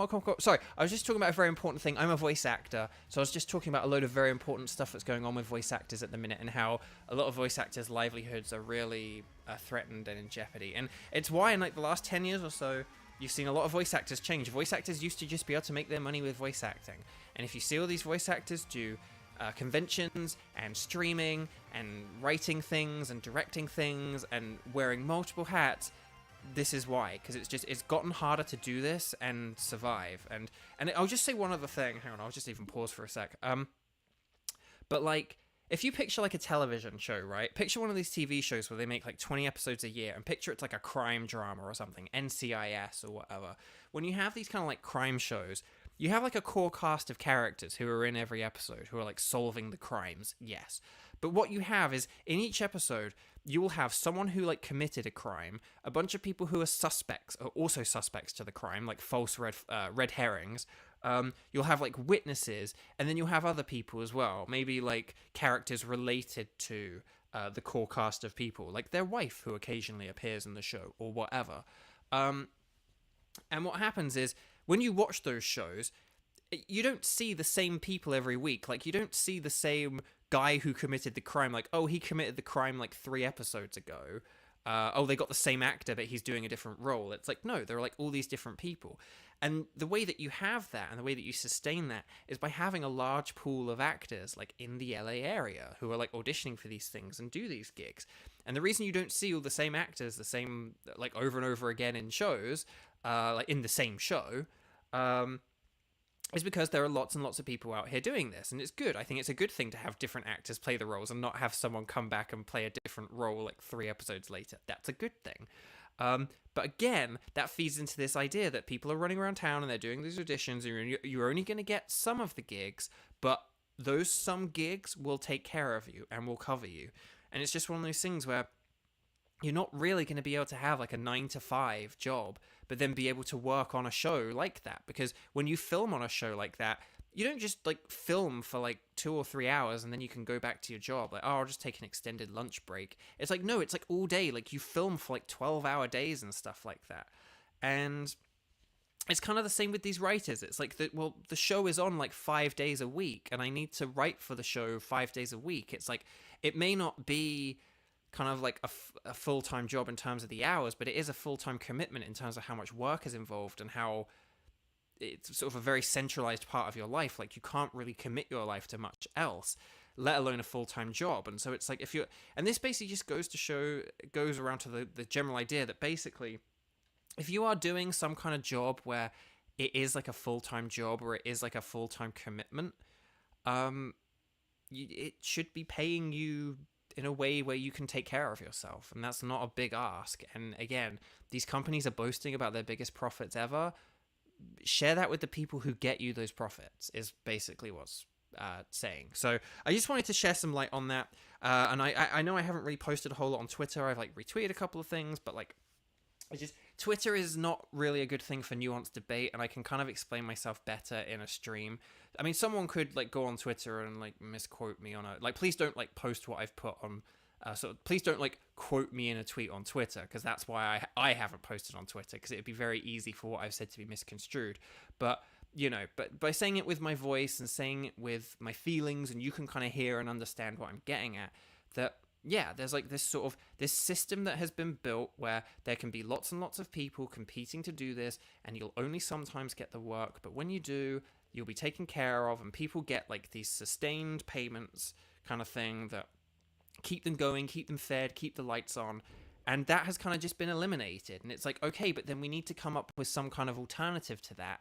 If people aren't going to get like continuous ongoing payments, then we need to make sure that, say, like the base payments are better or something. Like, just some kind of solution needs to be found.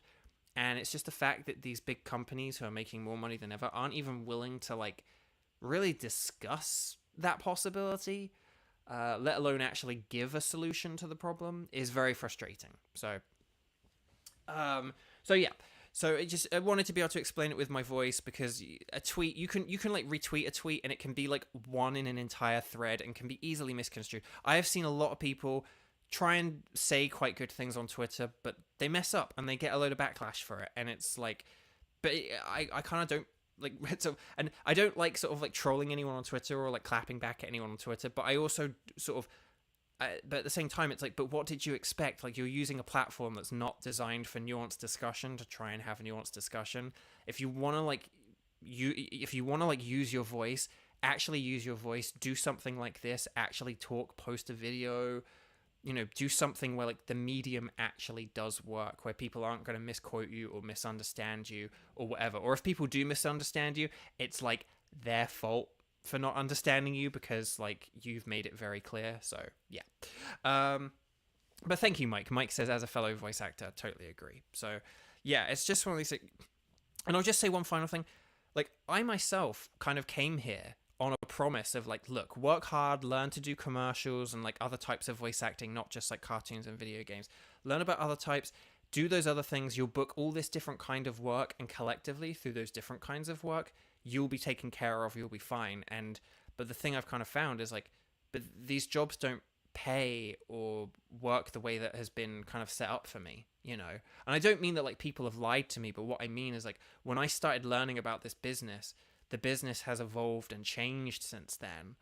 And the kind of the promise that I was kind of sold has unfortunately evaporated, because now, you know, just all this stuff pays a lot less, and it's like I'm working as hard as everyone and all these other voice actors did and used to and stuff like that, but the kind of pay and compensation and reward we get for actually getting these jobs comparatively isn't as good. And like in the past year, we've had all this crazy inflation and stuff like that, but like, you know, so it's harder to maintain a living doing this. And so there does need to be some kind of a change, like some kind of change to the system where either like there's less of a demand on the actors, or the actors are paid more fairly. But you can't sort of be so demanding of all these people in the entertainment industry, writers and actors, and you can't be so demanding of them, of their time and their energy and their talent, and making all this money from all that energy and talent and time and devotion and love that these people put into things,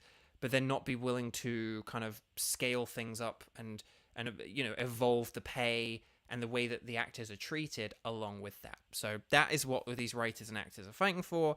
The system is evolving, and that's fine, but you know, the way that actors are treated and the way that they're compensated needs to evolve with that. So there we go.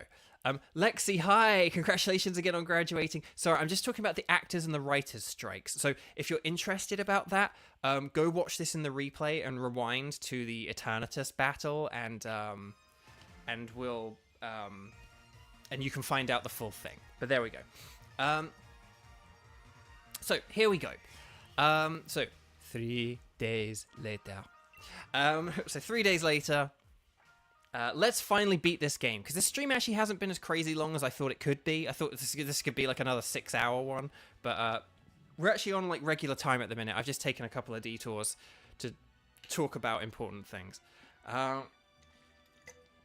So Chairman Rose turned himself in. Never thought I'd live to see the day. What do you mean you never lived to see the day? Like, you didn't think he was a criminal until 3 days ago. Anyway, he awoke Eternatus and caused a near catastrophe in the entire region. You reap what you sow, I say. So, yeah.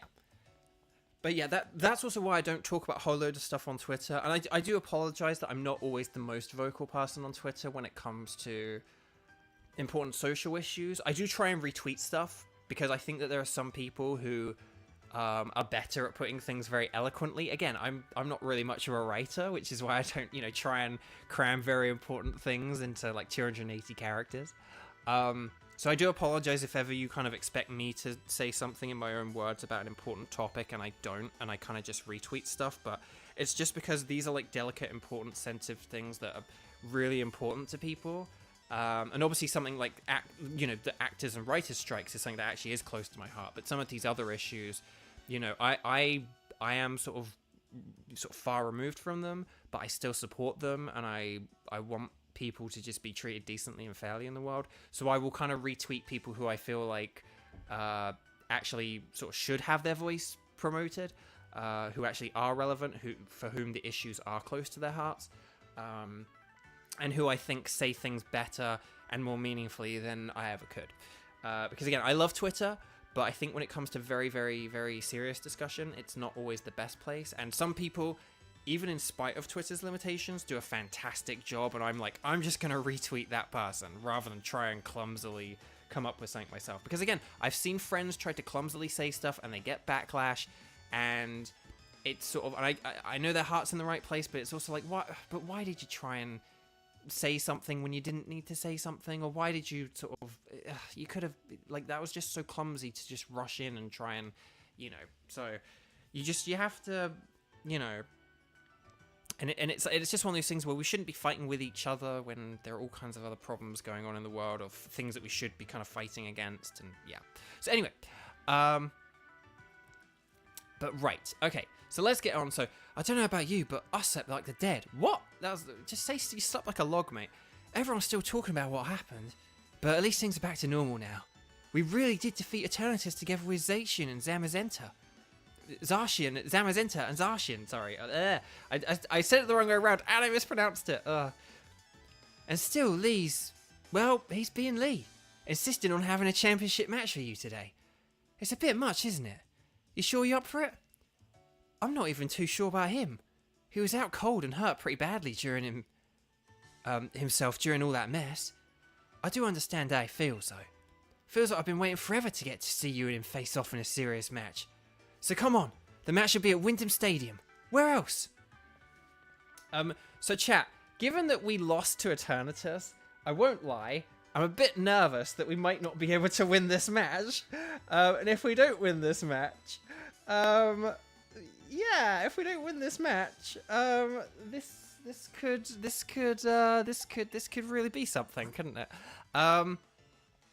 But because our team is a bit low leveled as well. So I'm not. Oh, hang on, no, I'm pressing all the wrong buttons. Button. Who's got the button? Let's see what we got here. Okay, so we've got 6 rare candies. We've got a muscle feather. We've got the sunstone, the moonstone. Let me just check something. Okay, I'm gonna do one thing here. Hang on, I'm gonna do one thing here. Graplocked, Ryan, Shelby, Shorb. Okay, here's what I'm gonna do. I'm gonna take our rare candies and I'm gonna give them all to Shorb, okay? To Shorb Cornery. Because all the others are kind of close to leveling up, or they may not be that useful or whatever. Oh, it wants to learn Hydro Pump? Ooh, do we teach Hydro Pump? I tell you what, we haven't really been using U-turn. Let's get rid of U-turn for Hydro Pump. And then that way, if we need the extra power, we've got the extra power. And let's Dynamax Candy Shorb as well. There we go. Okay. But I think we kind of, that's like as prepared as we can be. So, okay, here's what we're going to do. I'm going to save the game. I'm going to nip to the loo quickly just so I don't have my bladder on the brain. And then we will go and fight this final fight. So this is what we've been building up to. Let's go do this thing. Let's see if we can beat Pokémon Sword with only a team that my audience picked. I will be right back. Don't go anywhere.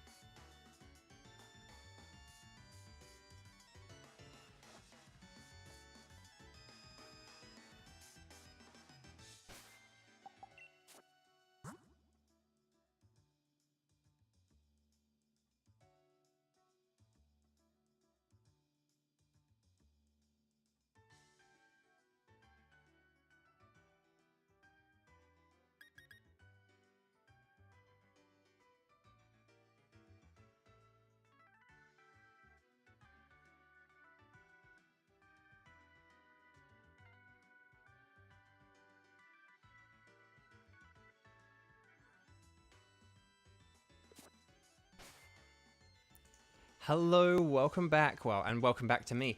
So let's see. Hang on, we got a lot of you got this. Good luck. You can do it, Bo. Have a good luck. Good luck. Good luck. Oh, thank you, Kramen, for reminding everyone to like and subscribe. Charlie's got hot chocky. Make sure it doesn't burn you, Charlie. Hot chocolate doesn't burn Charlie. Charlie burns hot chocolate. Okay, let's see. Archie has faith. Is the other Archie still here? Because I'm just saying Archie now because it's like OG Archie or Archie mod. We believe. Hang on a sec. Okay, let's see. Okay, right. So we've got our team. This is difficult though. I'm just a bit. I want Shelby for. Actually, no. Shelby actually could be okay. Shelby actually could be okay for later on. Okay, hang on. So let's get our team. Let's get our team, and let's get our team all like lined up and everything. So we've got Shob. Ideally, I'd have like Shob, Shelby, like Ryan, Sniffles, Graplucked, and Red on in that order, but oh well. Okay, so we are a little bit low leveled. I am worried about the low level of our team. But let's go do this thing. So we're going to leave the hotel. And we're going to head to Wyndham Stadium at last, the final match, Challenger Bow. Now, we could just take a taxi there, but let's build up. Let's make this thing cinematic. Like I said, this area of Wyndham that we're about to go through, this little area where you walk by the water, was just like when I went... Yeah, here. This was just like an area I went to when I was last in London, going to the embassy to be able to come here to America. And look at that bus, that sort of bus tram thing. I love that. That is so cool. It's double decker. Excellent stuff. Excellent stuff. Okay, Tenchi, I'll probably draw your final team later. Oh, thank you. Be careful because the starter Leon has... Yes, no. The starter he has is good against your starter. So yes, that is something you do have to be very careful of. Right, hey, it's Bo, team up. What the Vuvuzela. Okay.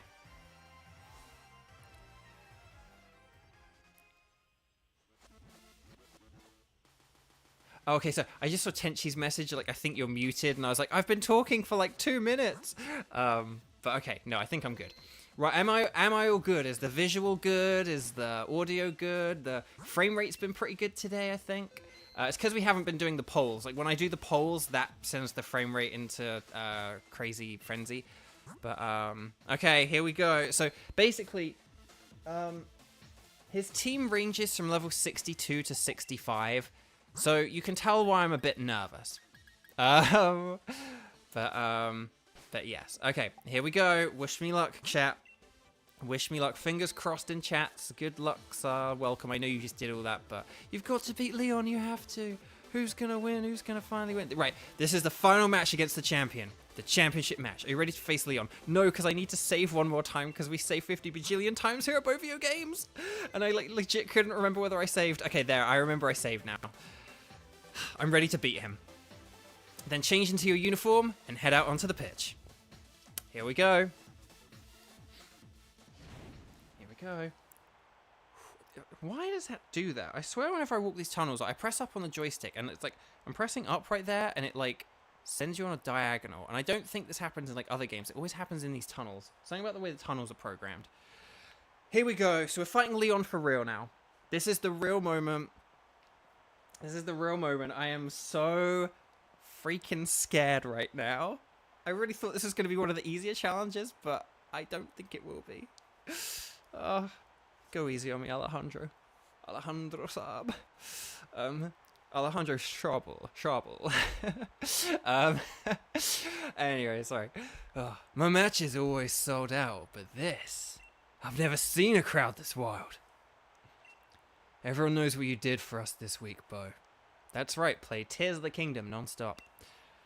They know you're the one who caught Eternatus and saved the future of the Galar region. A real hero, who battled alongside the legendary Pokemon Zacian and Zamazenta. I couldn't have dreamed of a better challenger to help increase my winning streak. Now that I've seen just what kind of strength you possess as the greatest of challengers, crushing you into the dirt will show everyone just how strong the champion truly is. Come on, Bo. Let's make this a final match that will go down in Galar's history. No. A match that will change Galar forever. We're going to have an absolutely champion time! Here we go. And I love like his animation here as well. When he gets ready for this battle, this is very cool. So he's got his, he's swooshing his cape. Here he goes. Whew, he's psyching himself up. Doing the face slap thing. Now you see where Hop gets it from. But here we go. We're challenged by Champion Leon. Ah, oh, that music, that crowd. Come on, Shelby. Okay. It's one of the duties of the champion to get the crowd fired up. Come on, Shelby, you can do it. Shelby, Shelby, Shelby. Right. Quick Claw. Ah, he's using King's Shield. Actually, we kind of, in some ways, we kind of don't want the Quick Claw here, which I'll explain later, but... Right, come on. Right, okay, Shadow Ball, this is what I was expecting. This is fine, as long as it's not a crit. Ooh, that did a lot of damage. Right, Flamethrower Shelby, let's go! Yes, okay, right. A super effective hit. I'd expect nothing less from your team. Okay. Come on, use it. Come on. Haxorus. Okay, that's not quite what I was going for, but this is fine.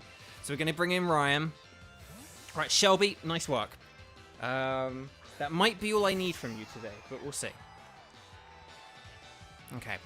He's using Haxorus. Now, I was thinking he was going to use a different Pokemon here, but this is fine. No problem.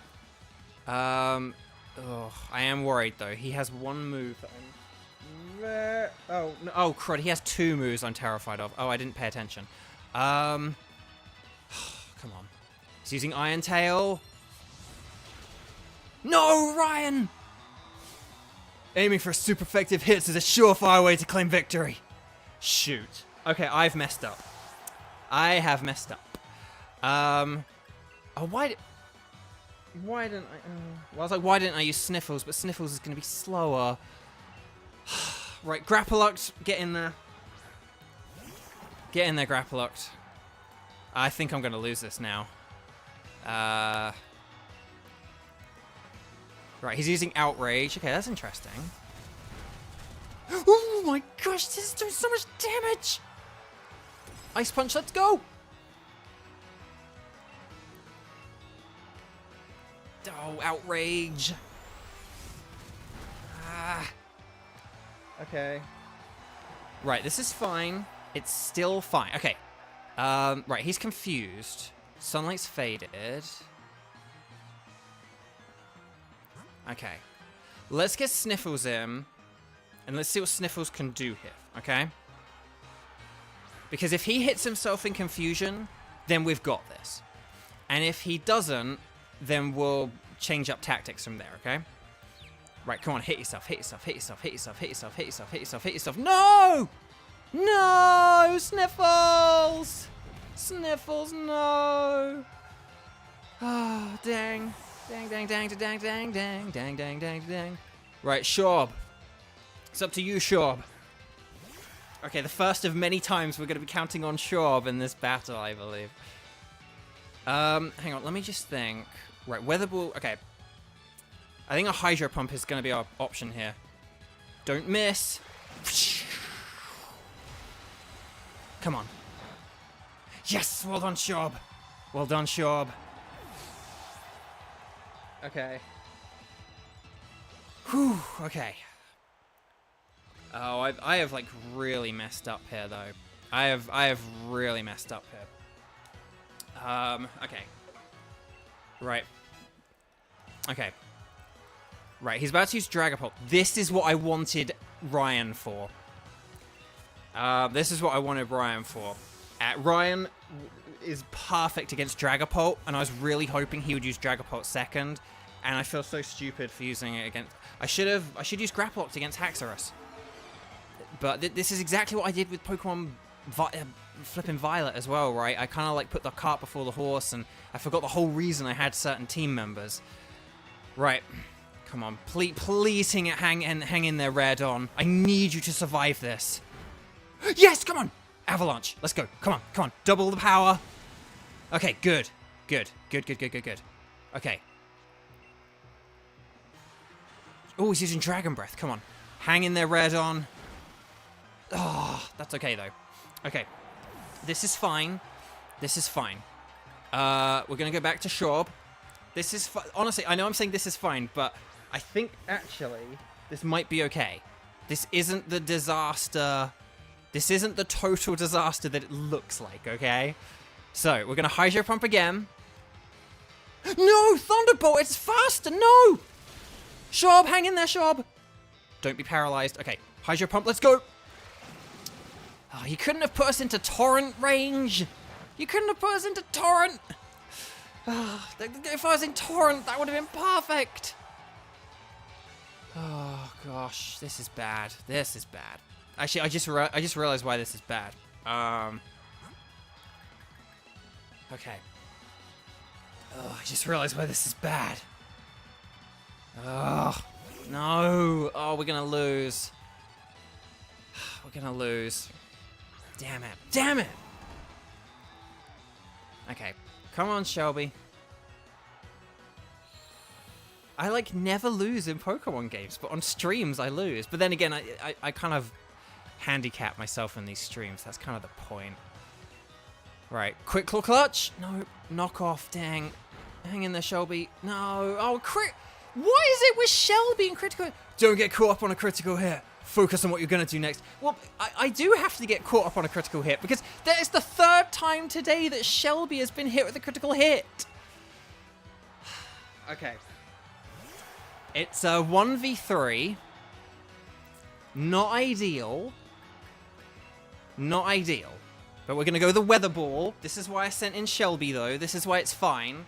We're going to Weather Ball Rillaboom. We're going to get the one-hit KO, okay?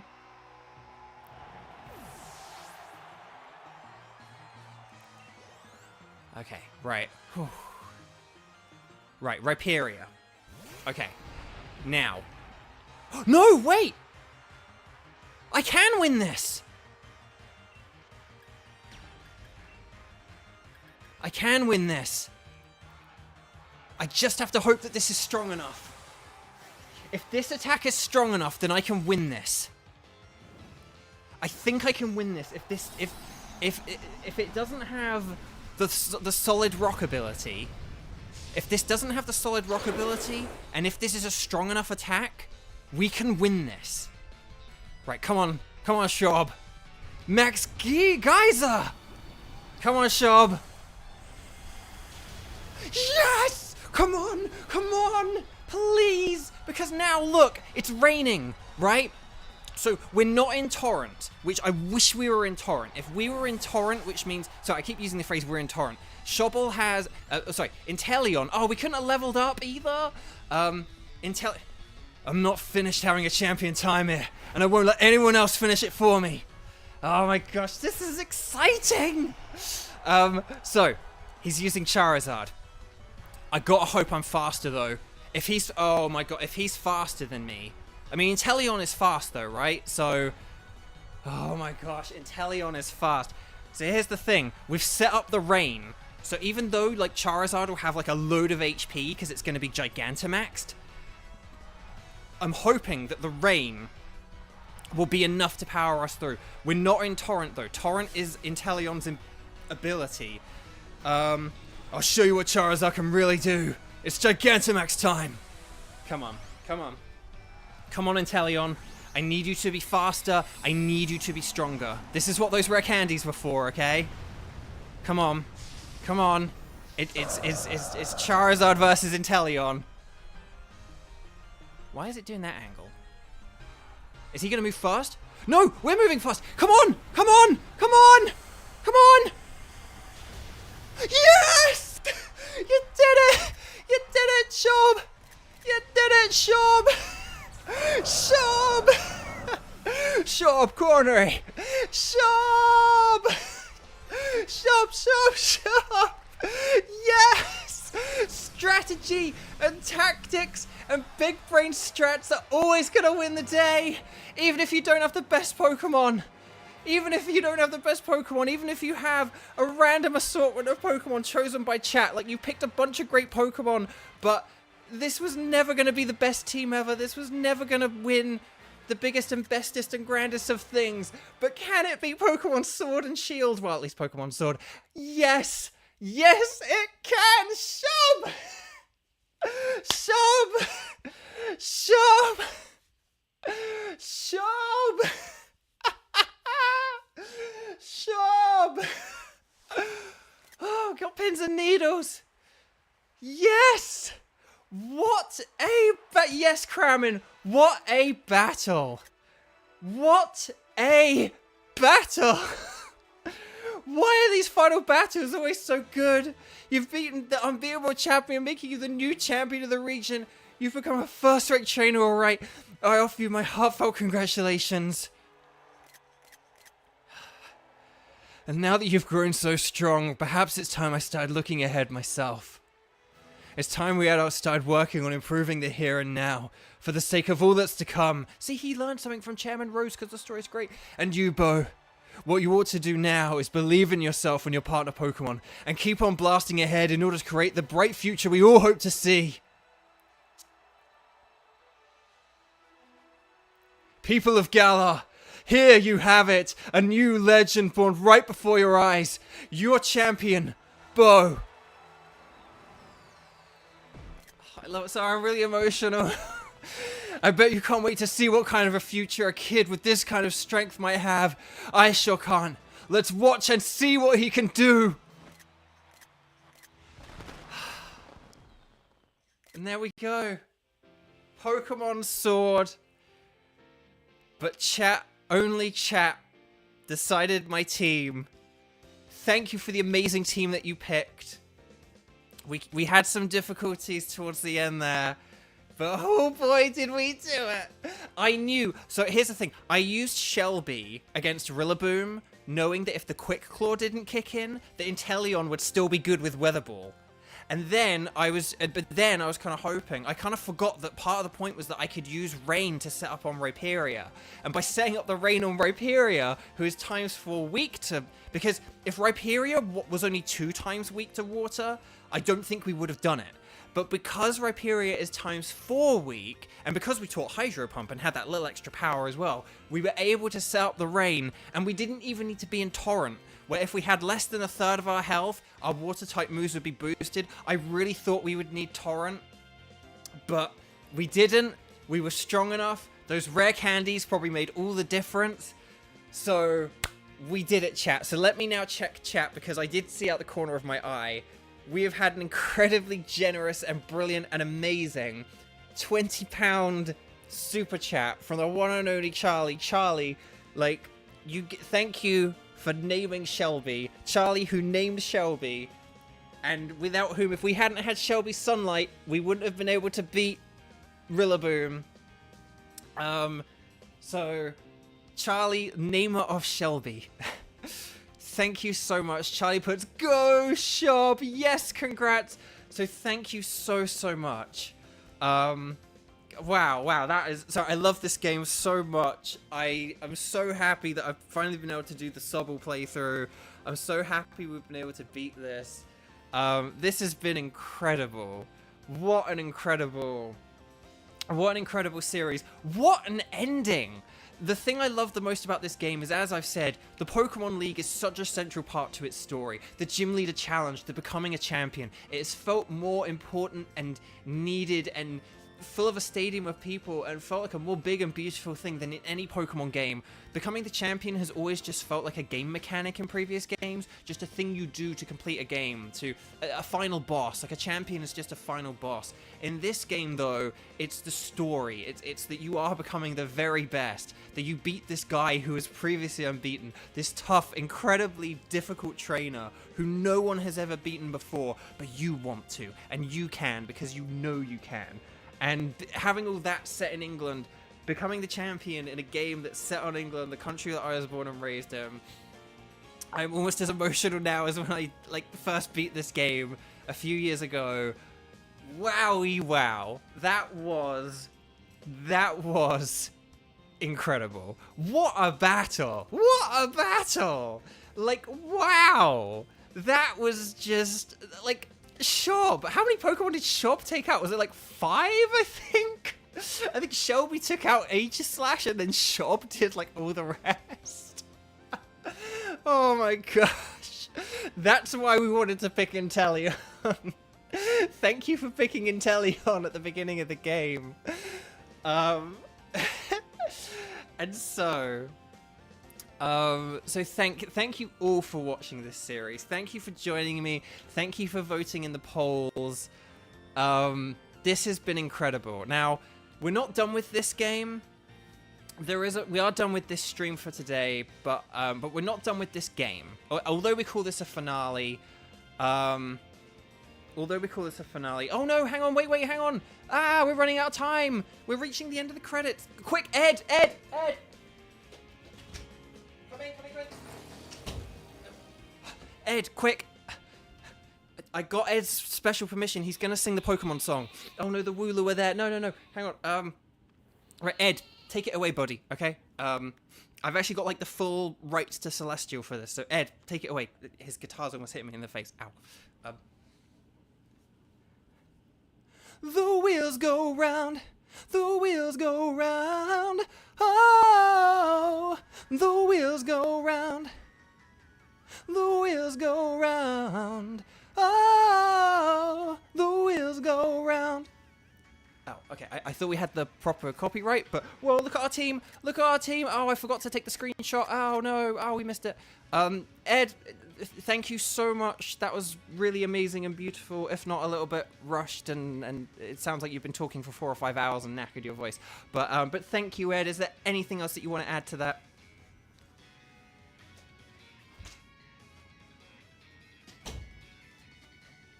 Nope, he's gone. Okay. So that is Pokémon Sword, but with only a team that my audience chose. I will get that screenshot in a minute. I'll go back and get that screenshot in a minute because I missed it. Good golly gosh. What a series, what a finale. But yeah, so even though this is the finale to the challenge, can we beat Pokemon Sword, but with only my audience deciding my chat? The answer is a big resounding yes. But that's not all there is to this game. So for the next few weeks, let's just do a couple of streams where they're kind of chill and fun and whatever. And where we, and see what else this game has to offer. We will, so we'll do the post-game. And then depending on how long it takes, because if we do the post game and it's only like 2 hours, then we'll like work on the DLC. Oh, hang on, maybe we'll get a chance at that camera angle again. Hang on, it's looping background. So that's what we'll spend next. So next week we'll do the post game. If that is like a long enough stream, then we'll so we might do like say the post game one stream, DLC 1 in another, and then DLC 2 in a third stream, if that makes sense. But if the post game is quite short, then maybe we'll kind of like just do like the post game and like some of or all of DLC 1 next week, and then we'll do DLC 2 the week after. I mentioned earlier about Pokemon Home integration is coming to Nintendo Switch. With that, it does mean that soon I will be able to transfer Pokemon from my Pokemon Scarlet and Violet to one another, which means that in Pokemon Violet, we could shiny hunt for some ice types. So if you like the idea of that, let me know, because I do want to like shiny hunt for ice types in Pokemon Violet, in our ice types only game file. That is something I would love to do. I do have, and then after that, I do have another series planned up, like after those sort of two ideas, like finishing off this game and maybe doing some shiny hunting in Pokemon Violet. I do know our next game. I won't reveal it just yet. I'll wait until closer to the time, and once I know what. And then also, funnily enough, playing, I also thought of another game that I realized we could stream as well, because the next one I have lined up, I actually think we'll probably only do in like a few weeks. Like it could be like a month of streams and that's it. So I then actually do have the next game lined up after that. I kind of forgot about it. It was something I didn't really think about, but then I was like, oh, that could actually be really fun to stream. And I had never considered it, but I think I actually really want to do it. And again, it's not Pokemon. We're kind of done with Pokemon for a while now, aside from like occasional shiny streams, raid den hunts, stuff like that. So yeah. So let's. So lots of exciting stuff coming up, and then I think I kind of know. So I think I kind of know how like the rest of this year is going to go for streams, and then I kind of know, I think, how next year is going to go for streams as well, funnily enough. But thank you for everyone for like, not just this series, but for an amazing 6 months.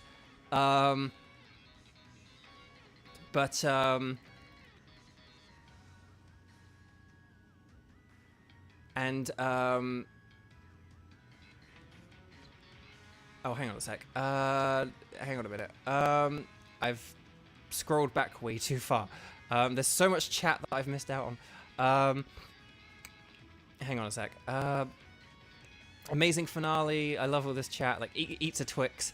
Okay, so... Okay, there we go.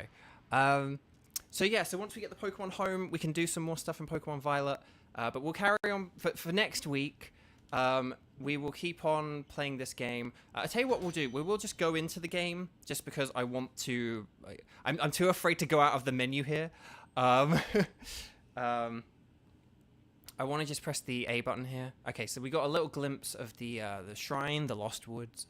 But there we go. We're back in our bedroom. Oh, hang on. Do we get the white Switch controllers? Yeah, there they are. But there we go. There is our champion team having a champion time. There we go. So we got Sharp Connery, Shelby, Ryan, Sniffles, Graplucked, and Radon. It's a bit of a shame that Sniffles and Radon were so underleveled, but oh well. But they all had their moments. They all had their uses. They were all...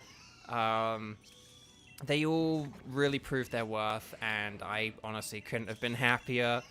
What a weird team, but what a brilliant team. That just wouldn't have been possible without all of you. So, thank you all so much for everything during this series. Thank you for tuning in. Thank you for voting for... Thank you for tuning in. Thank you for voting on all the polls. And thank you for everything for these 6 months of streams. I've got a very lovely little loyal fan base, and I hope it grows and grows and grows and grows and grows. But for those of you who are all here right now, who are fans of video games right now, I hugely appreciate it. I just... It means so much to me. Thank you for the love. So thank you very much. Go have a wonderful rest of your weekend. Tomorrow there's a Pokemon Go Community Day in Pokemon Go, so if you play Pokemon Go, go get some shiny Fennekin. Maybe you can trade them to Scarlet and Violet. Is Fennekin programmed into Scarlet and Violet? I can't remember. But once that Pokemon Home integration's there, maybe we can get some shiny Fennekin in Scarlet and Violet. I know the Chestnut, shiny Chestnut from Pro4 was. So I think that's kind of everything from me here today. I'm going to go get some food. I'm going to go calm down. And I hope I did save at the end there. I think I did. But take care.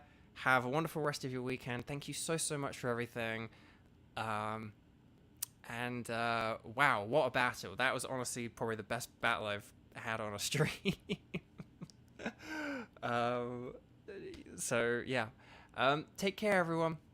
Have a good night, have a good day, have a good morning, and thank you. I wish you all the very best, and bye-bye. see you next week for more Pokemon Sword, where we do the